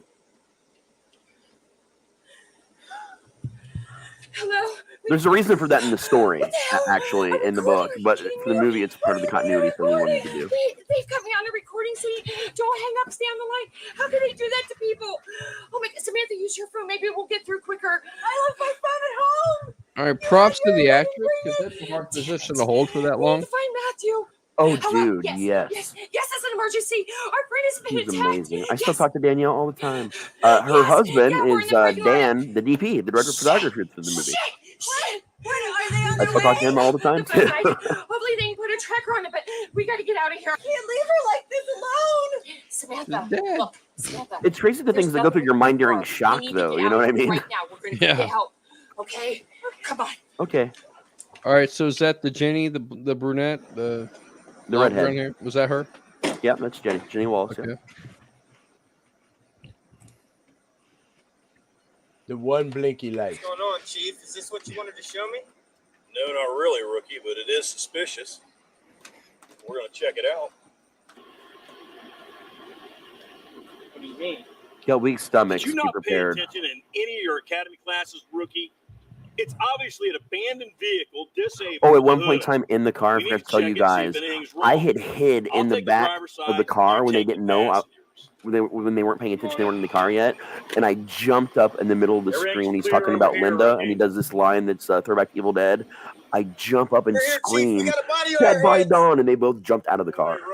That's in the gag reel for the DVD. Oh, shit.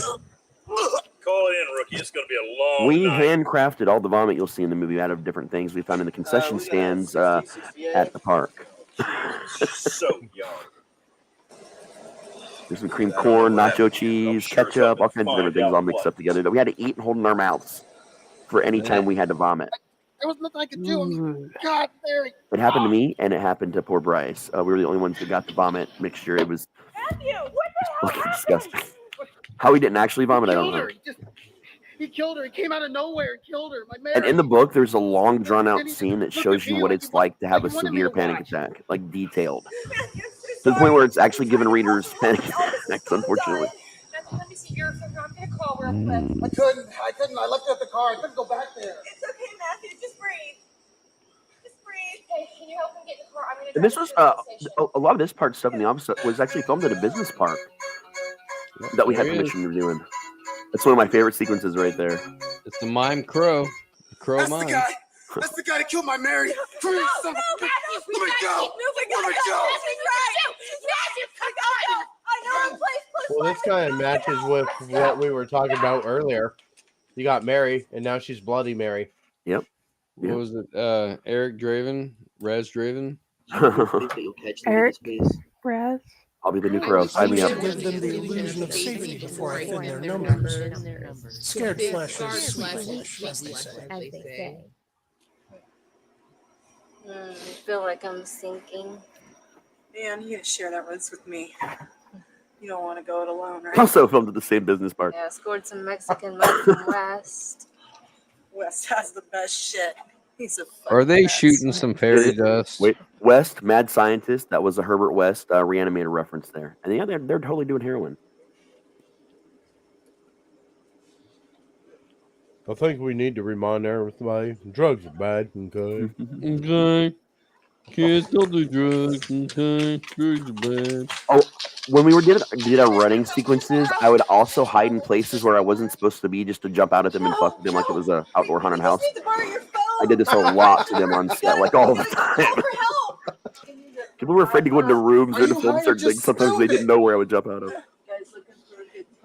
Oh my God, I don't believe this shit. Come on, we gotta keep moving. We don't have time for these pincushions. What did you just call me? Please, we just need to use your phone. Please, he's coming. Oh, there he That's is. my Nightmare on Elm Street moment. Hello, Sydney. Oh, with the bad music and everything? The scraping of the metal Oh my along the god! wall. Oh my god! Go, run, jump! Jump? No, right? Run, jump. And the girl's tripping on heroin over here on the steps, completely oblivious. I want what Mr. Clown has. What do you say? I think guys need love too, baby. Got any cash? You didn't have cash on you when you died. Stab. Cut the boob off. Pull the, yeah, there you go. Handcrafted intestines. Yep. Oh my gosh, are you making a balloon animal? No. I thought it was like those long footages of like Slim Jim or Tube Steak or whatever the hell they are. Yep, those are homemade intestines. What'd you make them out of? Latex, non-print paper towels, our special secret blood mixture, and some casing.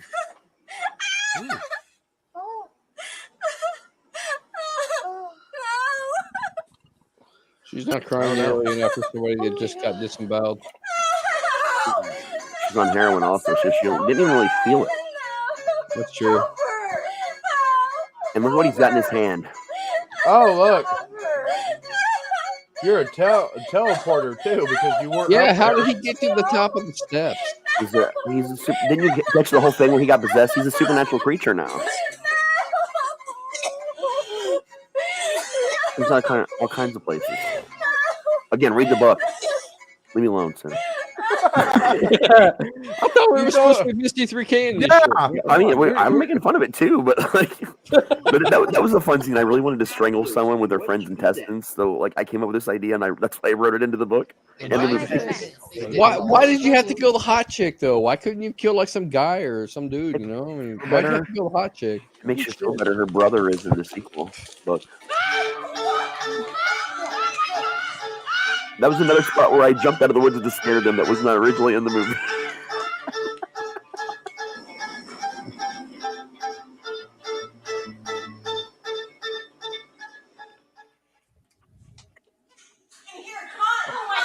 The obligatory hallway shot. Same business park. Same building. Ironically, if this show actually had an office here.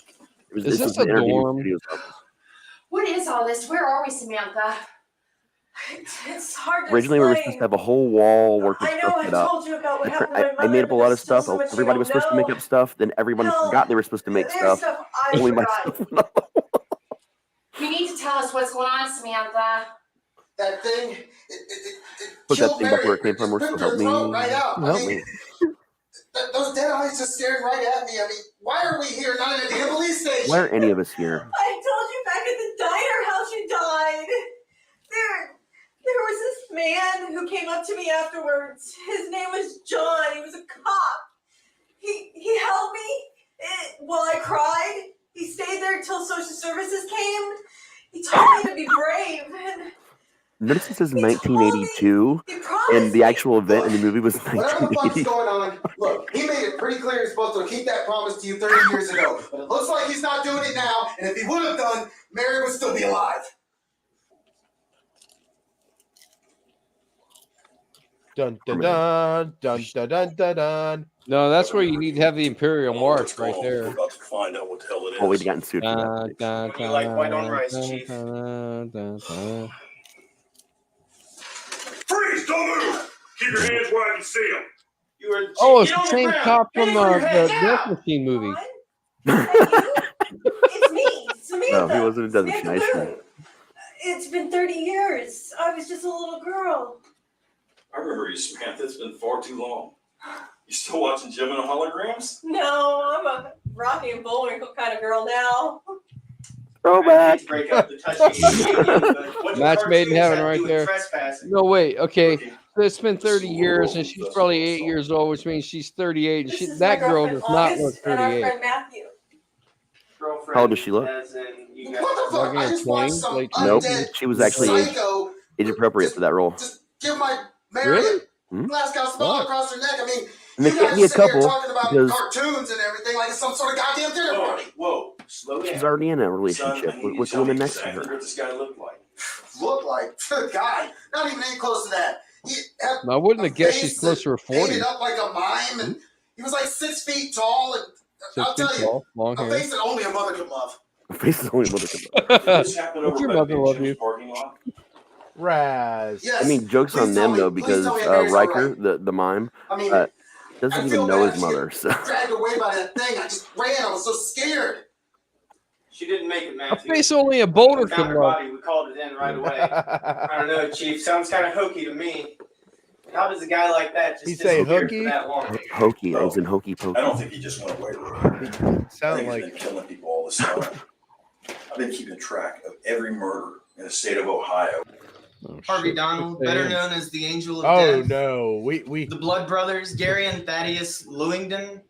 I have a mean, lot more. hell, we've even got murders than Charles that. Manson and Jeffrey Dahmer. And then here, there's a small write-up. Right after the coroner's initial report came out, it said that there was no fingerprints on file. He had no identification. Say wrote him off as a John Doe. And then over here, in Bridgeport, We will be 40 taking a miles pause away, briefly in just a there were moment 3 to do our murders. giveaway Suspect said such video. So put your murderer hashtag haunt was a mime to win with a tickets scarred face. and things. And then over here, It doesn't work a for few me. years I ago, tried. in Ridley, Ohio, there were 3 more murders. Their faces were carved to look like that of a mime. Coincidence? I think. I don't think so. I've been watching you for years for protection. I knew he'd be back. All right, we're gonna do our video real quick for the haunt giveaway. Don't forget it's hashtag haunt specifically to win the prize giveaway. If you're near or want to travel to the Dayton, Ohio area, this is a pair of tickets and a special gift from Pyle. So make sure you get that hashtag haunt, and you have until this video's over to get it in to win some prizes. So here's the video.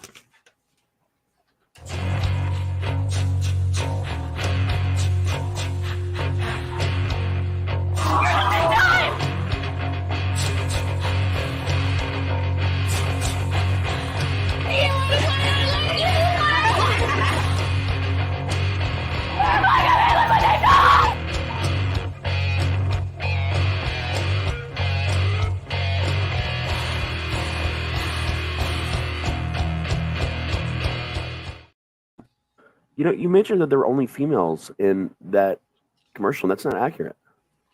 Nope. There's one guy. Yeah, eyeball guy. That's Karen. Hmm. Ziggy is the name of the character. But yeah, so that is the event that we are giving away tickets for every hour on the hour. If you're just joining us, you just missed this one. So again, every hour on the hour, you got to put in that hashtag haunt to be able to go into that drawing to win some tickets. We've given away 2 pairs so far, which means 2 special gifts from Pyle as well. So get it together, guys, ladies and gentlemen, boys and girls. And we haven't had a... Oh, crap. Jody's back. Hey, Jody, we were just talking about you when we were doing... We just finished LBN a little bit ago. A little while ago. Is Jody in Ohio? Can she make it down the Hell's Dungeon? She's in Connecticut. Yeah, I was gonna say, yeah, she's nowhere near us. She's like 20 minutes away from Com Dog. Yep. All right, guys, we're going to go back to the movie. I'm going to disappear for 2 seconds Because to run to look, the bathroom, but right here, here's the a movie. few months after your mother I was thought it'd be murdered cool if Jody could and win. Mime's body went missing, there were 3 more killings. They said they were probably random slayings, drug-related. They were less than hours apart. It was the same 3 boys that killed the Mime. Oh my god. And that means that. He's back. He wants revenge. What are you gonna do? You can't just go after him, John. I've got an idea. Won't you guys come with me? Come on.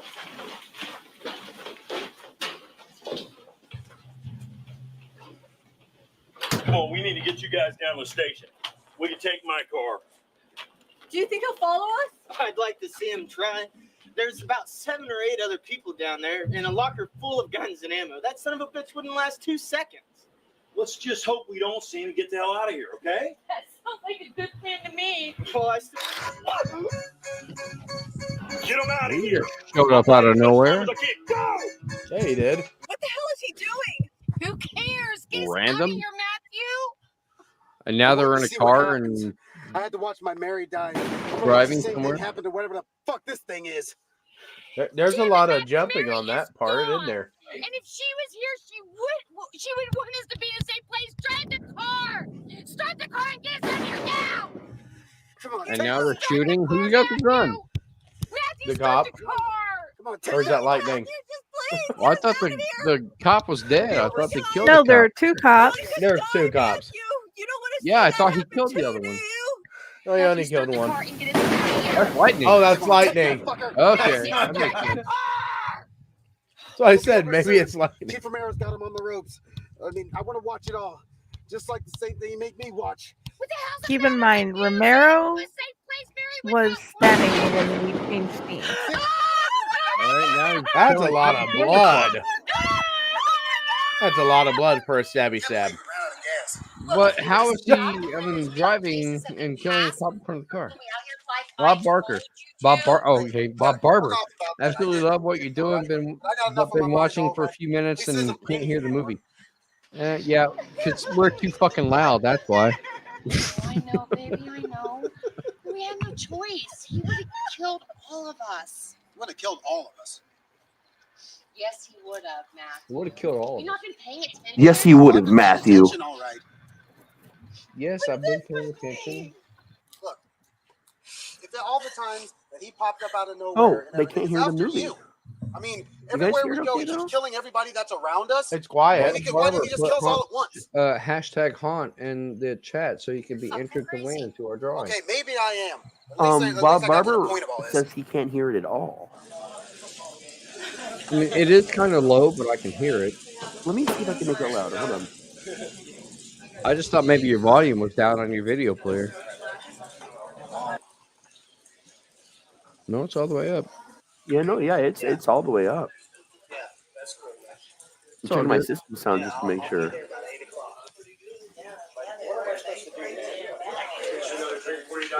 Yeah. It's the Beat It video. Let us know if you guys are having any trouble still. Oh, I like You that can hear it jacket now that or dude's wearing. whatever. That's cool. Yeah. What is that, a spider? You can find this movie, The Mime, on Amazon as well. Yeah. Can I use your phone? There's been an accident and I need to call the police. Oh, it has no sound on Facebook specifically? Is everybody okay? You might want to, we also have the link up here. You can get us on YouTube as well. That might solve your problem. It could be a Facebook thing. You did not consider that. All right, Raz, this looks like a built set just for the movie. This isn't anywhere in particular. This is a haunt. This used to be an actual operating haunt that we filmed this in. This whole sequence. And Cooper, his younger son was one of the mimes early on. This is his oldest son, and the band he actually had for real at the This time. next song is about a local legend going strong for 30 years. They wrote this song for the It's mime. called Killer Mime. Where was this filmed at? What haunt? I forget offhand, but it does say it at the end of the movie in the credits. I can tell you that much. League of Misinformed Gentlemen. Yep, that was the name of their band. You saw their stickers everywhere. We're getting a song for him from Legend by Night soon. It's called Fuck That Chupacabra. He's going to do a recording of it for me soon.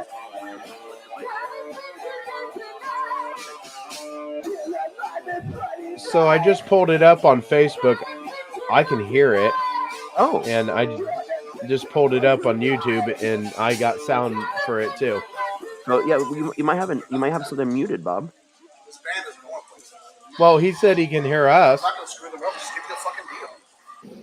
But he said he couldn't hear the movie. The bass not that bad. Oh, that's dude. true. That's weird. Break. You pass it up now.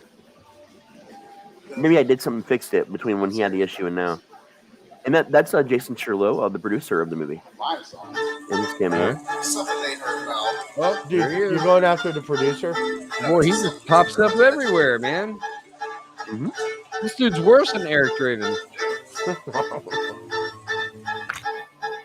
Right in the back of the neck. One of my favorite kill scenes is coming up here soon, though. Don't kill the band, especially not that female singer. She's hot. Yep. But no, they actually had this stage at the haunt. It was a huge building. They had a bar attached to it. They had a stage, like all kinds of. It's a really cool haunt, man. Yeah, really I've seen haunts like that before. Yeah. Where they have a performance stage and music comes up and plays and all that. Yeah. I've seen a haunt like that before. In They fact, were they all do so something like that at what's the what is it? Bright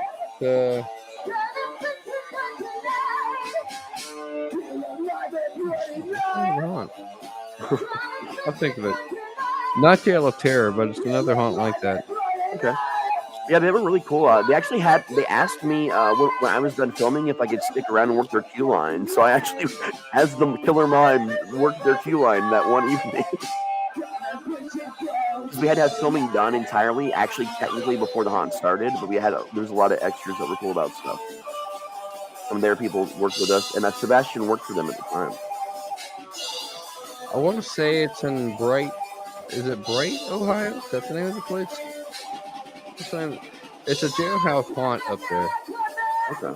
What am I thinking of, Raz? She reminds me of Linnea Quigley when Linnea did the character Trash in Return of the Living Dead. Oh yeah. Yeah, she's always had it. She's a sweetheart too. Yeah, A number of these people I do still talk to on rare occasion. Return of the Living Dead is the only movie I ever actually snuck into a movie theater to see. I love that movie, man. I love all of them.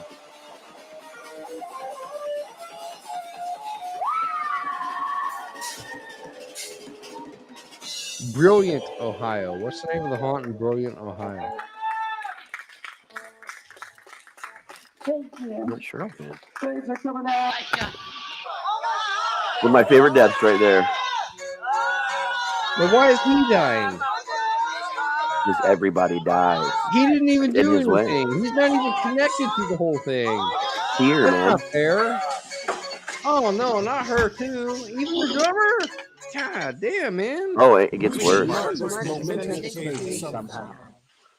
What are you talking about now? I'm famous now. So famous. In fact, the song has been written about me. Oh, so now you're trying to justify why he killed the band because they wrote a song about it. That was Cliff Cash that handed the phone out and said, "Oh shit, he's real." That Cliff has been in a ton of movies. A ton of movies. Actually, Cooper was in the Nicolas Cage movie Mom and Dad.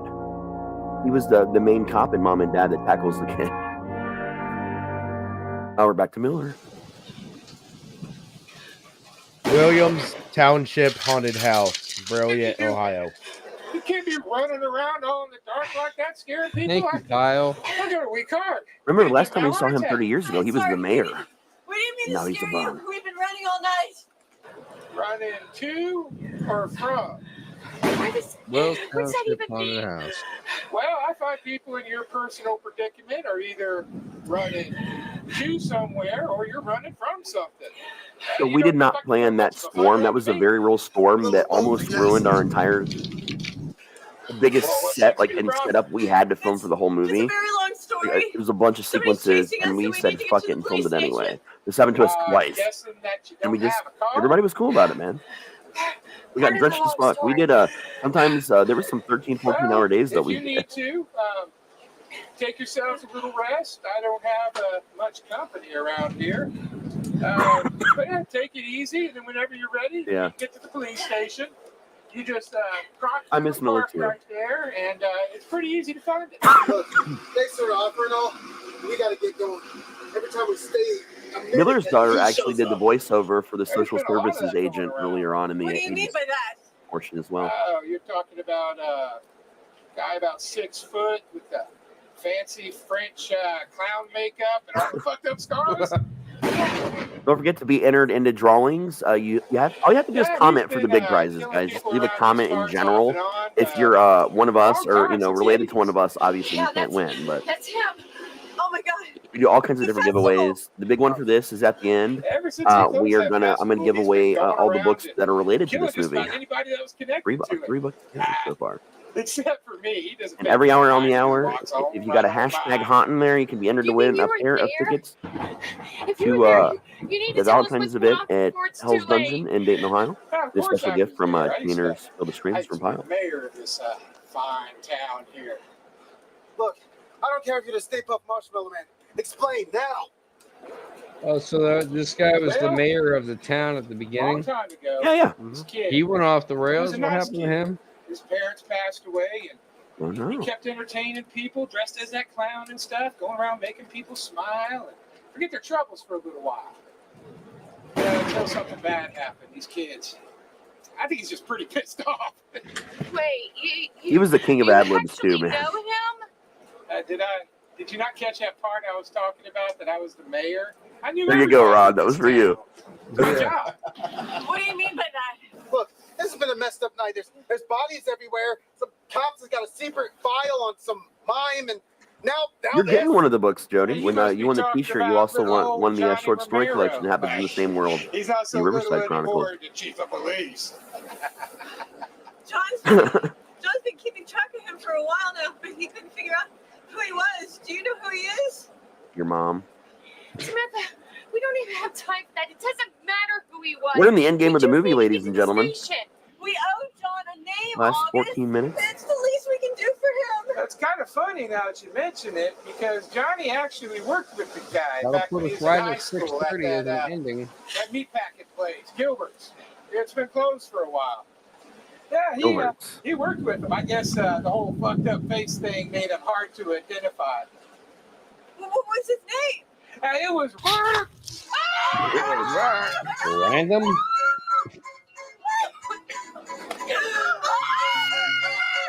As I mentioned earlier, Sebastian was a wrestler even this time, and when he found out that I was a retired wrestler, we incorporated a little bit of wrestling in what you're about to see in a fun way. Matthew, please!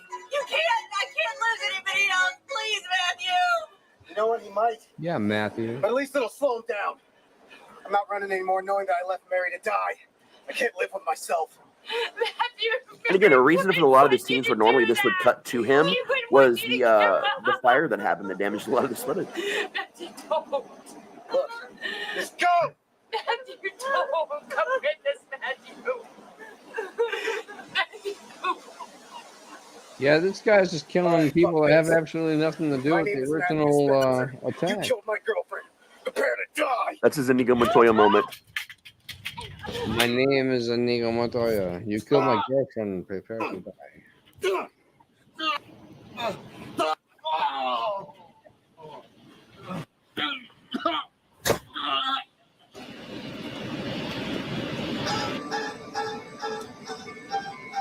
That was one of those sequences that got hurt really bad by that fire, man.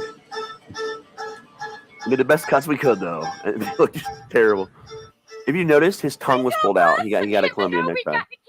All right, what I liked about that scene was that the character kind of disappears into the background, but the knife is solely on display.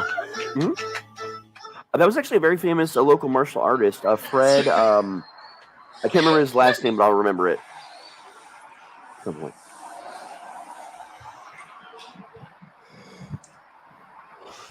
Now, I'm not sure how well she remembers being in this movie, honestly. I got to ask her about this again. She's someone you guys might recognize. What the fuck's your problem? There's a guy dressed up as a mime and he's been chasing us. He killed our friends! This isn't a joke. This is for real. Oh, God, he's gonna find us. He always does! And let me guess, he has one of those painted creepy smiles on. He's carrying a knife. Oh, and at least one of you probably has a link to the killer from your childhood, right? Playing on those horror movie tropes there, are you? Because we've seen this before. Seriously, you guys need to be a little more original than that. I mean, the mime angle is an interesting twist, to say the least, but it's old news. What the hell are you talking I about? loved writing this You're sequence. screwing with us, right? Listen, you guys have either been watching too many horror films and drinking a little too much, or you guys are a few campers shy of a slasher film. Hey, yeah. It's one of my favorite lines that I've ever written right there. If you can't shy of a slasher. You need to calm the fuck down. You're the one that interrupted us. You don't see us barging on your private time. Whoa, ladies! Everybody needs to calm the fuck down. I love how There calm he no is. need Like, to get violent. Josh is amazing in this, man. Now, there have been 60 slasher films made. Two of them with are also, killer you know, Okay, a half lot of of them acting have the experience in same them. plot We got really line. lucky with Me a and lot of our Becky have cast, seen all man. of them. And again, even the newcomers did a lot better than they had every right to. And in real life, when somebody gets killed, they don't just wake up and have coffee with their friends when it's over. Got enough of this bullshit. That was hard to film, believe it or not.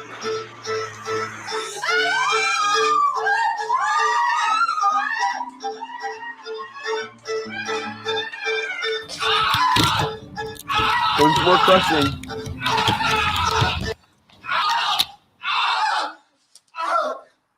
This is a low-key reference to another famous movie. Oh my god, my brain just died on itself. I'll remember in a minute. It was about a serial crusher. It was a joke. Boondock Saints. They make the joke about the serial crusher. She made a murder that could crush people as well. Right. So you didn't stab him? Nope, he crushed him. Why were there bloody footprints and the boot prints and all that? Well, I mean, because blood still came out of the guy's mouth.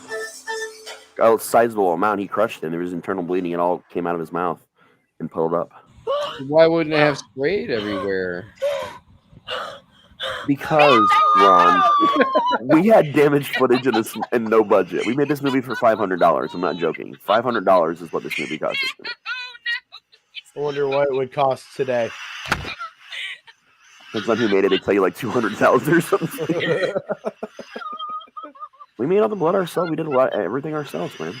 Why is she laughing while she's being killed? And the other girl is just standing by and stroking her hair. She's not laughing. She's crying. Rather than running away from the killer with a knife, and she's just standing there watching it happen. She's in shock, Ron. Why did she go up to her? Leave Brittany alone. I mean, even though the killer was right there, Yeah. It's because she hasn't drank enough, Ron. That's why. I have. I need to stop drinking because I fucking need to go to bed.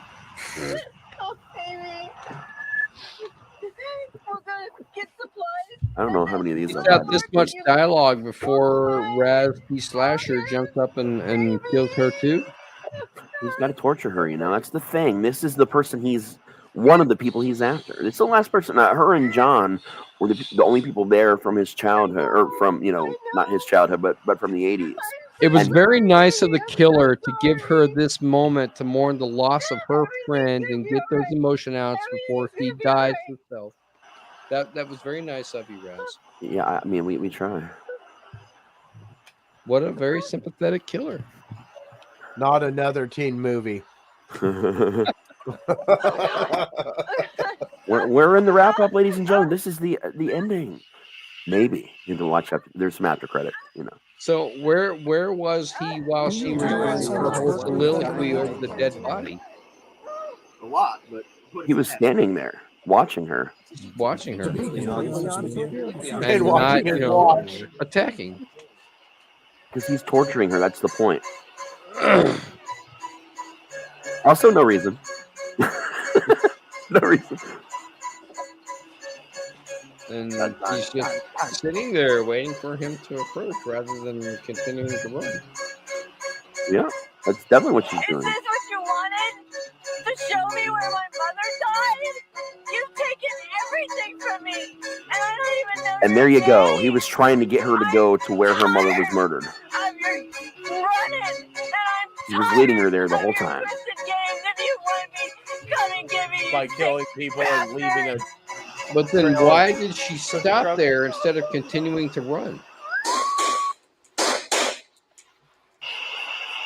Oh, sure. Now the cop shows up with, He's only half dead, He's bleeding. Sound effects and.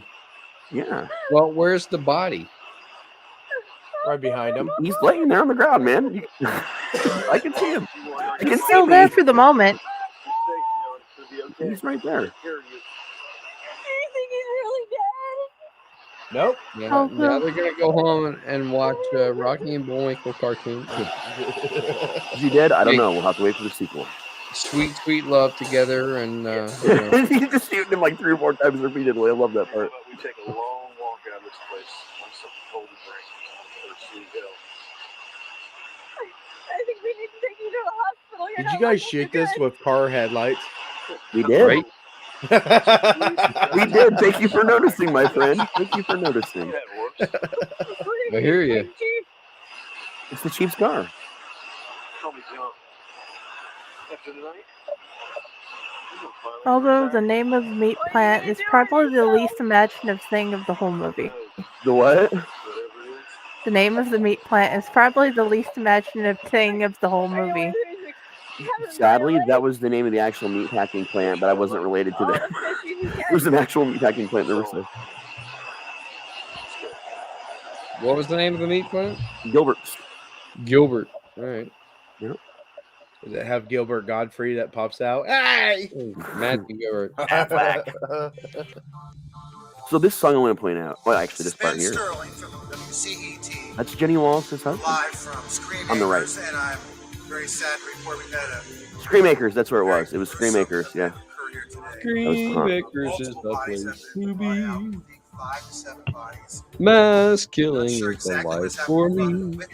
He actually did news reports, this guy. He was a prior actor that did all kinds of different things. So this song, man. Oh, is this a slow rolling credit? There's an after credit scene too, but I absolutely love this song. The person singing this is Leslie. The reason why it matters so much to me that she did this song for this, she's the Leslie that the Leslie character, the female mime character in the beginning, is based on. And she's actually followed along with the books and a lot of the stories I've written about Riverside because she's been a big part of a lot of those stories. Man, they were playing it. Singer, So her, like the fact that she's a musician and did this song is really cool, man. guitar coming through his stomach. And there was just blood everywhere. And there was this mime. He just stood up on stage. He had a knife and he just started cutting people. There's still more. Don't worry. Christina, that's how we are. There's Brian Gantz's name right there. Fred Bauer. That's the guy, the martial artist I was talking about earlier. Fred Bauer. Those are the people that did the voice of the creature. And in fact, Jason, D&D Jason, that's him right there. Name spelled incorrectly. Mariah was one of the voices. Mime killed everybody in the band or certain members. Mariah. All the audience. He just killed them all right there. How many bodies did you actually see? The band there, I saw 3 and then we just ran, but there was more people there. Were you afraid for your life? Yes. I've seen Morris Gilbert name a lot. Yeah, Any relation to the Gilbert from the meatpacking? Nope. That is my ex-wife who directed the movie.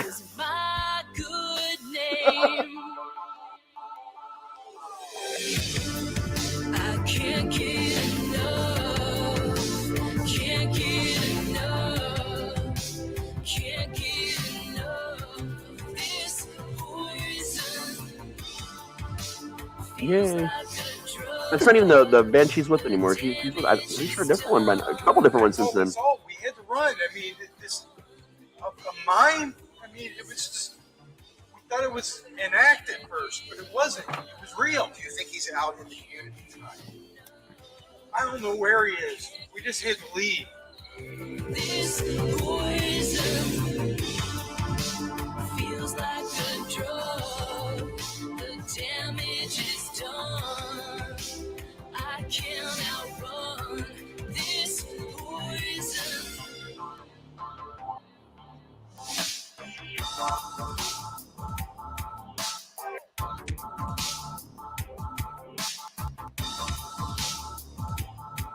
And this is where he pops up, right? No. Oh, All right, look, Pyle. he popped up. There you go. Yes, did you notice his gloves were clean again? Yeah. So there was that was the movie. At the time, when Slasher's Gone Wild, which was my first movie, that was the last movie that I appeared in the entirety of. Like I've been in smaller parts, like here and there, like as favors, but that was the last one that I was in its entirety. I did two others right after and during this with another filmmaker who kind of scarred me for life from filming. So I didn't do much after that at all. Really, a couple appearances, but now I just do haunts. So But yeah, it's a fun one, man. All right. Yeah, that's another one on my bucket list is to be able to do a movie like that. You know, We should do one, man. well, like I said in the chat, I always wanted to do a martial arts movie to be in a martial arts movie. Whether as a stuntman, martial arts choreographer, or whatever. But I always wanted to be in a martial arts movie. It just hasn't happened yet. I don't know enough or have enough good equipment to film a martial arts movie. But if you ever want to do, if we all want to get together and write and come up with an idea for a found footage movie, I'm dying to do a found footage, and I got a couple ideas around. And I've been thinking about bringing the film company out of retirement to do another feature at some point in the next year. I mean, I can do horror movies. That's easy enough. Yeah. That'd be fun, man. Produced right, by our own studio. All right, let's do it. Let's make it happen. Yeah, it's something to look forward to in the future. Let's make it better than the Haunted movie. That's the thing. Like, we could have been a lot hard. We should have been a lot harder on that movie. We were supposed to be riffing it, and I was just trying to riff it myself and then give you fun facts about it. But watching it back, man, like, it's been a bit since I've actually sat down and watched it, especially beginning to end, and not just little clips of it. With all the problems that we had with the fire and all the other craziness and all the reshoots, we didn't make the movie until like the third attempt to make the movie. Like, we had 2 false starts before we actually started full production with different cast members, different all kinds of shit. And it actually turned out a lot better than what I remembered. I mean, not great, but better than I remembered, and better than some of the shit I see on Tubi now. So. I think it would have been easier to riff had the volume of the movie actually been higher. Yeah, since we had that comment about it was hard to hear. So that was the comment that they were getting no audio from the movie whatsoever. Not low, but none. But yeah, I don't know how to fix that at all because I had all my internal volume all the way up. I had everything all the way up. So I'm not. Yeah, I think it would have been better to riff if we'd been able to hear it because I know I didn't make a lot of comments because I was trying to listen to the dialogue stuff in the movie. Yeah, that might have been an issue. I'm not sure if that's something we could solve. I'm not sure if it's because we were screen sharing through Amazon. I don't know what. There. No idea. It is 6:30, and according to wrong hand, my calendar here. We're Other looking hand. at the clutch of personalities. No, not at 6:30. That's Padded 8:30. Cell. Oh shit! I'm Padded Cell. sorry, Yeah. I can't read it. What time is that supposed to start? Now. Fucking hell. Padded Cell. 6:30? Yeah. Yeah. We're on Padded Cell. I guess I'm blocking that one. I can't tell. Yeah. Well, there's whatever. And I want to let everybody know that we've been talking a lot about the return of Elliott Radio, which is our YouTube only show. It just so happens that about six and a half hours ago at midnight, episode 4 of Elliott Radio dropped. So make sure you hop onto our YouTube and check out the movie.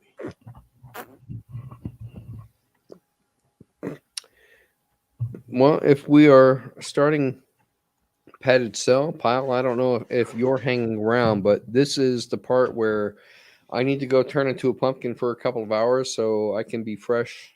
When I join later, I thought I had martial arts class, but I don't. So I'm falling. Yeah.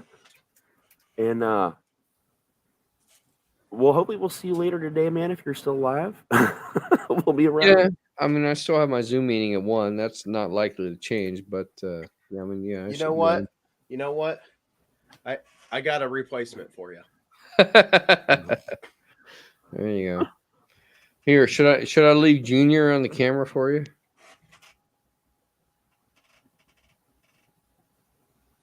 Hey, Kermit the Frog here. That's definitely not Kermit. Hey, Days, Leonard. I don't know. It was the first voice that came to me. Give me That's how many joints I smoked today.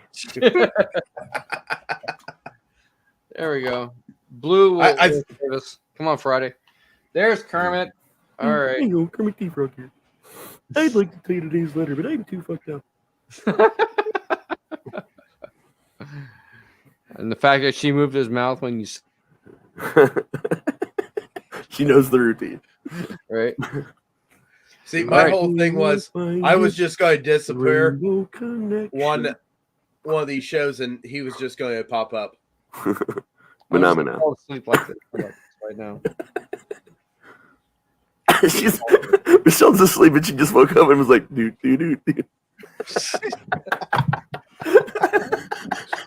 She was snoring like 5 minutes ago. She was like, I'm so happy Cassie asked for it for Christmas. All right. Well, he said on the. Oh, I might be able to get him to sit there. How about that? There we go. Adorable. Oh, he disappears. Exterminate. I love your Dalek. The Build-A-Bear Dalek. Okay, got it out of storage. I gotta bring Monty into this because he feels kind of left out. Have we given away any Monties yet? I mean, we have given away one. Have we given away one? Yeah, we've only had enough people to support one, but so far. We'll get more after we get into the waking hours when people are up. People are in bed. Well, Bob's in the drawing now. Two of my many viewers. Actually, I think we have some more people. The only person I'm gonna be honest with you, I'm looking up at our list, and based on who's commented for this, the only person that has won a big prize of any kind or isn't related to one of us or one of us is in fact Bob. All right. Well, Bob the I guess Builder. that kind of settles it then. Yeah, Jody wants a keychain really badly. Yeah, and she's been kind of hanging out for quite a while, so. Yeah, that's true. So is it a Jody versus Bob? Well, that's she up goes to you guys. sleep I'm going for to a little bed. while, then she comes back, then she goes sleep for a little while, then she comes back. I'm trying to figure out how to show the drawing because I think I just present again because we can just do it as a drawing just to kind of settle this once and for all kind of a thing. So give me a minute here. Share my screen. What about Michelle? Is she related to anybody? That's my wife, man. Oh, you met I Michelle? thought she was sleeping. That was forever ago that she sent that, man. That's when. Oh.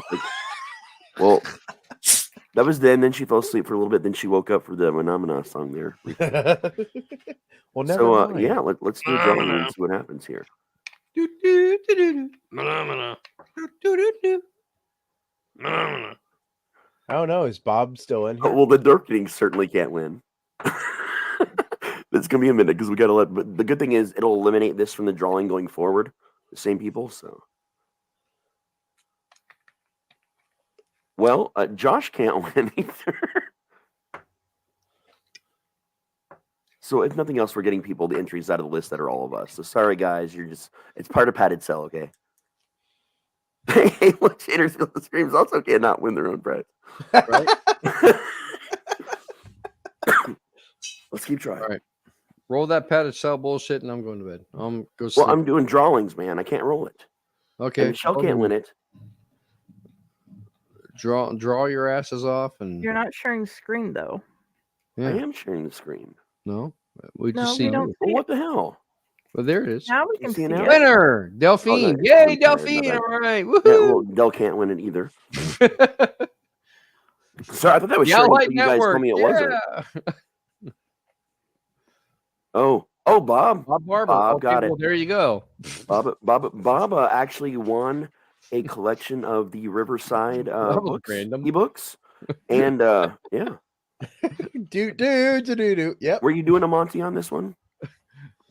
We can do. I don't know if you were or not. Okay, I forgot. Yeah, this was the giveaway we were doing for the Raztopia block. So yeah, from the movie and everything. So yeah, Bob, get with us. You've won an e-copy of Silence's Crimson 1 and 2 and the Riverside Chronicles. So get with us, and we will get that out to you.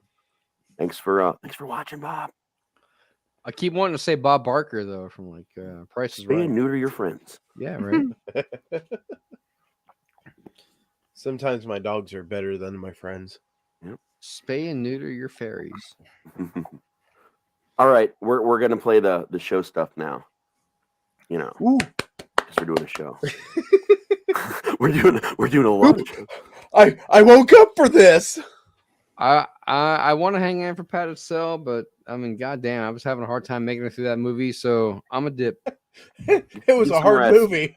Get out of here, man. No, it was an all right movie. I mean, which was worse, Death Machine Hard or movie. The Mime? The Mime.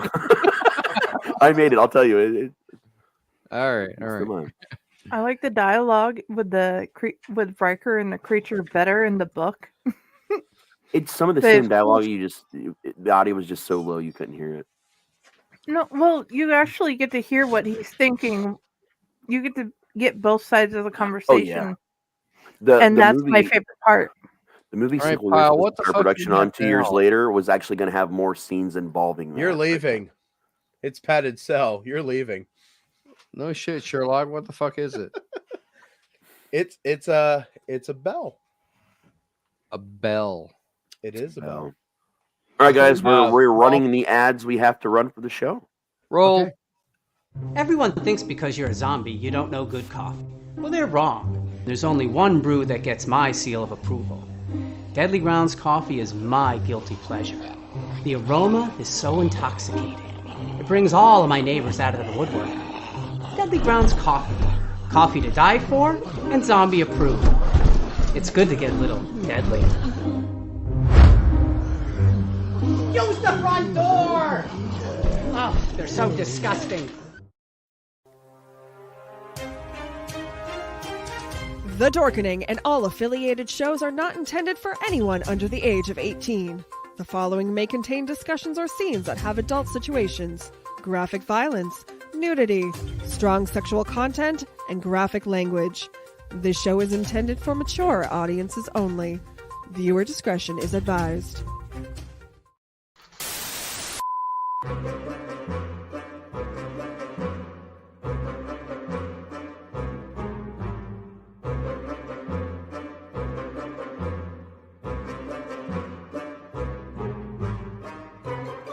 Good, bad. I'm the guy with the mic. Howdy, howdy, howdy.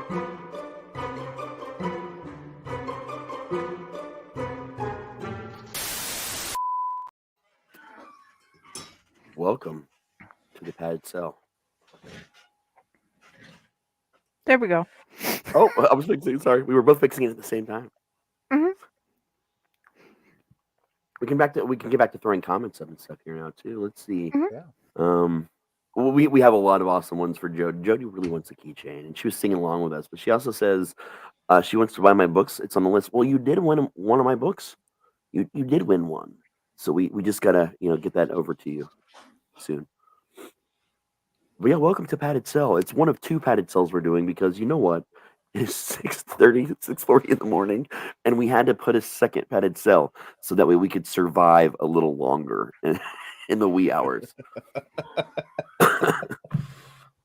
In the true outlet. Is that Ron dying? Ron has experienced death. Like, I just heard somebody coughing and I thought it was him dying in the background. I don't know. His mic's still live, but his camera's not. I don't know what he's doing. What do you think could happen? It's a live show. Mhm. At least he didn't take his microphone to the bathroom. That'd have been hilarious. Not bad. Who does number 2 work for? Number two. Number 2. Beautiful evening soup. It's a good book, I promise, Jody. I love it. It's hiding on my nightstand.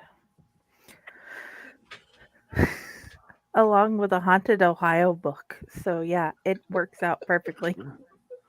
Yeah, there's a whole series of the Haunted Ohio books. Those are really cool books, man. My mom knew the author when I was really young, and she actually gave our family copies of all of them, like signed. And my mom probably still has them somewhere. That is awesome. It spawned a lot of my early paranormal love of things. Not all of it, but a good chunk of it. That's when I started learning more about, wanting to learn more about, local legends and things like that. And it just kind of spiraled out of control over the years. I feel like people are really getting to know us today. I'm not sure if that's good or bad. But That's true. I'm definitely happy to be here with you guys. It's just going to be interesting trying to figure out the questions whenever I finally get to like 8:30, not 8, but 10 o'clock in the morning. Yeah, yeah. Speaking of questions, didn't you have this crazy big list of questions that you were gonna? That's what we were gonna do during this padded. Ooh, was the I question did. list. Yeah, I did. I do. I can send it to someone and someone can read it. Well, no, you got this is your list, buddy. read You it. gotta read it. Oh no, I don't read things. Oh, you're reading this. Okay. Oh, Send dude, them I to have a me and reading I will issue. read it for you then. Wait. Raise your hand if you've slept recently. Raise it. Like I said, ring the bell if you're gonna read. Oh, that's not what you... Same thing. It's called entrapment. Yeah, Put I know. it in the Well, private chat. I will. Hold on.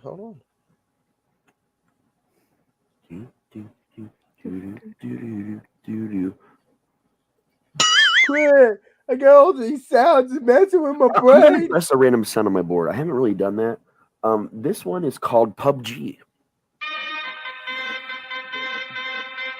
I know that song. Not a bad song. It's hand clap. Yeah. I thought that would be guns for PUBG, the video game. Wait. Okay, one last one. This one says Mary. Mary. Mary. Okay. That's Mario. That has nothing to do with Mary. There's also this. Yeah. Oh my God. At one point in time, and I don't know if she did it or not, but I put so many sounds. And I'm going to bet none of them are there anymore. Oh, we did change over. Oh, wait. You want to get high? Yep, tally. Some of them are still there. At least that one's still there.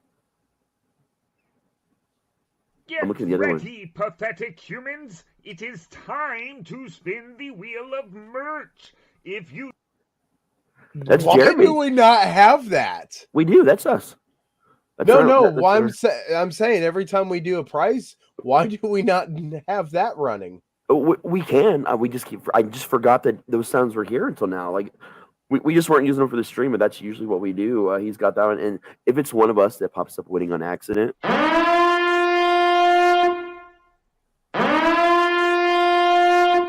You have cheated, you insignificant piece of human excrement. You now will be destroyed. Sounds like fun. Yeah, that's what happens if one of us accidentally wins a prize, usually. Yeah, no, I forgot we had those on here. For some reason, I wasn't sure what all we had done. Oh, this is a fun one. We all float down here. You all float too. So I sent you two things. Okay. I opened the Would You Rather. And that's perfectly fine. I just one down there. I sent you two. And you know what? I feel like I need a metal one of these to give it more of a sound.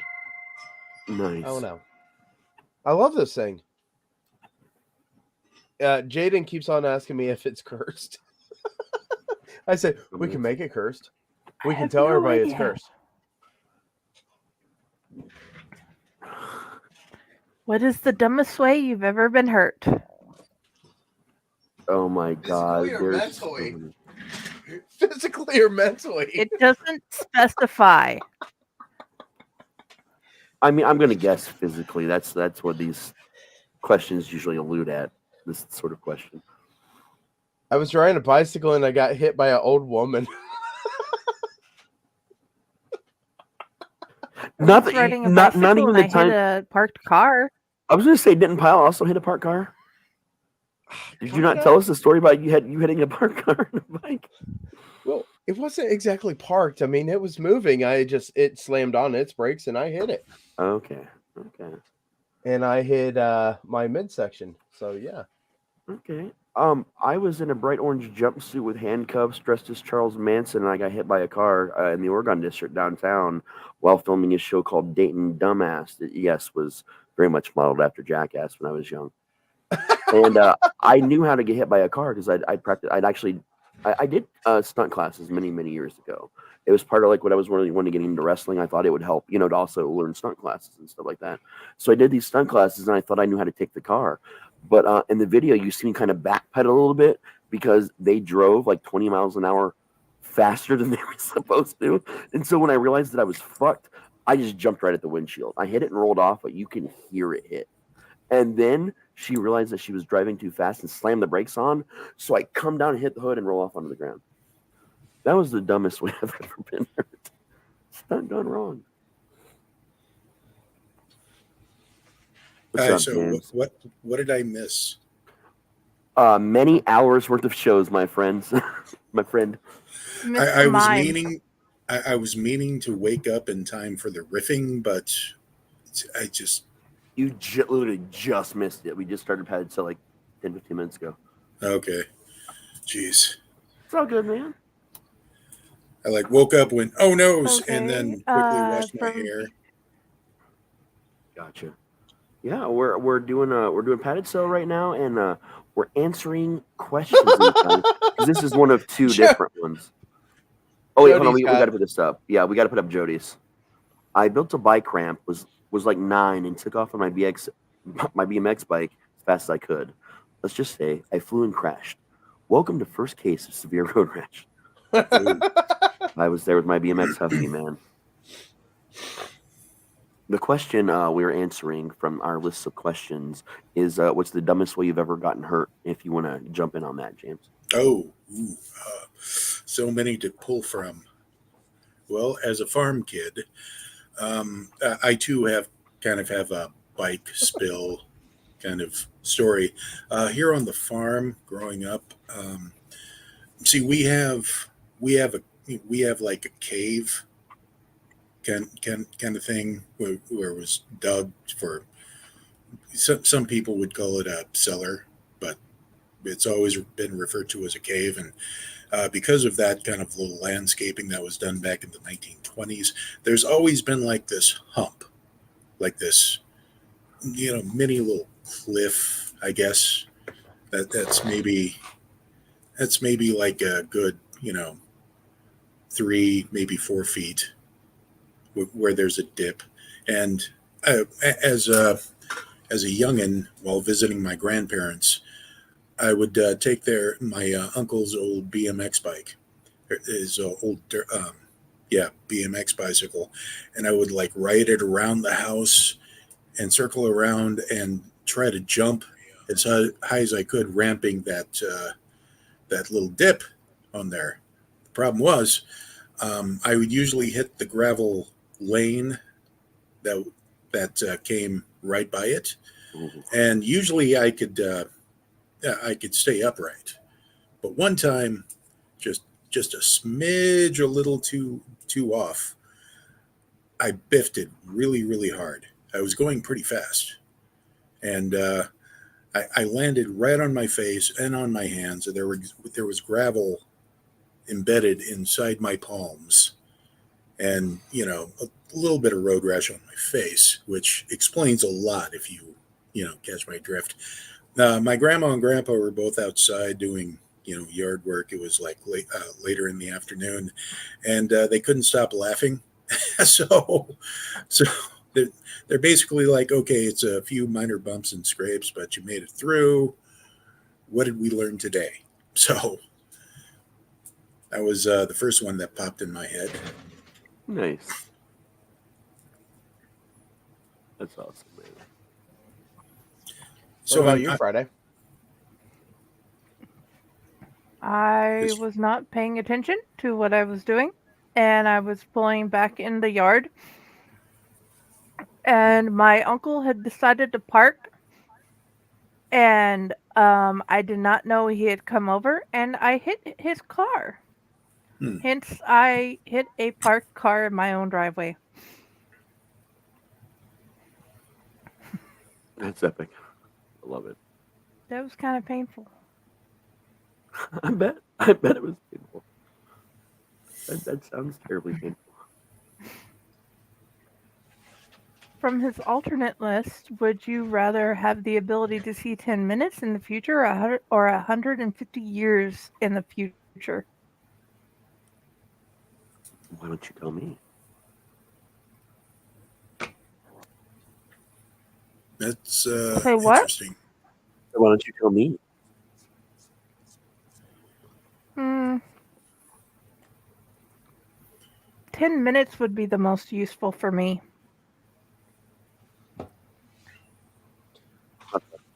I can't really do anything about 150 years in the future. Butterfly effect. Fair enough. Yes, you need to take into effect the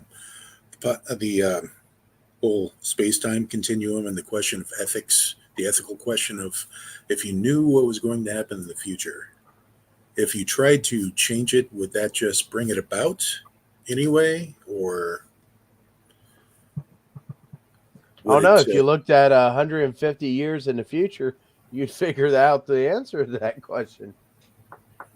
Well, 150 years in the future, if all you're seeing is a void, you would know. But 10 minutes into the future, if you can see that far, and just that limited, sure, it would be a little more useful, but how many tangent universes are splitting off because of that?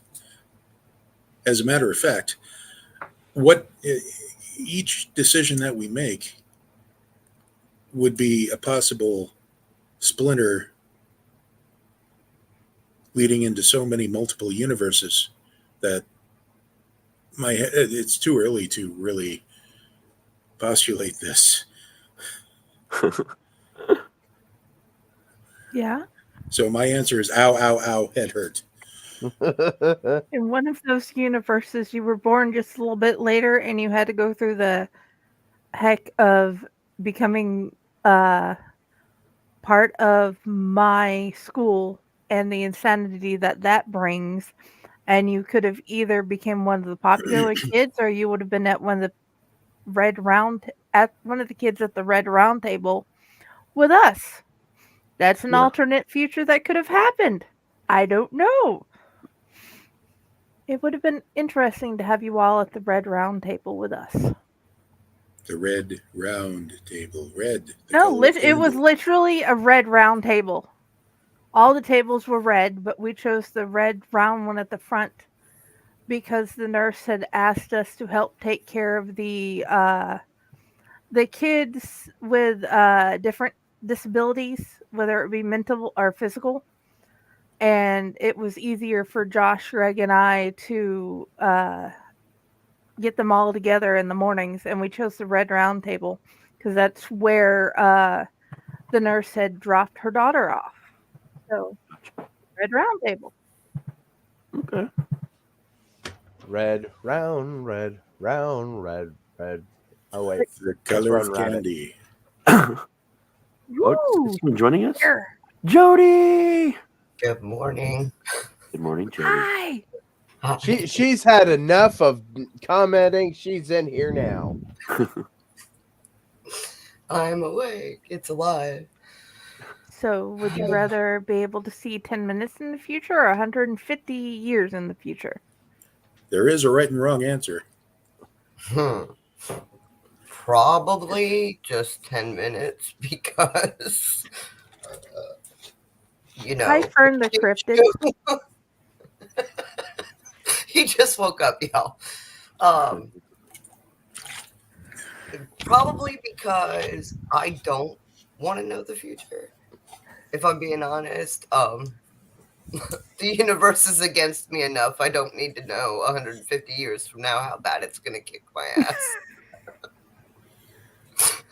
Is it 10 minutes in the future and 150 years in the past? Is that what you said? Or 10 minutes, or are these both the future? Because I'm getting confused here. These are all both the future. Are the future. All the future. Okay, just 10 minutes, please. I would like to look 150 both are the years. future, according to the question. I would like to look into the future just to see if we actually finally get the flying cars we were promised. Oh, yes. The Jetsons. We were supposed to have them by now. Where are they? They're invisible. They're on the back burner because the electric cars keep on not working in the winter. Actually, there's no And way you can even see exploding. them because where they're going, they don't need roads. Yes. Sorry, that's my Back to the Future bastardized. I want to be a nod there. deceiver so bad. But anyway, Now, I'm going 10 minutes in, just 10 minutes in. Here's why. I'm not going to be alive in 150 years. I'm going to be lucky to be alive a year. So if I go 10 minutes and something weird or bad is happening, I'm going to be able to get the gist of it pretty quickly. So that way, when I go back, to my normal timeline, I'm going to kind of know what to avoid just in case it was some kind of tragedy. So it's like a look 10 minutes from now to kind of use that as information to survive. Okay. I'm changing my answer to 150 years in the future simply so I can write some fantastic science fiction. Oh, yeah. That would be cool. That's what the Simpsons do. Simpsons did it. Mm.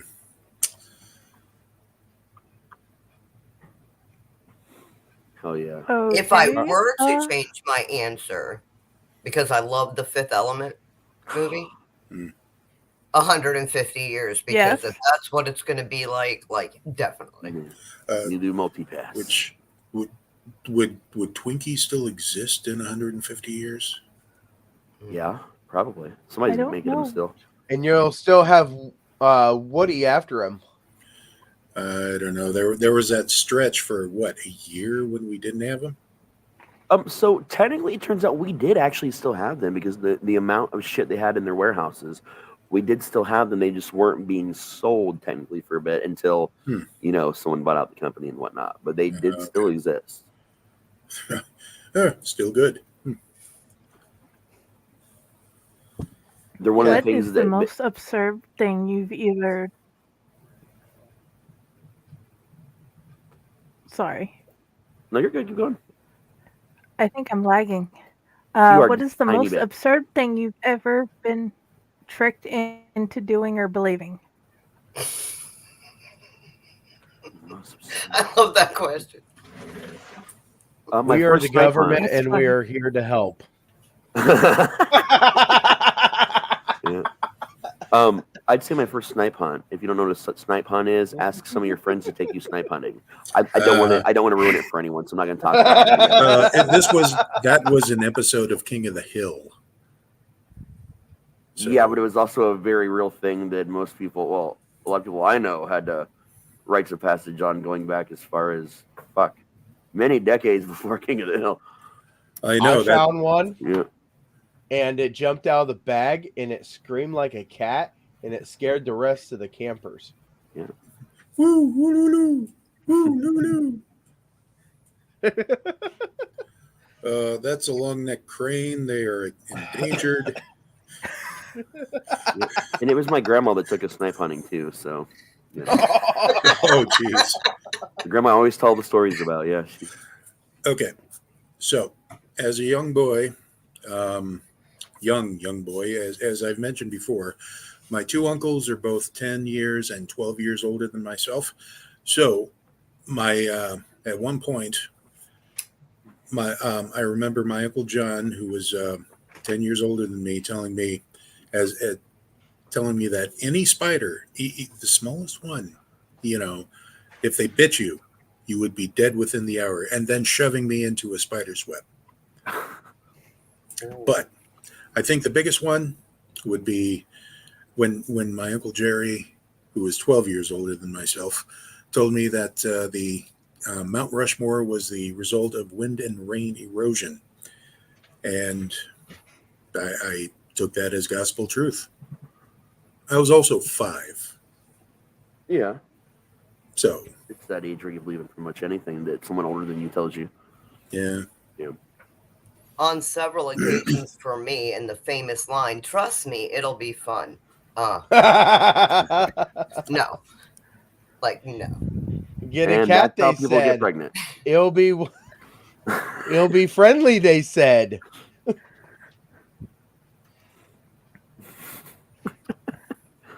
Who hasn't answered this one? Me and Dad saying it was a great idea to eat chocolate-covered bugs. It is a good idea to eat chocolate-covered bugs. They're delicious. Chocolate-covered grasshoppers actually are. I was gonna say the grasshoppers are good. Yeah, they're pretty good. The spiders aren't terrible. Pretty good until my uncle told me what they were, and then at that point, Yeah. my little mind was not able to deal with the idea that it was a good idea. So I got lucky knowing. 6, 7. Yeah. Yeah. Old enough to know it shouldn't crunch like that in the center. See, that's about how old I was too. But my dad actually told me what it was when he gave it to me. He ruined his own prank.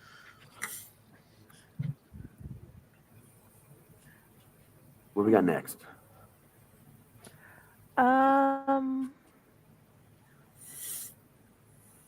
Would you rather be forced to sing along with every song you hear or dance with every song you hear? Beautiful evening soup. You missed the evening soup song. It was a song called Evening Soup that was in Alice's Adventures in Wonderland. So when Dell was reading it, she actually sang the songs that were being talked about in the book, and it came up with an impromptu song about evening soup that she sang beautifully. It was hilarious. It was awesome. So now we've been singing Beautiful Evening Soup for hours. I have anyway. What have I walked in on? Beautiful Evening Soup. Something you walked in on the weird question portion that happens when you've been awake for however many hours we've all been awake. Yeah. I would sing whatever. I would be down for that one. I'd rather do that one. I'd sing it with her. That'd be fun. So, you know what? If dancing is this, then I'm dancing. Jazz hands. Oh, and spirit fingers. That's the extent of my dancing. Thank you very much. I feel like that right there is going to end up in a clip somewhere. I've got a question. It's an unfair question because one, if you're over the age of 40, continually dancing is like no. Okay. No. And then if you give me the option, which I love to sing, I am a singer, but eventually I'm going to lose my voice. So that takes me out of the equation as well because I can't just continue singing forever. Ooh. Jitterbug. I have something for you. Wake me up before you go. So this is called the entertainer's secret, and this is what my haunters use because that's what they do. They scream and holler and this and that, and none of us have lost their voices. So let's test this theory. You know, get yourself one of these, and I want us to hear you sing for 24 hours. Oh, shit. Okay. There's a stream for you. Entertainer's secret. You'll have to. So Jenny, send me the product. So let's see. I'm 50 and I'm already missing parts of my body here. Dancing is kind of out of the question, so I'm going to have to go with the singing. But I do have a question for all of you now that we bring it up. So would you rather not know the difference between donuts and kittens or have have chicken fat shoot out of your nipples each time you get excited? Chicken fat, because that would be hilarious. I would make it into a whole shtick. At first, I was prepared to say, "Okay, I'll eat a cat once in a while. I'll alpha the shit out of it." But then you said the nipple thing and the chicken grease, and I was sold. I just got a visual of Porky's 2 in my head when he said that. That would be the first time that my chest had worked the way it was supposed to because I have not been able to breastfeed. That would be hilarious. Let me get in my first foot chase for the cops. So I'll just turn around and be like, "Ha!" Like it would also happen if somebody scared you, like boo, ah. Oh.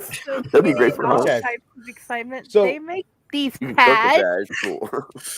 to help with that.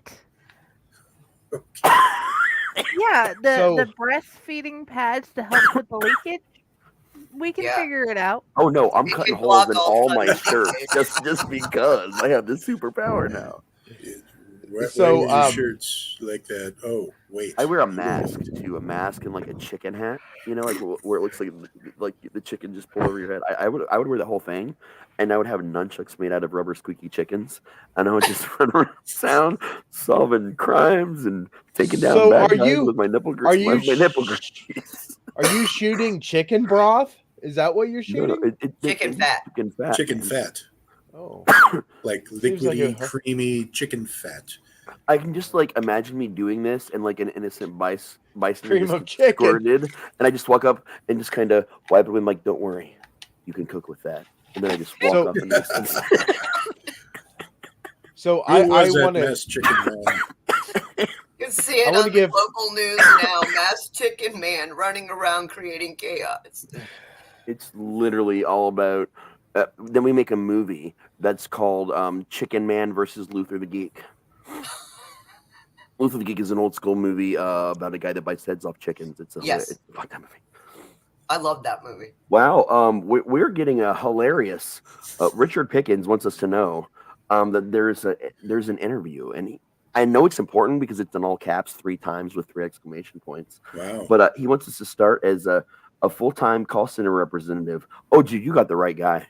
I will work for your fake company and your scam, and I will make you more money than anyone you've ever known. So We want to. I want to answer. No experience needed. In case you guys are worried about this job listing that just popped in our chat. What was that, Pyle? I want to answer your question in the most wonderful way. Okay. Okay. Hello, welcome to a Chinese restaurant. No, you can't. Oh no, no, no, no. That's a big no. At least True story. I feel like the weird timing here is that I'm talking about like shooting chicken grease out of my nipples onto people, and then I get a job offer. So who's getting the job offer? Is it me or Chicken Man? Because that's a whole different response. that is definitely a trick for exotic dancers. Yeah. Like do do do do do. I get excited from the extra tips. You know what I'm saying? Right. Off of what That's a Pyle 20? did, true story. So we used to live in New Britain, right by the capital of Connecticut, and down around the corner, there's a plaza, like a strip plaza. There was a Chinese buffet in there, and a lot of people were complaining, like, because cats just kept coming up missing. Somebody found some fur, and Did they taste like whatever donuts? They ordered, and so they went and did an inspection, and needless to say, the place got shut down immediately. They were literally serving cat. Garfield's on my fork. He's purring there on my fork. Ooh. Boy, I woke up to the right stuff, man. See, here in Omaha, there in the Bel Air Plaza, there is a Vietnamese restaurant that's situated right next to a veterinary clinic. Oh Jesus! Every time Local- I drive by that, I have questions. Why do people have problems with locally sourced meat, man? I'm detecting a bit of hamster in this. But is it Harvey the Wonder Hamster? Friday. That just sounds horrible. It sounds like there's going to be a old UPS truck coming in and picking up things.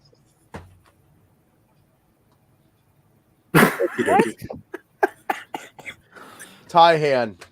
Yeah. Oh. Has anybody tried pho? I believe it's called pho, or Mhm. is it the Vietnamese soup? Yeah. Is it?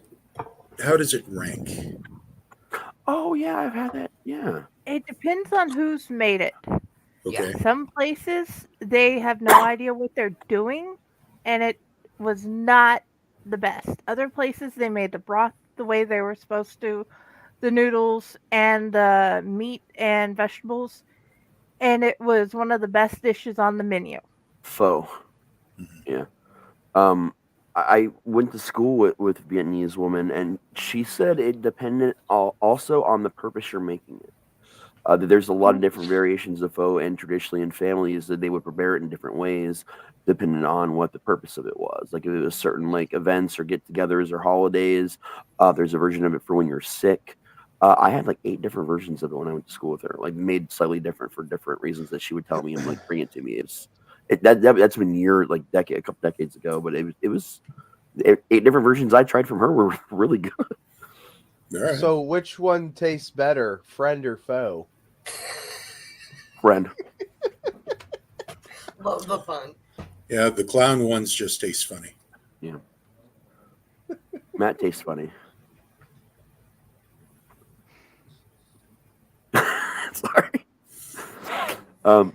Question. We need a new question. Where's I the have a new list? question. Okay. Okay. The new question is, if you could meet anybody in this world today, who would you meet? Today, as in alive. Yeah, anybody alive today. Oh, okay. Wow. I'm gonna have to think about that one for a minute. There's a lot of options there. You know, for me, I would still love to meet Stephen King, even though nowadays he just sounds like a cranky old fart. Well, how old is he? He's in his 70s right now, but I haven't. I follow him on Twitter, and he would be, some of his comments would have him banned from our lovely little party. Yeah, that's true. 76 years old. I've met a lot of people that I've always a lot of people that I've wanted to meet for different reasons over the years, but one that I've not, that I would absolutely kill someone to meet is Paul Rudd. I've been a big fan of his since my childhood, man, and I've never stopped liking Paul Rudd, and he's never changed or looked different. He's a vampire. He is a national treasure.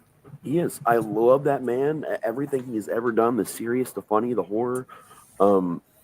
The fact that every time he was on Conan O'Brien, the only clip he would bring was from Mac and Me. Yep. I love that. I love that so much. So I also love Mac and Me, but yeah, that always cracked me up when he would show up and do that. Like, oh my god, it's hilarious. But no, I love that guy. He's cool shit, man. I would have to say I would like to meet Quentin Tarantino and ask him what goes on in that sick, twisted mind of his. Lots of liquor, drugs, and insanity. At one point. Yeah, facts. But just the depths of it. I almost said Rob Zombie because I still want to know what was in his head when he made House of a Thousand Corpses. But yeah, Quentin Tarantino, because I've been watching him since I was young. What was it? His mind when he made A House with 1,000 Corpses was The House That Bled and Texas Chainsaw Massacre. That was predominantly what was going through his head when he was making those movies. And then, oh shit, I just got screwed. Universal is dropping me. We lost 2 main stars. Now we have to refilm the entire movie, even though people have already seen trailers, in exactly 30 days in the rain, and then release that version with a different company. Right. Those were all the things that were running through his head. And also, what the fuck is Dr. Satan? That was also running through his head because he didn't like that. That was something that pushed on it. According to all his interviews and everything, those were all the things at all the different stages that were going through his head. That's a lot in 30 days. Jesus, yeah. I remember watching that in the theater when it came out and absolutely adoring it, just taking it all in, and everybody else around me going, I don't get it. But why did they make that joke about fucking a stump? I don't, this seems odd. There were 4 people in the entire theater when me and my 2 friends went to see it. 3 of them were us, and one was just this random guy that came in halfway through and just sat there and left. We were all 3 on acid. We were 6 hours into our trip and got dropped off the movie theater, and with tickets in hand, hey, I bought movie tickets for you guys. Your trip, I'm going to drive you there and make you go watch this movie. And then they dropped us off. And we watched this movie, and they came and picked us up after, but the whole time I'm just we're screaming, we're running around the theater, we're freaked out, and the guy in the background, you can hear him laughing every now and then, dying. But there's that scene and towards the beginning where they hold the gun up to the cop's head, and it kind of pulls back, and it looks at the trees, you hear the birds. Right. That scene felt like I was on that floor on my knees, staring up like this at it, knowing what was about to happen for an hour. That's what it felt like, because I'm just and I'm tripping so hard, the time has changed. That movie was absolutely breathtaking and fucked up. I do not recommend that. I cannot imagine what was going through your head, because I'm a clean liver. I was watching that. I went in there stone cold sober, and even I got a contact high. Yeah, it was so insane to be like on that with no knowledge that that was going to happen that day or nothing. It just kind of happened. And I've seen it sober, obviously, a million. Well, I'm never really that sober. I'm always smoking weed. But I mean, I've seen it not that level of inebriated many times. And I still absolutely love that movie. I don't care what anyone says. I absolutely love it. I did too. Oh, yeah. I wish he'd have stopped doing Weird Al music. When he went out on his own and just did Rob Zombie, I wish he'd have never done any of that, and he would have just gone right from White Zombie to just directly to films.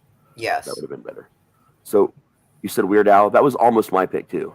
That was almost my pick. Yes, but I changed it the last second. So why Weird Al? I've enjoyed his songs for a lot of my lifetime, and I'd like to rock out with him and find out more about anything about him. Just eat it. Just eat it. So 5th grade, I did a talent show with nope, sorry, this was 7th grade. I did a talent show with my buddy Chris. We did the Bedrock Anthem. We dressed as Flintstones. We did the whole Bedrock Anthem from Weird Al. It was. My mom probably still has this somewhere, but it is epically terrible and hilarious. It's a little Al column A, little Al column B. I can say Weird Al's a freaking genius. Like, honestly, did you watch his Netflix documentary where Daniel Radcliffe played him? The documentary that was not a documentary. Basically, yeah, it turned into a movie. But I got a lot more insight because, like, right when he got really big, I want to say I was probably 8 or 9, and I owned everything he had. I had him on records back then. Yep, the record, all of it. Okay. Right. Picture this. 4-H camp, 1985. I was in the crafts cabin going through and making my little Pioneer candles, doing the dipping thing. Mm-hmm. Somebody brings in a stereo, turns it on, and they were playing Like a Surgeon. And I heard that and I just stopped and went, this is fucking brilliant. Yep. Oh, yeah. Like a surgeon. Hey, for the first time, like a surgeon. Dude, like, what I loved about that movie is that so many people think it was real. So many people think that was actually his life. Like, the thing is, the way they put it out there, he didn't tell anybody, like, exactly that this was all going to be bullshit. It wasn't until right after the movie came out that he said, oh, guys, by the way, almost none of that even happened. Almost all that was absolutely. Okay, look, have you read the official biography, The Complete Al? Yeah, I came out in the 80s. You got to understand, there's a certain sense of humor. Oh yeah, either you get or you don't. Yeah, right. I thought it was all. I just loved it because, like, for me, Daniel Radcliffe was not playing Weird Al. He was actually playing Weird Al the way Weird Al played a version of himself in UHF. Yep. That was the exact style of acting he went for it. And he even talks about how he memorized UHF. Like, he'd always loved UHF. Like, it wasn't something he'd only seen because he was doing the movie. Like, he was a big fan. And he said for this movie, to prepare, he just talked to Al a lot. You know, obviously the music, he already had owned a lot of it. And he just watched that movie over because he wanted to capture Al as an actor. And it was just this weird meta thing he did. And it was fucking beautiful, man. 3 VHS copies of UHF I went through and ruined because I've watched them so much. The DVD copy kind of got scratched up. Yep, I've gone through so many myself. Yeah. Now I just only watch the digital version constantly. There's always a copy of it on my computer, no matter what computer I have. It's like one of 3 movies that are always on my computer. It's that, 16 Candles, and Nightbreed are 3 movies that are always on my computer. It's Kitty. Yeah. Kitty. Decided to climb my back. So what's our next? Would you rather have a pause button or a rewind button? Yes.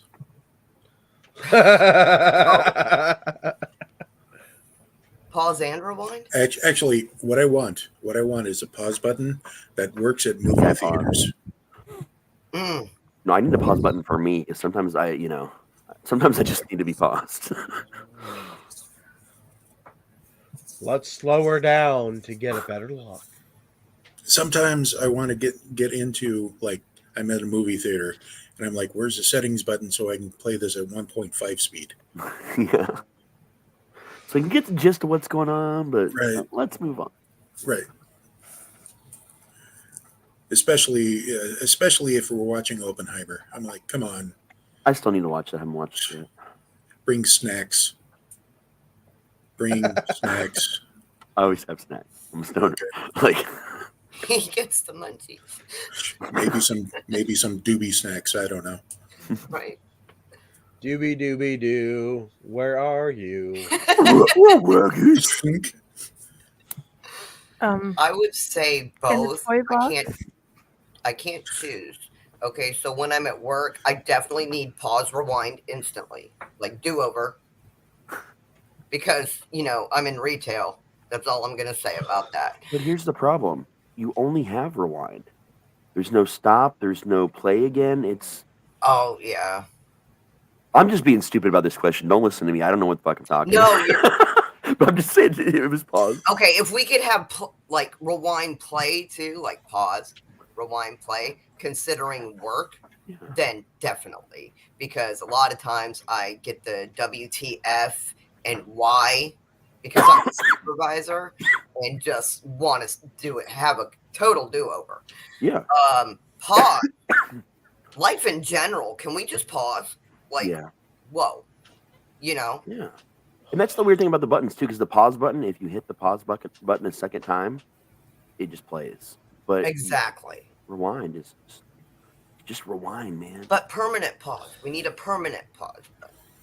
A permanent pause? Yeah. Oh, that's death. Yeah. I'm just messing with you. But yeah, I guess. But yeah. Do you know what you get when you have stop. A pause button in the middle of flowers? What? Meadow pause. You're fired. I'm only laughing because I'm dealing with that wonderful life tragedy right now. I believe it's the Joker who once posited that it's not the fall that kills you, it's the sudden stop. Yes. Yep. I mean, that's accurate. However, just having a temporary pause button would have been nice when I was working. So I'm like, I'm tired. Pause, nap. Wake up all refreshed and not wanting to yell at the customers. Oh, yeah. Like have a mat handy. What's that for? Pause. None, yeah. Like in kindergarten. Yeah. Absolutely nice. What about you, Jenny?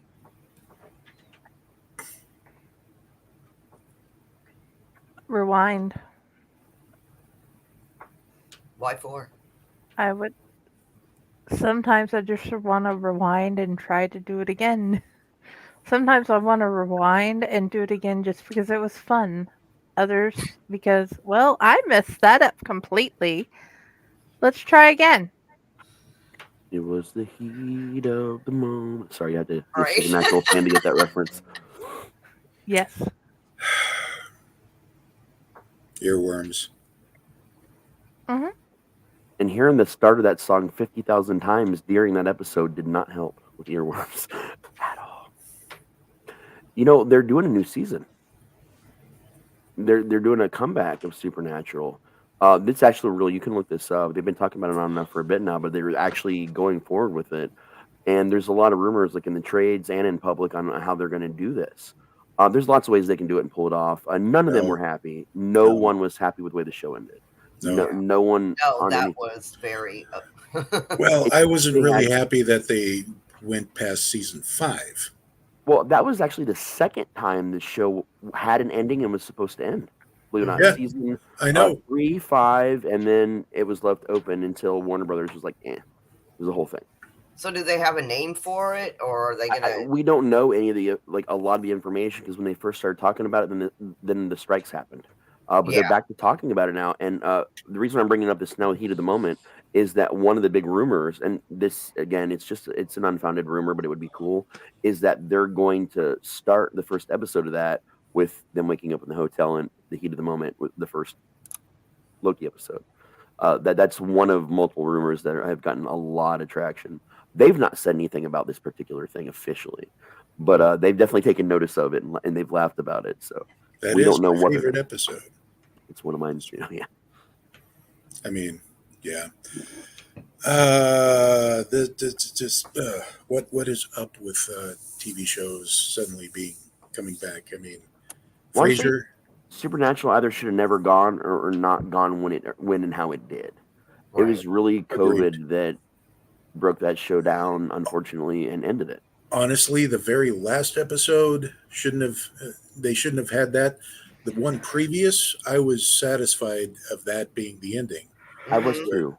A lot of us were, I think. Yeah. I mean, honestly, the way that whole the second half of the last season was bad. But it wasn't.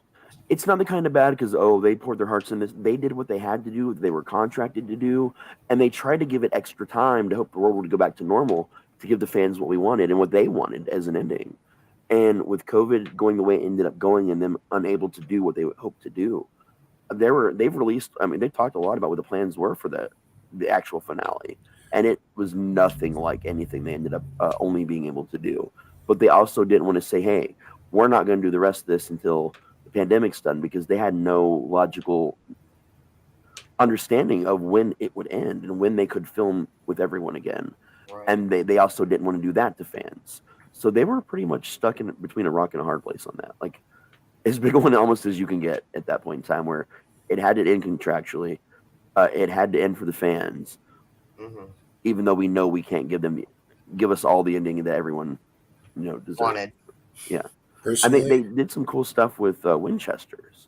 Yes. But then CW canceled it because CW also switched hands, and they decided that the person that was in charge of programming decided that they wanted to go more unscripted shows. They were trying to get away from dramas there for a little bit. So they actually canned a lot of their shows. Like the Archie show, it ended.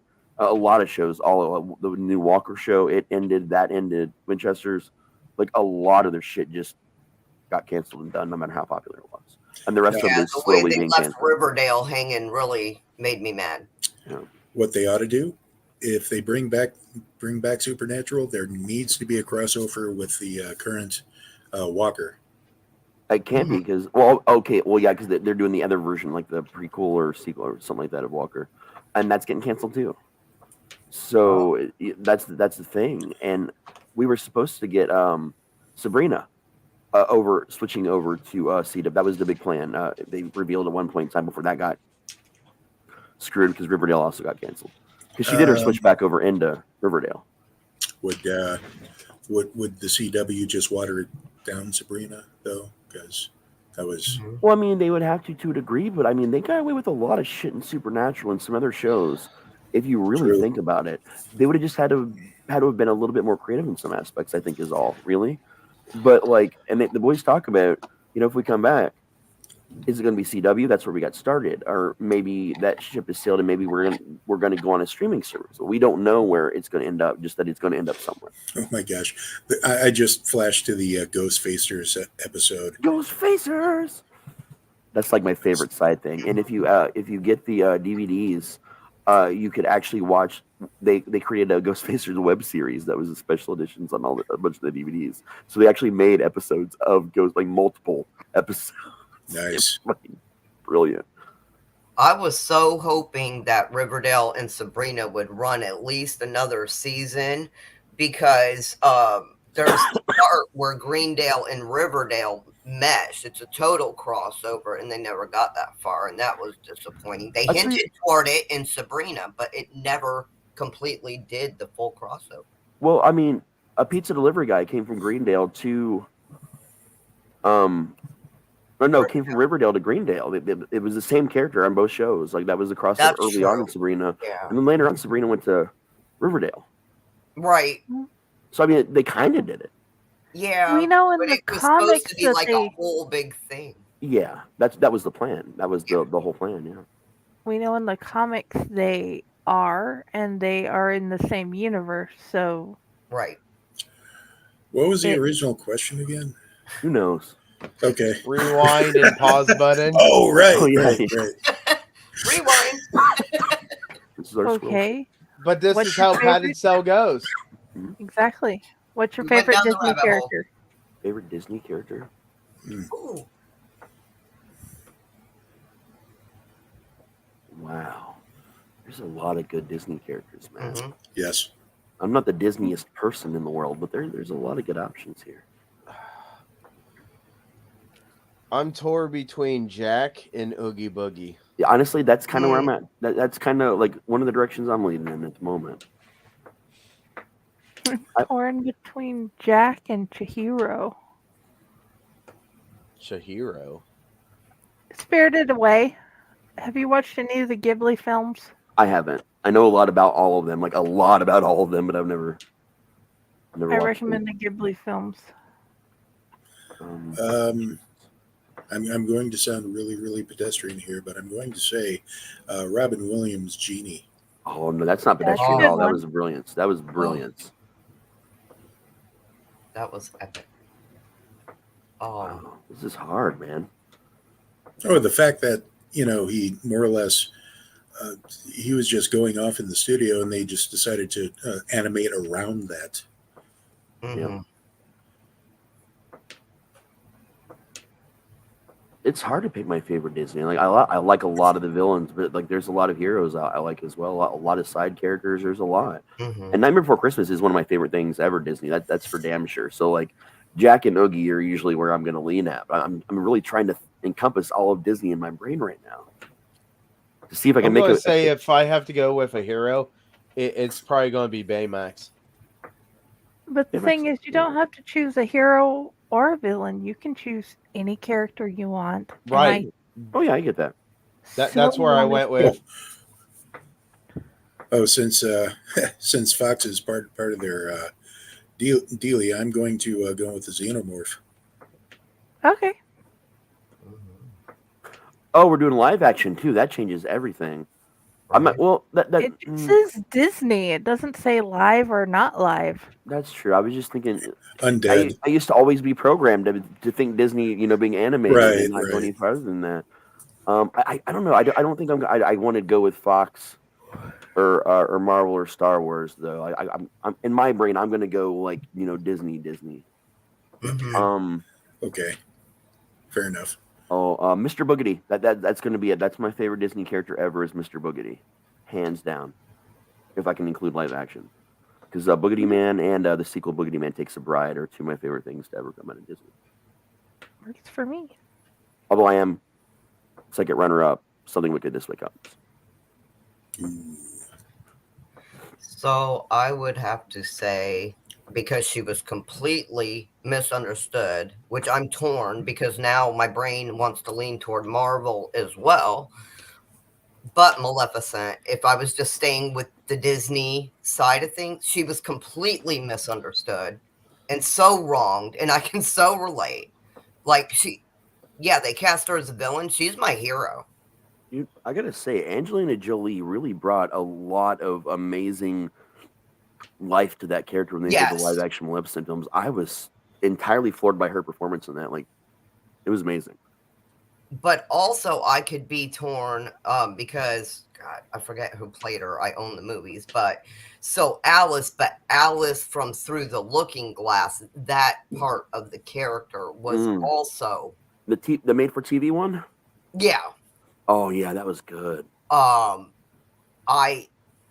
movie, usually second movies aren't better than the first, but to me, that was like, whoa. It was great, man. That was like Return to Oswald. Uh-huh. Man.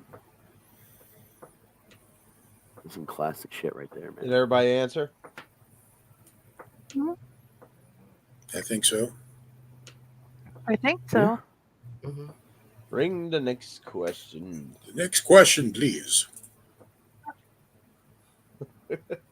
Wrong lever.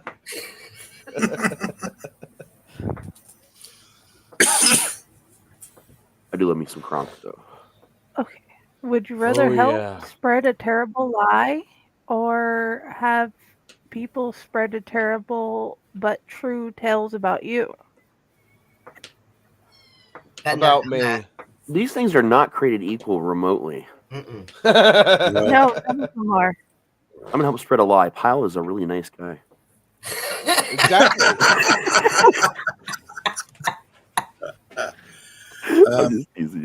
I'm going to. Oh, we love you, Pyle. Come back. Come back.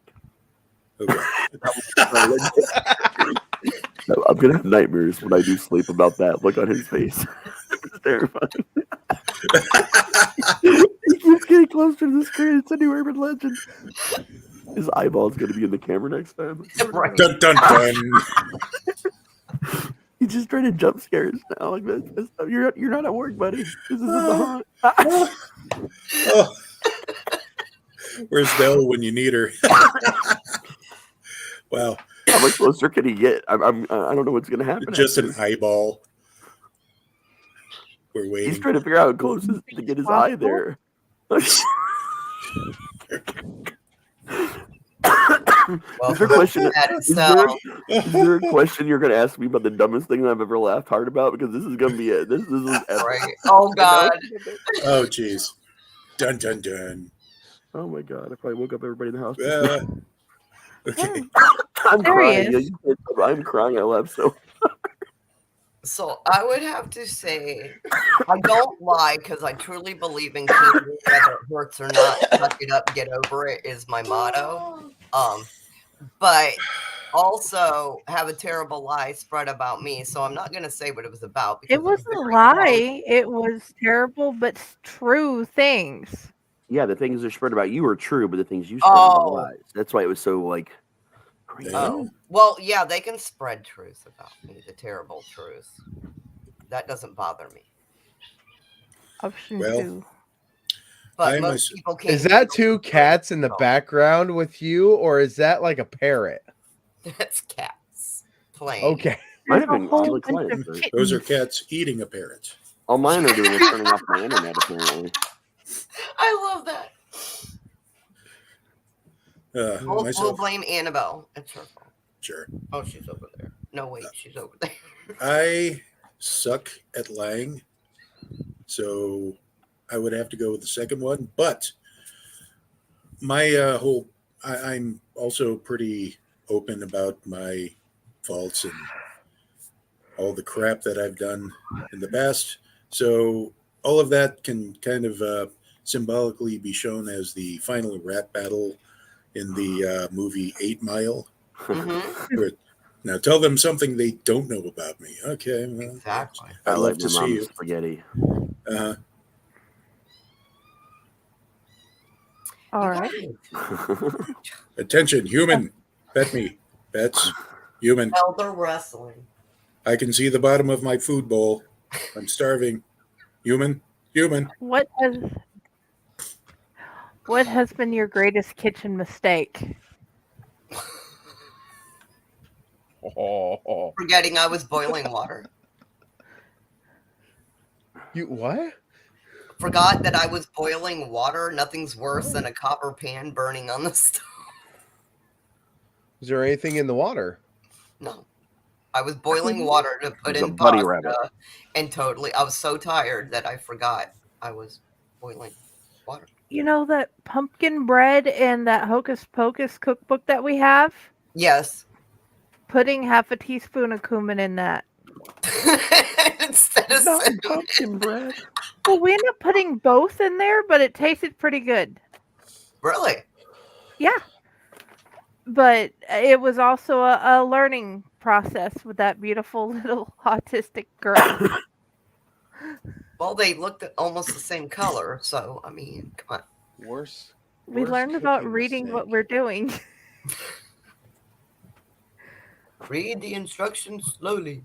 I once tried to reenact a recipe from a famous cartoon by using the song that was written about the recipe Step for Step, and it started with how'd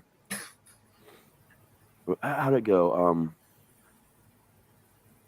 Half a stick of butter. There's half a stick of butter. Stir it with a wooden spoon. Add unsweetened chocolate, and you'll be in heaven soon. And I think the rest of it goes, hey, everybody, have you seen my balls? They're big and salty and brown. It's the chocolate salty balls chef song from South Park. And I thought, wow, the recipe is all laid out for me. These are going to be alcoholic, like chocolate balls with like a sea salt type thing. So I followed those directions exactly as they were in the song. It does not turn out the same product whatsoever. It's so bad. So what you're saying is published the real recipe, and the point was he sang the recipe, but he left out key ingredients so people couldn't copy it and steal his recipe. That was like the whole shtick, I guess, that you didn't find out, when you were first watching the show until later.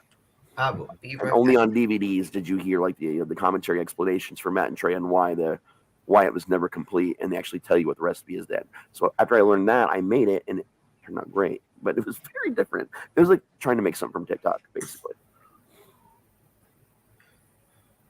I think she went to figure out the cat thing. I figured you were going to say the recipe was there is a spoonful of sugar makes the messing go down. Oh, I do that all the time. I always I put sugar in everything I snort. Or my bad. Snort. I'm joking. I definitely don't do that anymore. He mainlines.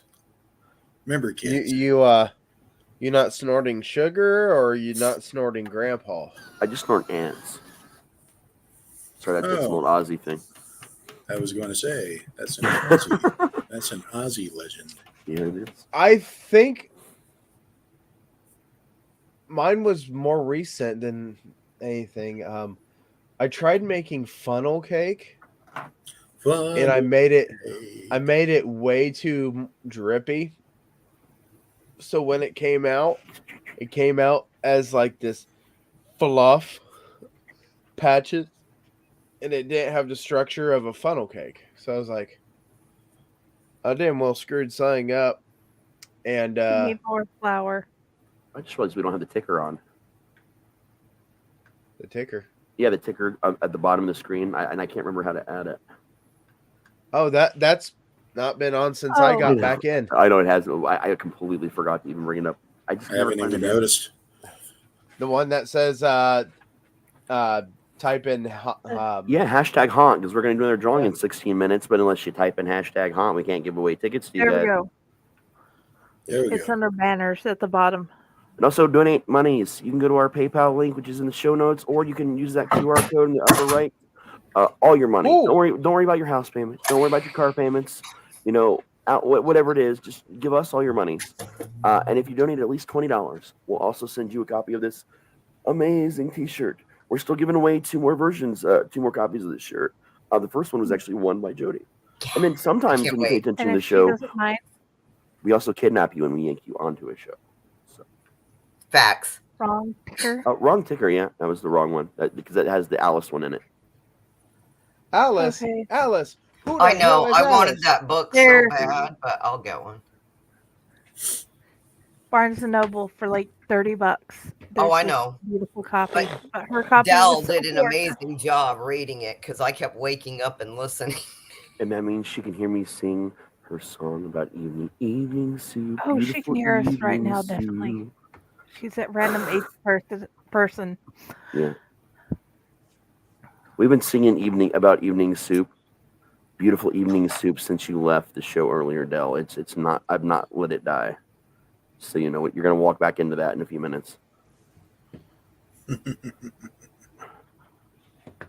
I can't think of anything that I messed up in the kitchen. I rarely, if it's not microwavable, it's not worth eating. That's my motto. So, but the closest thing I can think of is I once made scrambled eggs for my fiance one morning and decided, I wonder what it's going to be like if I use like maybe a couple of drops of vanilla extract. And it was a little extra sweeter. she found it off-putting. Hey, Del. Del is awake. I'm awake. I'm not. That is all. That's Are we about supposed it. to be? Matt is So- actually behind me right now. This is definitely a puppeteering situation. Okay, robot or zombie apocalypse? I would take the zombie apocalypse in a heartbeat. I remember Chris posted about this actually, and I responded to the same way I'm going to respond now. 100% the zombie apocalypse. I've seen Chopping Mall from the 80s. And I've seen Terminator. I'm not going to fuck with a robot apocalypse. I'm not going to survive it. Yeah, we just talked about Death Machine. Yeah, and with robots, it does not matter how good I am at tripping people that are faster than me. But in the zombie apocalypse, that's how I survive. Oh yeah. I'm usually the first to go. And honestly, all we have to do is get some Deadly Grounds coffee and just throw it, and we're on the safe side. Yep. Thank you, Deadly Grounds, for helping us survive the zombie apocalypse. We appreciate it. The official coffee of the Owl Light Network. The official coffee of the zombie apocalypse. Yeah, that as well. Definitely zombie apocalypse. I'm already prepared, man. Nice. You've Can talked me zombie into time- the zombie apocalypse. Now, here's a question. What if the singularity actually happened and all the AI just decided, we're fine? Then hopefully we'd have a pleasant coexistence after that. Right. Yeah, that's right. That'd be nice. But with zombies, there's no other side of that. There's so many ways the robot thing could go wrong, but only one way it can go right. In every version of zombies, it's bad. I mean, the best you can hope for are the slower original Romeros that are super easy to get away from, unless you're just surprised out of nowhere. Unless it's an but if you awkward get the running variant of the zombies that look like they're on crack, you're in trouble. Yeah, like 28 Days Later kind of zombies Yeah. that are easy, or even the modern the Romero remakes of Dawn of the Dead. The fast zombies are terrifying. That's tripping lots of people. Always stay in groups with a couple people you don't 28 like. days, 28 weeks later fans. Yeah. Yep. You know what? Why can't we 8 have years Shaun later of it's the coming out. Dead? Mm-hmm. I love Shaun of the Dead so much. Just get Shaun of the Dead zombies. We just hole up Yeah. We'll just hole up in the pub, wait for it to all blow over. I would hope if Yeah. I turned into a zombie that Pyle would put me in his garage or shed and let me play video games like that. That I'm good with that. Dude. What movie or what? There's a show. I can't remember what it is. There's a show. I'll guys. find it. Yeah, it's an anime, and his sister gets turned into a demon, and she's got a piece of bamboo in her mouth. That's what I would do to you. Just stick a piece of bamboo in your mouth. That way we can play video games. Yeah, that works, man. If we're going I mean, down that's the EMC rabbit hole, I would pull a Michonne and just cut your jaw out and your arms off, and you can be my best friend. I'd be good with that too. Demon Slayer. That's what it is. Yeah. Thank you. I've bought so much memorabilia from that show recently. It's not funny.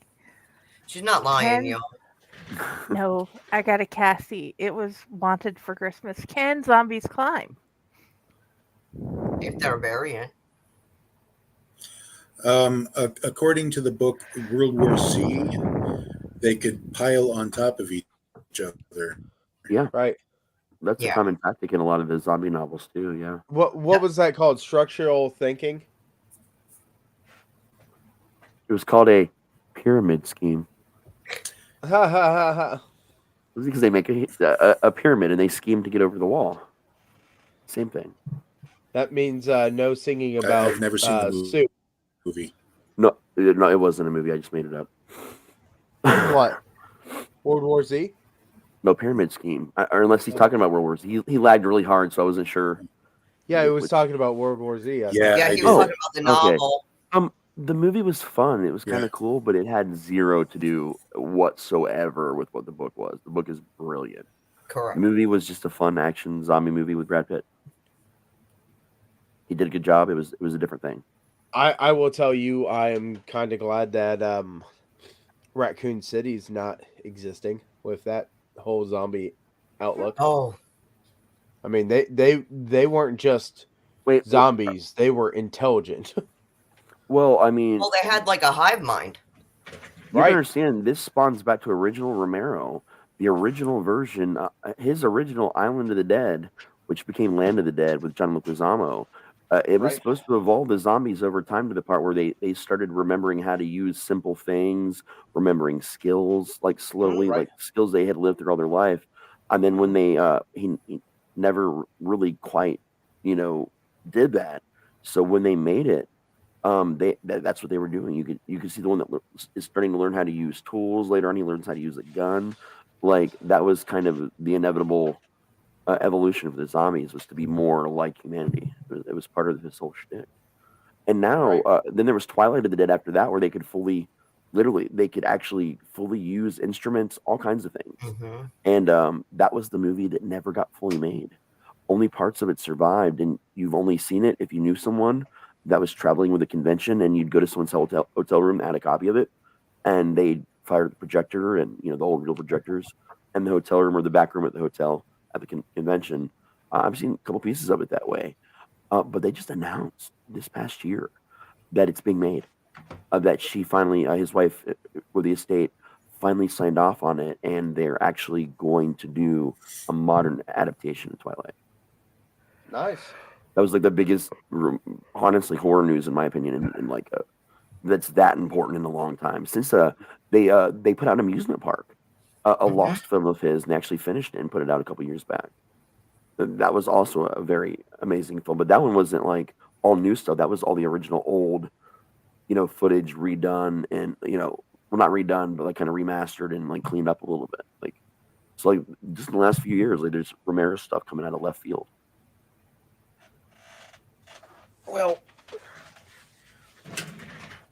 I don't know. I honestly, when it comes down to zombies, that's one thing I don't have at my haunt too much of, because we don't really never got into zombies.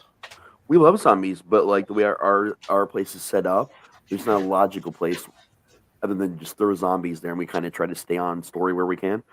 There's one zombie, and it's a prop. But it makes sense as to kind of where it's at, but it's just a prop. It's a moving prop, but it's a prop. A favorite haunt I went through probably 13, 14 years ago. It was amazing. So it was zombie oriented. I'm all about zombies. You can ask Jenny. I'm like zombie obsessed. And so when you walk through, you're probably like 5 minutes from the end. It was it was amazing. And so you've got all the legs and, appendages, everything hanging from the ceiling. So when you get there and they block it off you have to go through a curtain, so you can't see the group before you, right? Right. And what they're dealing with. You can hear the screams, but, to leave it a mystery. So I'm literally getting legs and arms and hands and guts thrown at me. Phenomenal. That was the best part of the whole freaking haunt. And I come out and I didn't care. Like, it was amazing. Nice. I was like, yes. So we are getting close to clutch time, aren't we? Isn't that at our 8 o'clock lineup spot? That's 8:30. Oh, it's 8:30. Okay, we got time then. Shit, we're good. For some reason, We don't have Ron to read his back. I think we're getting close to the giveaway, though. Yeah, we got 5 minutes still. We'll wait. Any more Still don't have any hashtag haunts, so Oh, we have like hundreds. What is the three most important things you would teach a kid? I'll be right back. Common sense, if I could teach it. I'm trying to figure out how to do that. The best way to do common sense is exactly what a comedian said. Take the opportunity of teaching the kid a dangerous situation in the safest way possible. Common sense will teach you after the first hit. Right. There have been like some very not intelligent things that happened during the snow in Nebraska. that I'm just like, kids, seriously, we can't do this. Or like the pod things, the Tide Pod things or the Cinnamon Yeah. things. Yeah. We've been just having conversations about trends and just weird things from the news. It's like, or what not to do if some weird person decides to come to the door. I mean, the common sense, cooking, and medical is the three things. Yeah. Yeah. I'm going to say that if I could teach common sense, and I've told my son to try his hardest to think 3 steps ahead of himself. Don't look at 2, don't look at 1 step, try going 3. That way you can do your A, B, and C and know how you can get out of a situation. The second thing is teaching him that so he likes ramen noodles. But he looks at us and goes, "Dad, how do you make ramen noodles?" Really?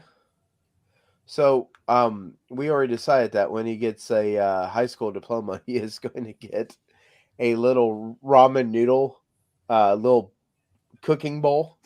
It's got the line in it. You fill the water up to this line when the noodles are in there, and this and that. And I love my child so much, and everybody knows how much I love my child if you have met me.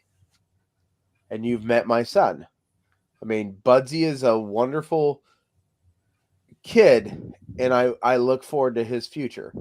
And the thing is, first aid is awesome. You just got to know how to do it. And you got to understand, if you got to use a tourniquet, you got to use it. It is life or limb. Absolutely. Life or limb. Yeah. Are you going to lose your life because you can't get the bleeding stopped? Then do a tourniquet, because you're going to lose that limb. Those are the 3 things. And anybody want to chime in and tell me I'm wrong? I was going to agree. I've seen the kids. Right. I was going to agree. Like, first thing, obviously, is common sense. That it has to be, like I would follow up by instilling the reality of now, because there are so many things out there that are so misleading, right? Mm-hmm. So reality of now, stay like, in your now. The other thing, if I can add a fourth, is have an action plan for any situation, and then followed up with an exit plan, because I have been put in situations where it was hard. I had to figure out an exit plan like on the fly. You know what I'm saying? But if I'd have known going into it, then I would have been them prepared. enough so they can see there can be an exit plan. Yes. If I would alter one of those, and if I couldn't do the common sense, I would have to put worth ethic. Oh, yeah. But I can also, if I can do 4, it would be worth ethic.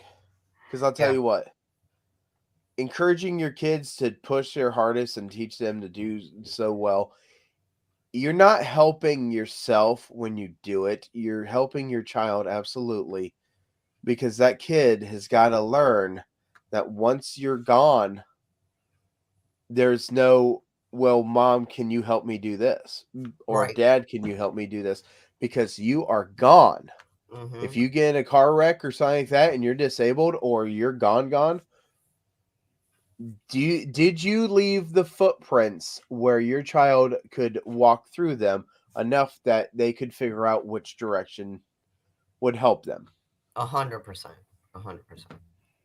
I mean, I think out everything so much that I have a game plan A, B, and C. I go and I've got this entire situation of today's schedule figured out. And I've got something else going on today, and I've got that all figured out too. It's just, you should have a B, and C. Yes. Agreed. And also, I'm thinking, so, like, this whole entitlement movement. If we could abolish that, I didn't even talk about that. teach like we were taught growing up, that everything you get, you have to work for, and instill that from like as soon as they're able to understand, like start instilling that. Okay, so you want Optimum Prime and he's like $80. So mommy needs you to do this, this, and this, and your reward at the end will be that Optimum Prime. You know, You're 12. You're 12 now. That's old enough for a full-time job. That's what I heard. Look, I was 14 with a full-time job. It was expected back then. We have the phrase, we get what we get and we don't throw a fit. Yep. Yep. That's how we battled the entitlement. Well, hello there, my wonderful elf company. Correct. It does teach them to be self-sufficient 100%. Oh, yeah. Because when I'm dead and gone, I don't, on my deathbed, want to be worrying that my kids aren't going to make it on their own because I didn't instill certain core value. You know what I mean? Right. So there was an episode of 911, and I love this episode, and this will take relevance as soon as you figure it. Listen to this. They show up, the fire and the ambulance shows up to a house for a 911 check in a medical issue. All the person said was, this is a medical, and they hung up the phone. Goes to the house, and the woman's like, I didn't call for no one. And they're like, is there anybody here that has a medical problem? And she goes, my mom. So they go running upstairs. Her mom had stage 4 cancer. Okay. She had a do not resuscitate in the show. And she flat out said, you know, I overdid on my pills, but I wanted to pick the time. And she goes, Mom, why would you have called for the medical people if you don't want them to help you? And she goes, for you. You've taken care of me. You've done this and that. It's time for me to let go and let you live your life.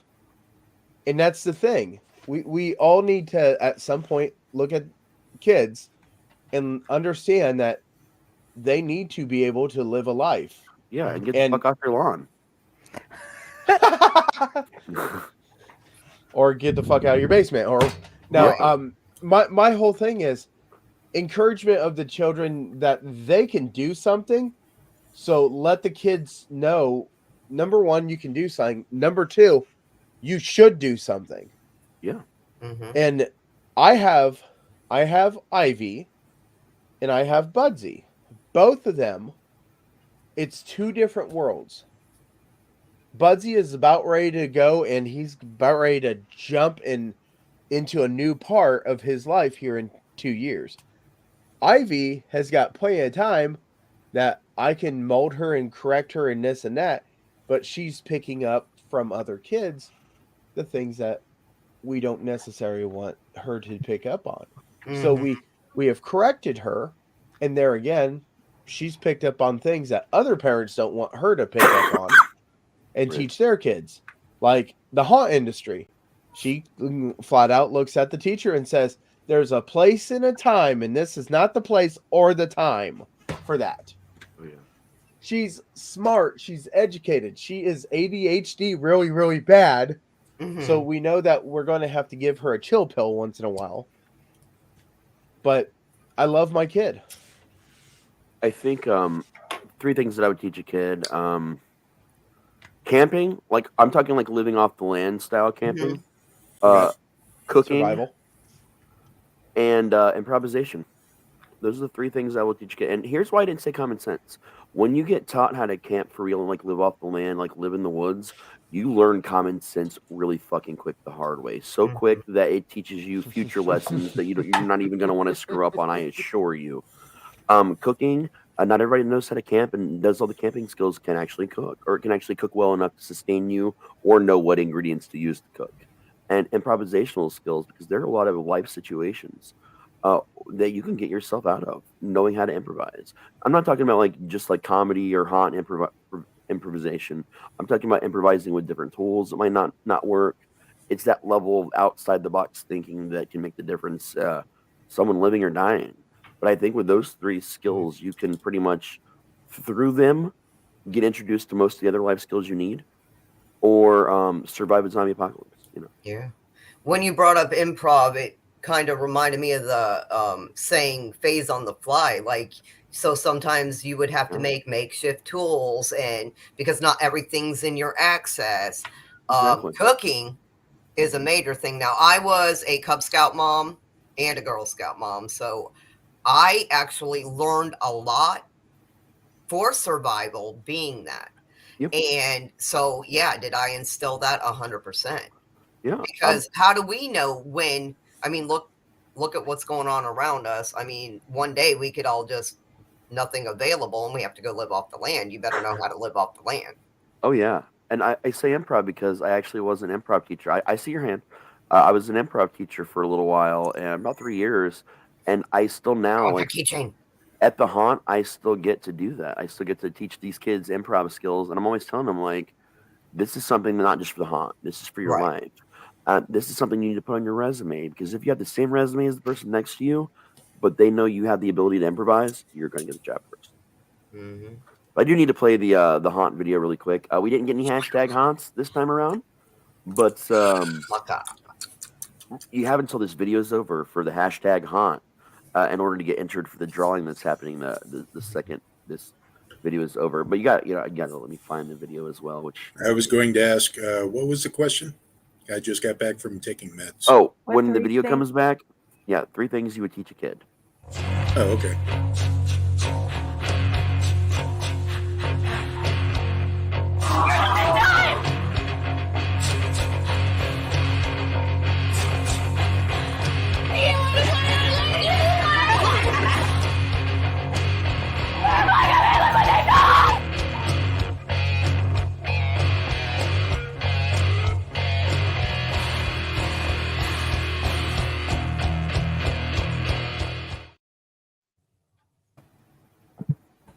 Yeah. So we didn't get any takers for the haunt prize this block, but there's a lot of blocks left to go, guys. So make sure you're getting in that hashtag haunt to get your pair of tickets to the show, the special prize from Pyle. So yeah, there we go. Otherwise, for all our normal prizes, don't forget that just leaving a comment in general will enter you for those. And part of the point of this whole stream is raising money to keep our lights on, to pay the subscription fees we need to pay, and to actually go out into the world and buy really cool prizes to give away to you guys in future shows. So yeah, and if you donate at least $20, you get this limited edition all night T-shirt. We're giving 3 away. We've already given 1 away to Jody actually before we kidnapped her from our audience and brought her in. Fucking advertisement, dude. But we got 2 more to give away later on in the stream. And again, the only other way you can get one is to buy one and donate at least $20, either with the PayPal donation link in the show notes or the QR code at the top right corner. And I was going to say about the haunt giveaway, man, if I lived close enough, I would have jumped on that, because what a perfect date night. I mean, that's my kind of date night with my husband. Yeah. And the cool thing is, like, you win tickets to just the haunted attraction part for free, but we actually do a murder mystery dinner event before the haunt on that day. So people are still able to, like, get a hold of the website and pay the difference if they won the tickets. So that's awesome. Yeah, what really a cool. perfect night, man.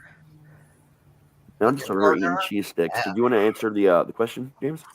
That is a very daunting question, especially for somebody who's more or less a terminal bachelor and has no children to speak of. But I am a doting surrogate uncle to several friends' kids. Personally, if I had children, I would be as surprised as you. But I guess, first of all, at a very, like, we're talking neonate age, just born, I would read to them, even if they were infants and had no idea what I was saying, because I want to instill that reading equals affection.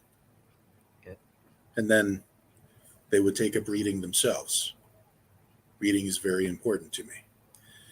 I would teach them basic home economics. I took that in high school, and it was very, very, very helpful in a lot of areas. Oh yeah, especially with that'll encompass the cooking, the fixing of several items instead of just, ooh, there's a small tear, let's buy some more stuff. Yeah, and of course, budgeting, that kind of thing. That's very, very helpful. I've some people call me a skinflint. I've been known to survive on. I get like $1,000 in my account and stretch that out for like months, almost to a year. Yeah. Yep. I'm the same way. So, and the third thing,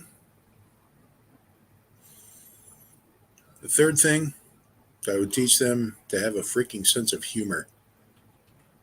Right. Because if you take life too fucking seriously, you just can't.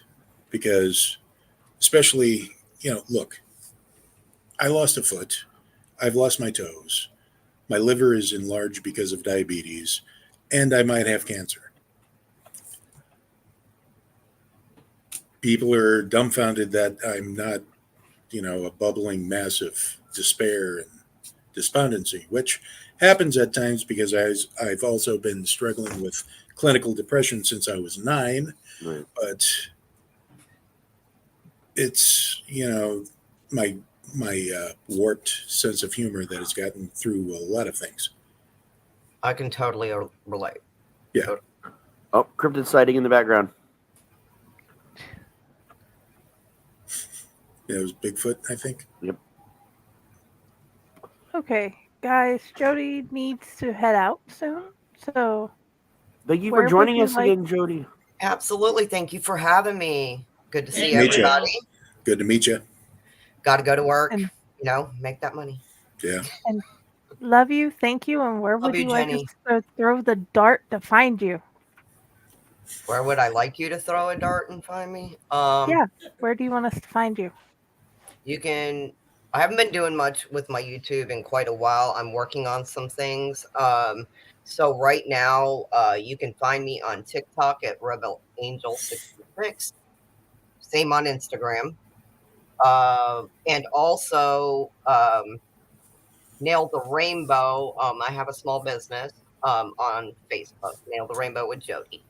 You can find me there, or Jody Cologne is my personal page. So if you want to friend me, I'm going to investigate because I'm better than the FBI. Ask Jenny. I will add you after my investigation is over. I've been hacked too many times, y'all. Oh, I feel you. So, a surprise is coming up at the end of July, August that Jenny and I will share with everybody, and I'm super stoked about. It's still in the works. Raz, I'll share with you later privately. Okay, sweet. Yeah, we're super stoked about it, ain't we, Jen? It's a lifelong dream coming true. So, but on that note, I really do got to get dressed because I can't be late. I'm the boss. Oh, yeah, that'd be bad. Y'all have a great day. And Pyle, I'll catch you on TikTok. Go watch them. There is no Pyle. There is only Puppet Zool. Right. Have a good day. My name is James, Pyle. take care of yourself. Razor. I'll give it a shot. I hear you. I'm doing the same. Would you believe I was invited to a 9-year-old's birthday party later this afternoon? But that'll be fun. Yeah. I mean, give or take some chaos. Well, sure. Go be a kid again. Merry chaos. What do you expect? Or, chaotic good, I guess. As my handle says, I myself am strange and unusual. So there you have it. But one of the best quotes from Beetlejuice. Amen. It really was. And it stuck with me. I had to change it. You were driving me insane. Beetle guys. On that note, bye, guys. See you later, Jody. Bye. Oh, my God. The Beetlejuice from the Broadway play, the musical, is in the new Has Been Hotel series as Adam. I don't know Has-Been Hotel. I'm not heard of that. It's on Prime. Oh, check it out. Oh, it's great. Is it? Okay, cool. I'll definitely check that out. Okay, what is everybody's thoughts on the potential Beetlejuice sequel? Oh, it's not potential. It's already almost done being filmed. Actually, no, it is done being filmed. They either wrapped or it's about to wrap. It comes on September. Done, and it's coming in September. Okay, I'm fucking over the moon excited. Okay. Like, I mean, obviously, I love fucking Beetlejuice. But, I mean, I'm over the moon excited. It's not the original sequel we were supposed to get, but, you know, back when they were originally going to make it several years after the original, which was Beetlejuice and the Big Kahuna, the surfing Beetlejuice movie that then became the animated series. I'm looking forward to this, man. Having everybody that's alive or not in trouble to be able to come back is, they got a decent enough amount of people back.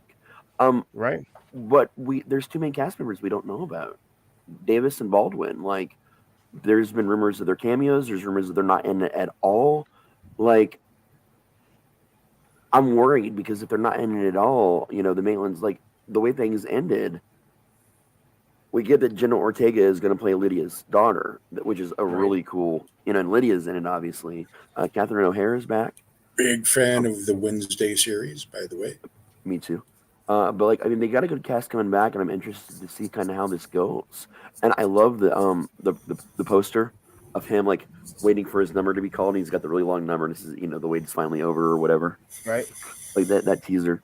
I don't know if that's a fan made one or an actual one. I haven't looked into that much yet, but so far it's been posted everywhere that I've seen, and including some of the bigger names. Yeah, I just need to look it up online to see if it's the actual Beetlejuice 2 poster, because a lot of people, and that was an image that was circulating years back. There's changes to it from based on the one that I saw originally years ago.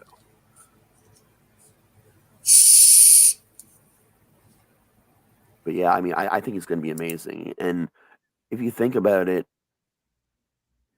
it's been a long time coming, I think. Oh yeah.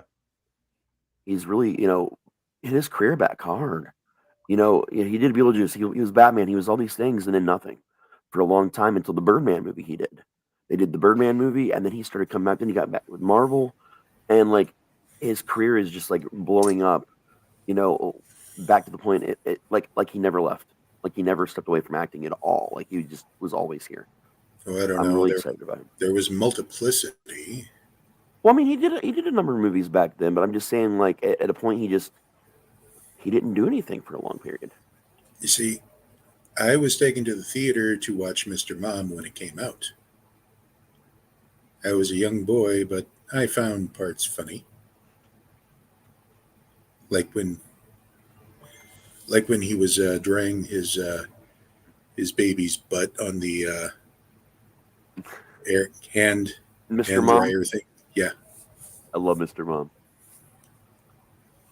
Oh, yeah. Too many people have been calling it problematic. I don't know why.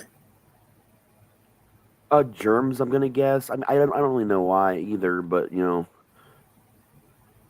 that's the only thing I can think, but, like, we're supposed to be exposed to some level of germs. That's how we get immunities to germs and things. So, like, I don't always really understand certain aspects of human behavior or thought. Jenny, do you have any idea why it's bad to use the blow dryer? No. I'm talking about the movie.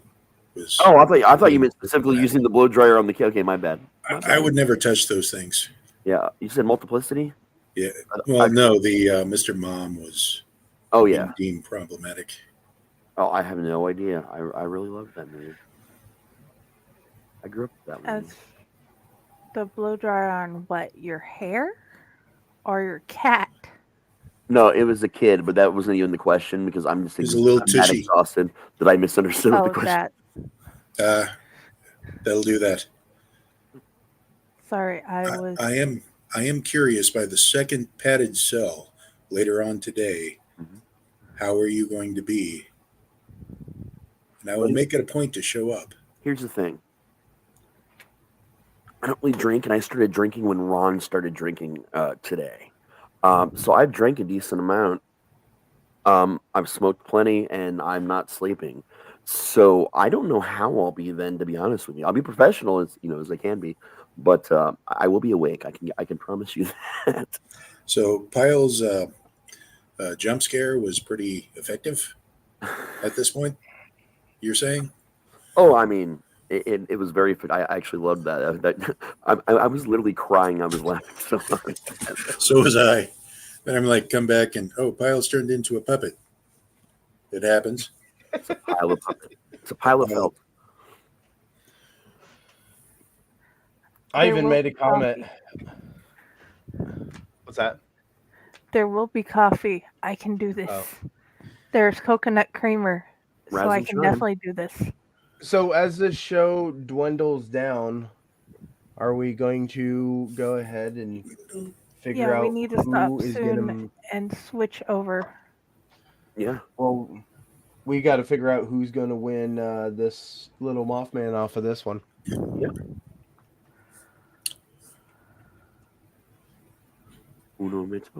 Let me actually make sure I'm sharing it this time, because the issue last time. Because Jess is in the running now. Can you see it now? Yes. Okay. Again, we'll have to throw out the entries that's one of us or a relation to one of us, which is most of the people on here. So it might take a few minutes. Yep, that's Jason that does D&D, aka my roommate, so we got to draw again on that one.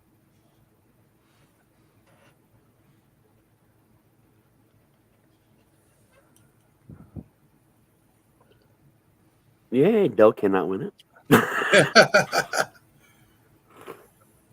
And I did block that other guy. Oh, he was offering me a job. Dorkening, definitely. Man, that's the second time the Dorkening's almost won one of our prizes. And we're on the Dorkening. Well, yeah, I mean, Ron can't win it either.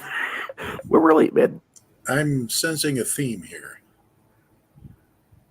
Every time someone comments, it enters you, so it's what we got to do. Bob, it's an all-mag entry. Yeah, and Bob just won.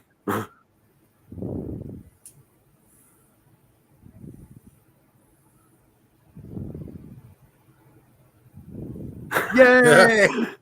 you almost won your own prize again there, buddy. Wow. We are ending the show with this drawing, by the way, just so y'all know. Oh, we can't win it. Yay! Nipple rings for everybody. It's the dark side of the drawings. Really? I gave you one twice. StreamYard giveaways, people. And my wife definitely can't win it. I mean, she's asleep right now, so. Let's see. Oh, Jessica won. That works. All right. All right. And that's ironic. I didn't even know she was jumping on here. She is not family, and she lives in Sydney. Nice. So I can just hand deliver that. There you go. Get with Pyle. Pyle is going to hand deliver you your very own mini Monty Mothman. Ew. She probably didn't even know that. I don't even know how I said that. Like one time all the way through without screwing it up. That was impressive. I'm putting that on my reel. Nice. All right, guys. We are going to end this stream. The reason why is because it makes us separated into multiple parts, because streaming metrics, etc., etc. But we will be popping back on at 8:35. Yeah. And section 3 have our 4 parts. And I am going to disappear. All right. Good night. I shall see you guys later. All right. Good night. See you guys later. Bye.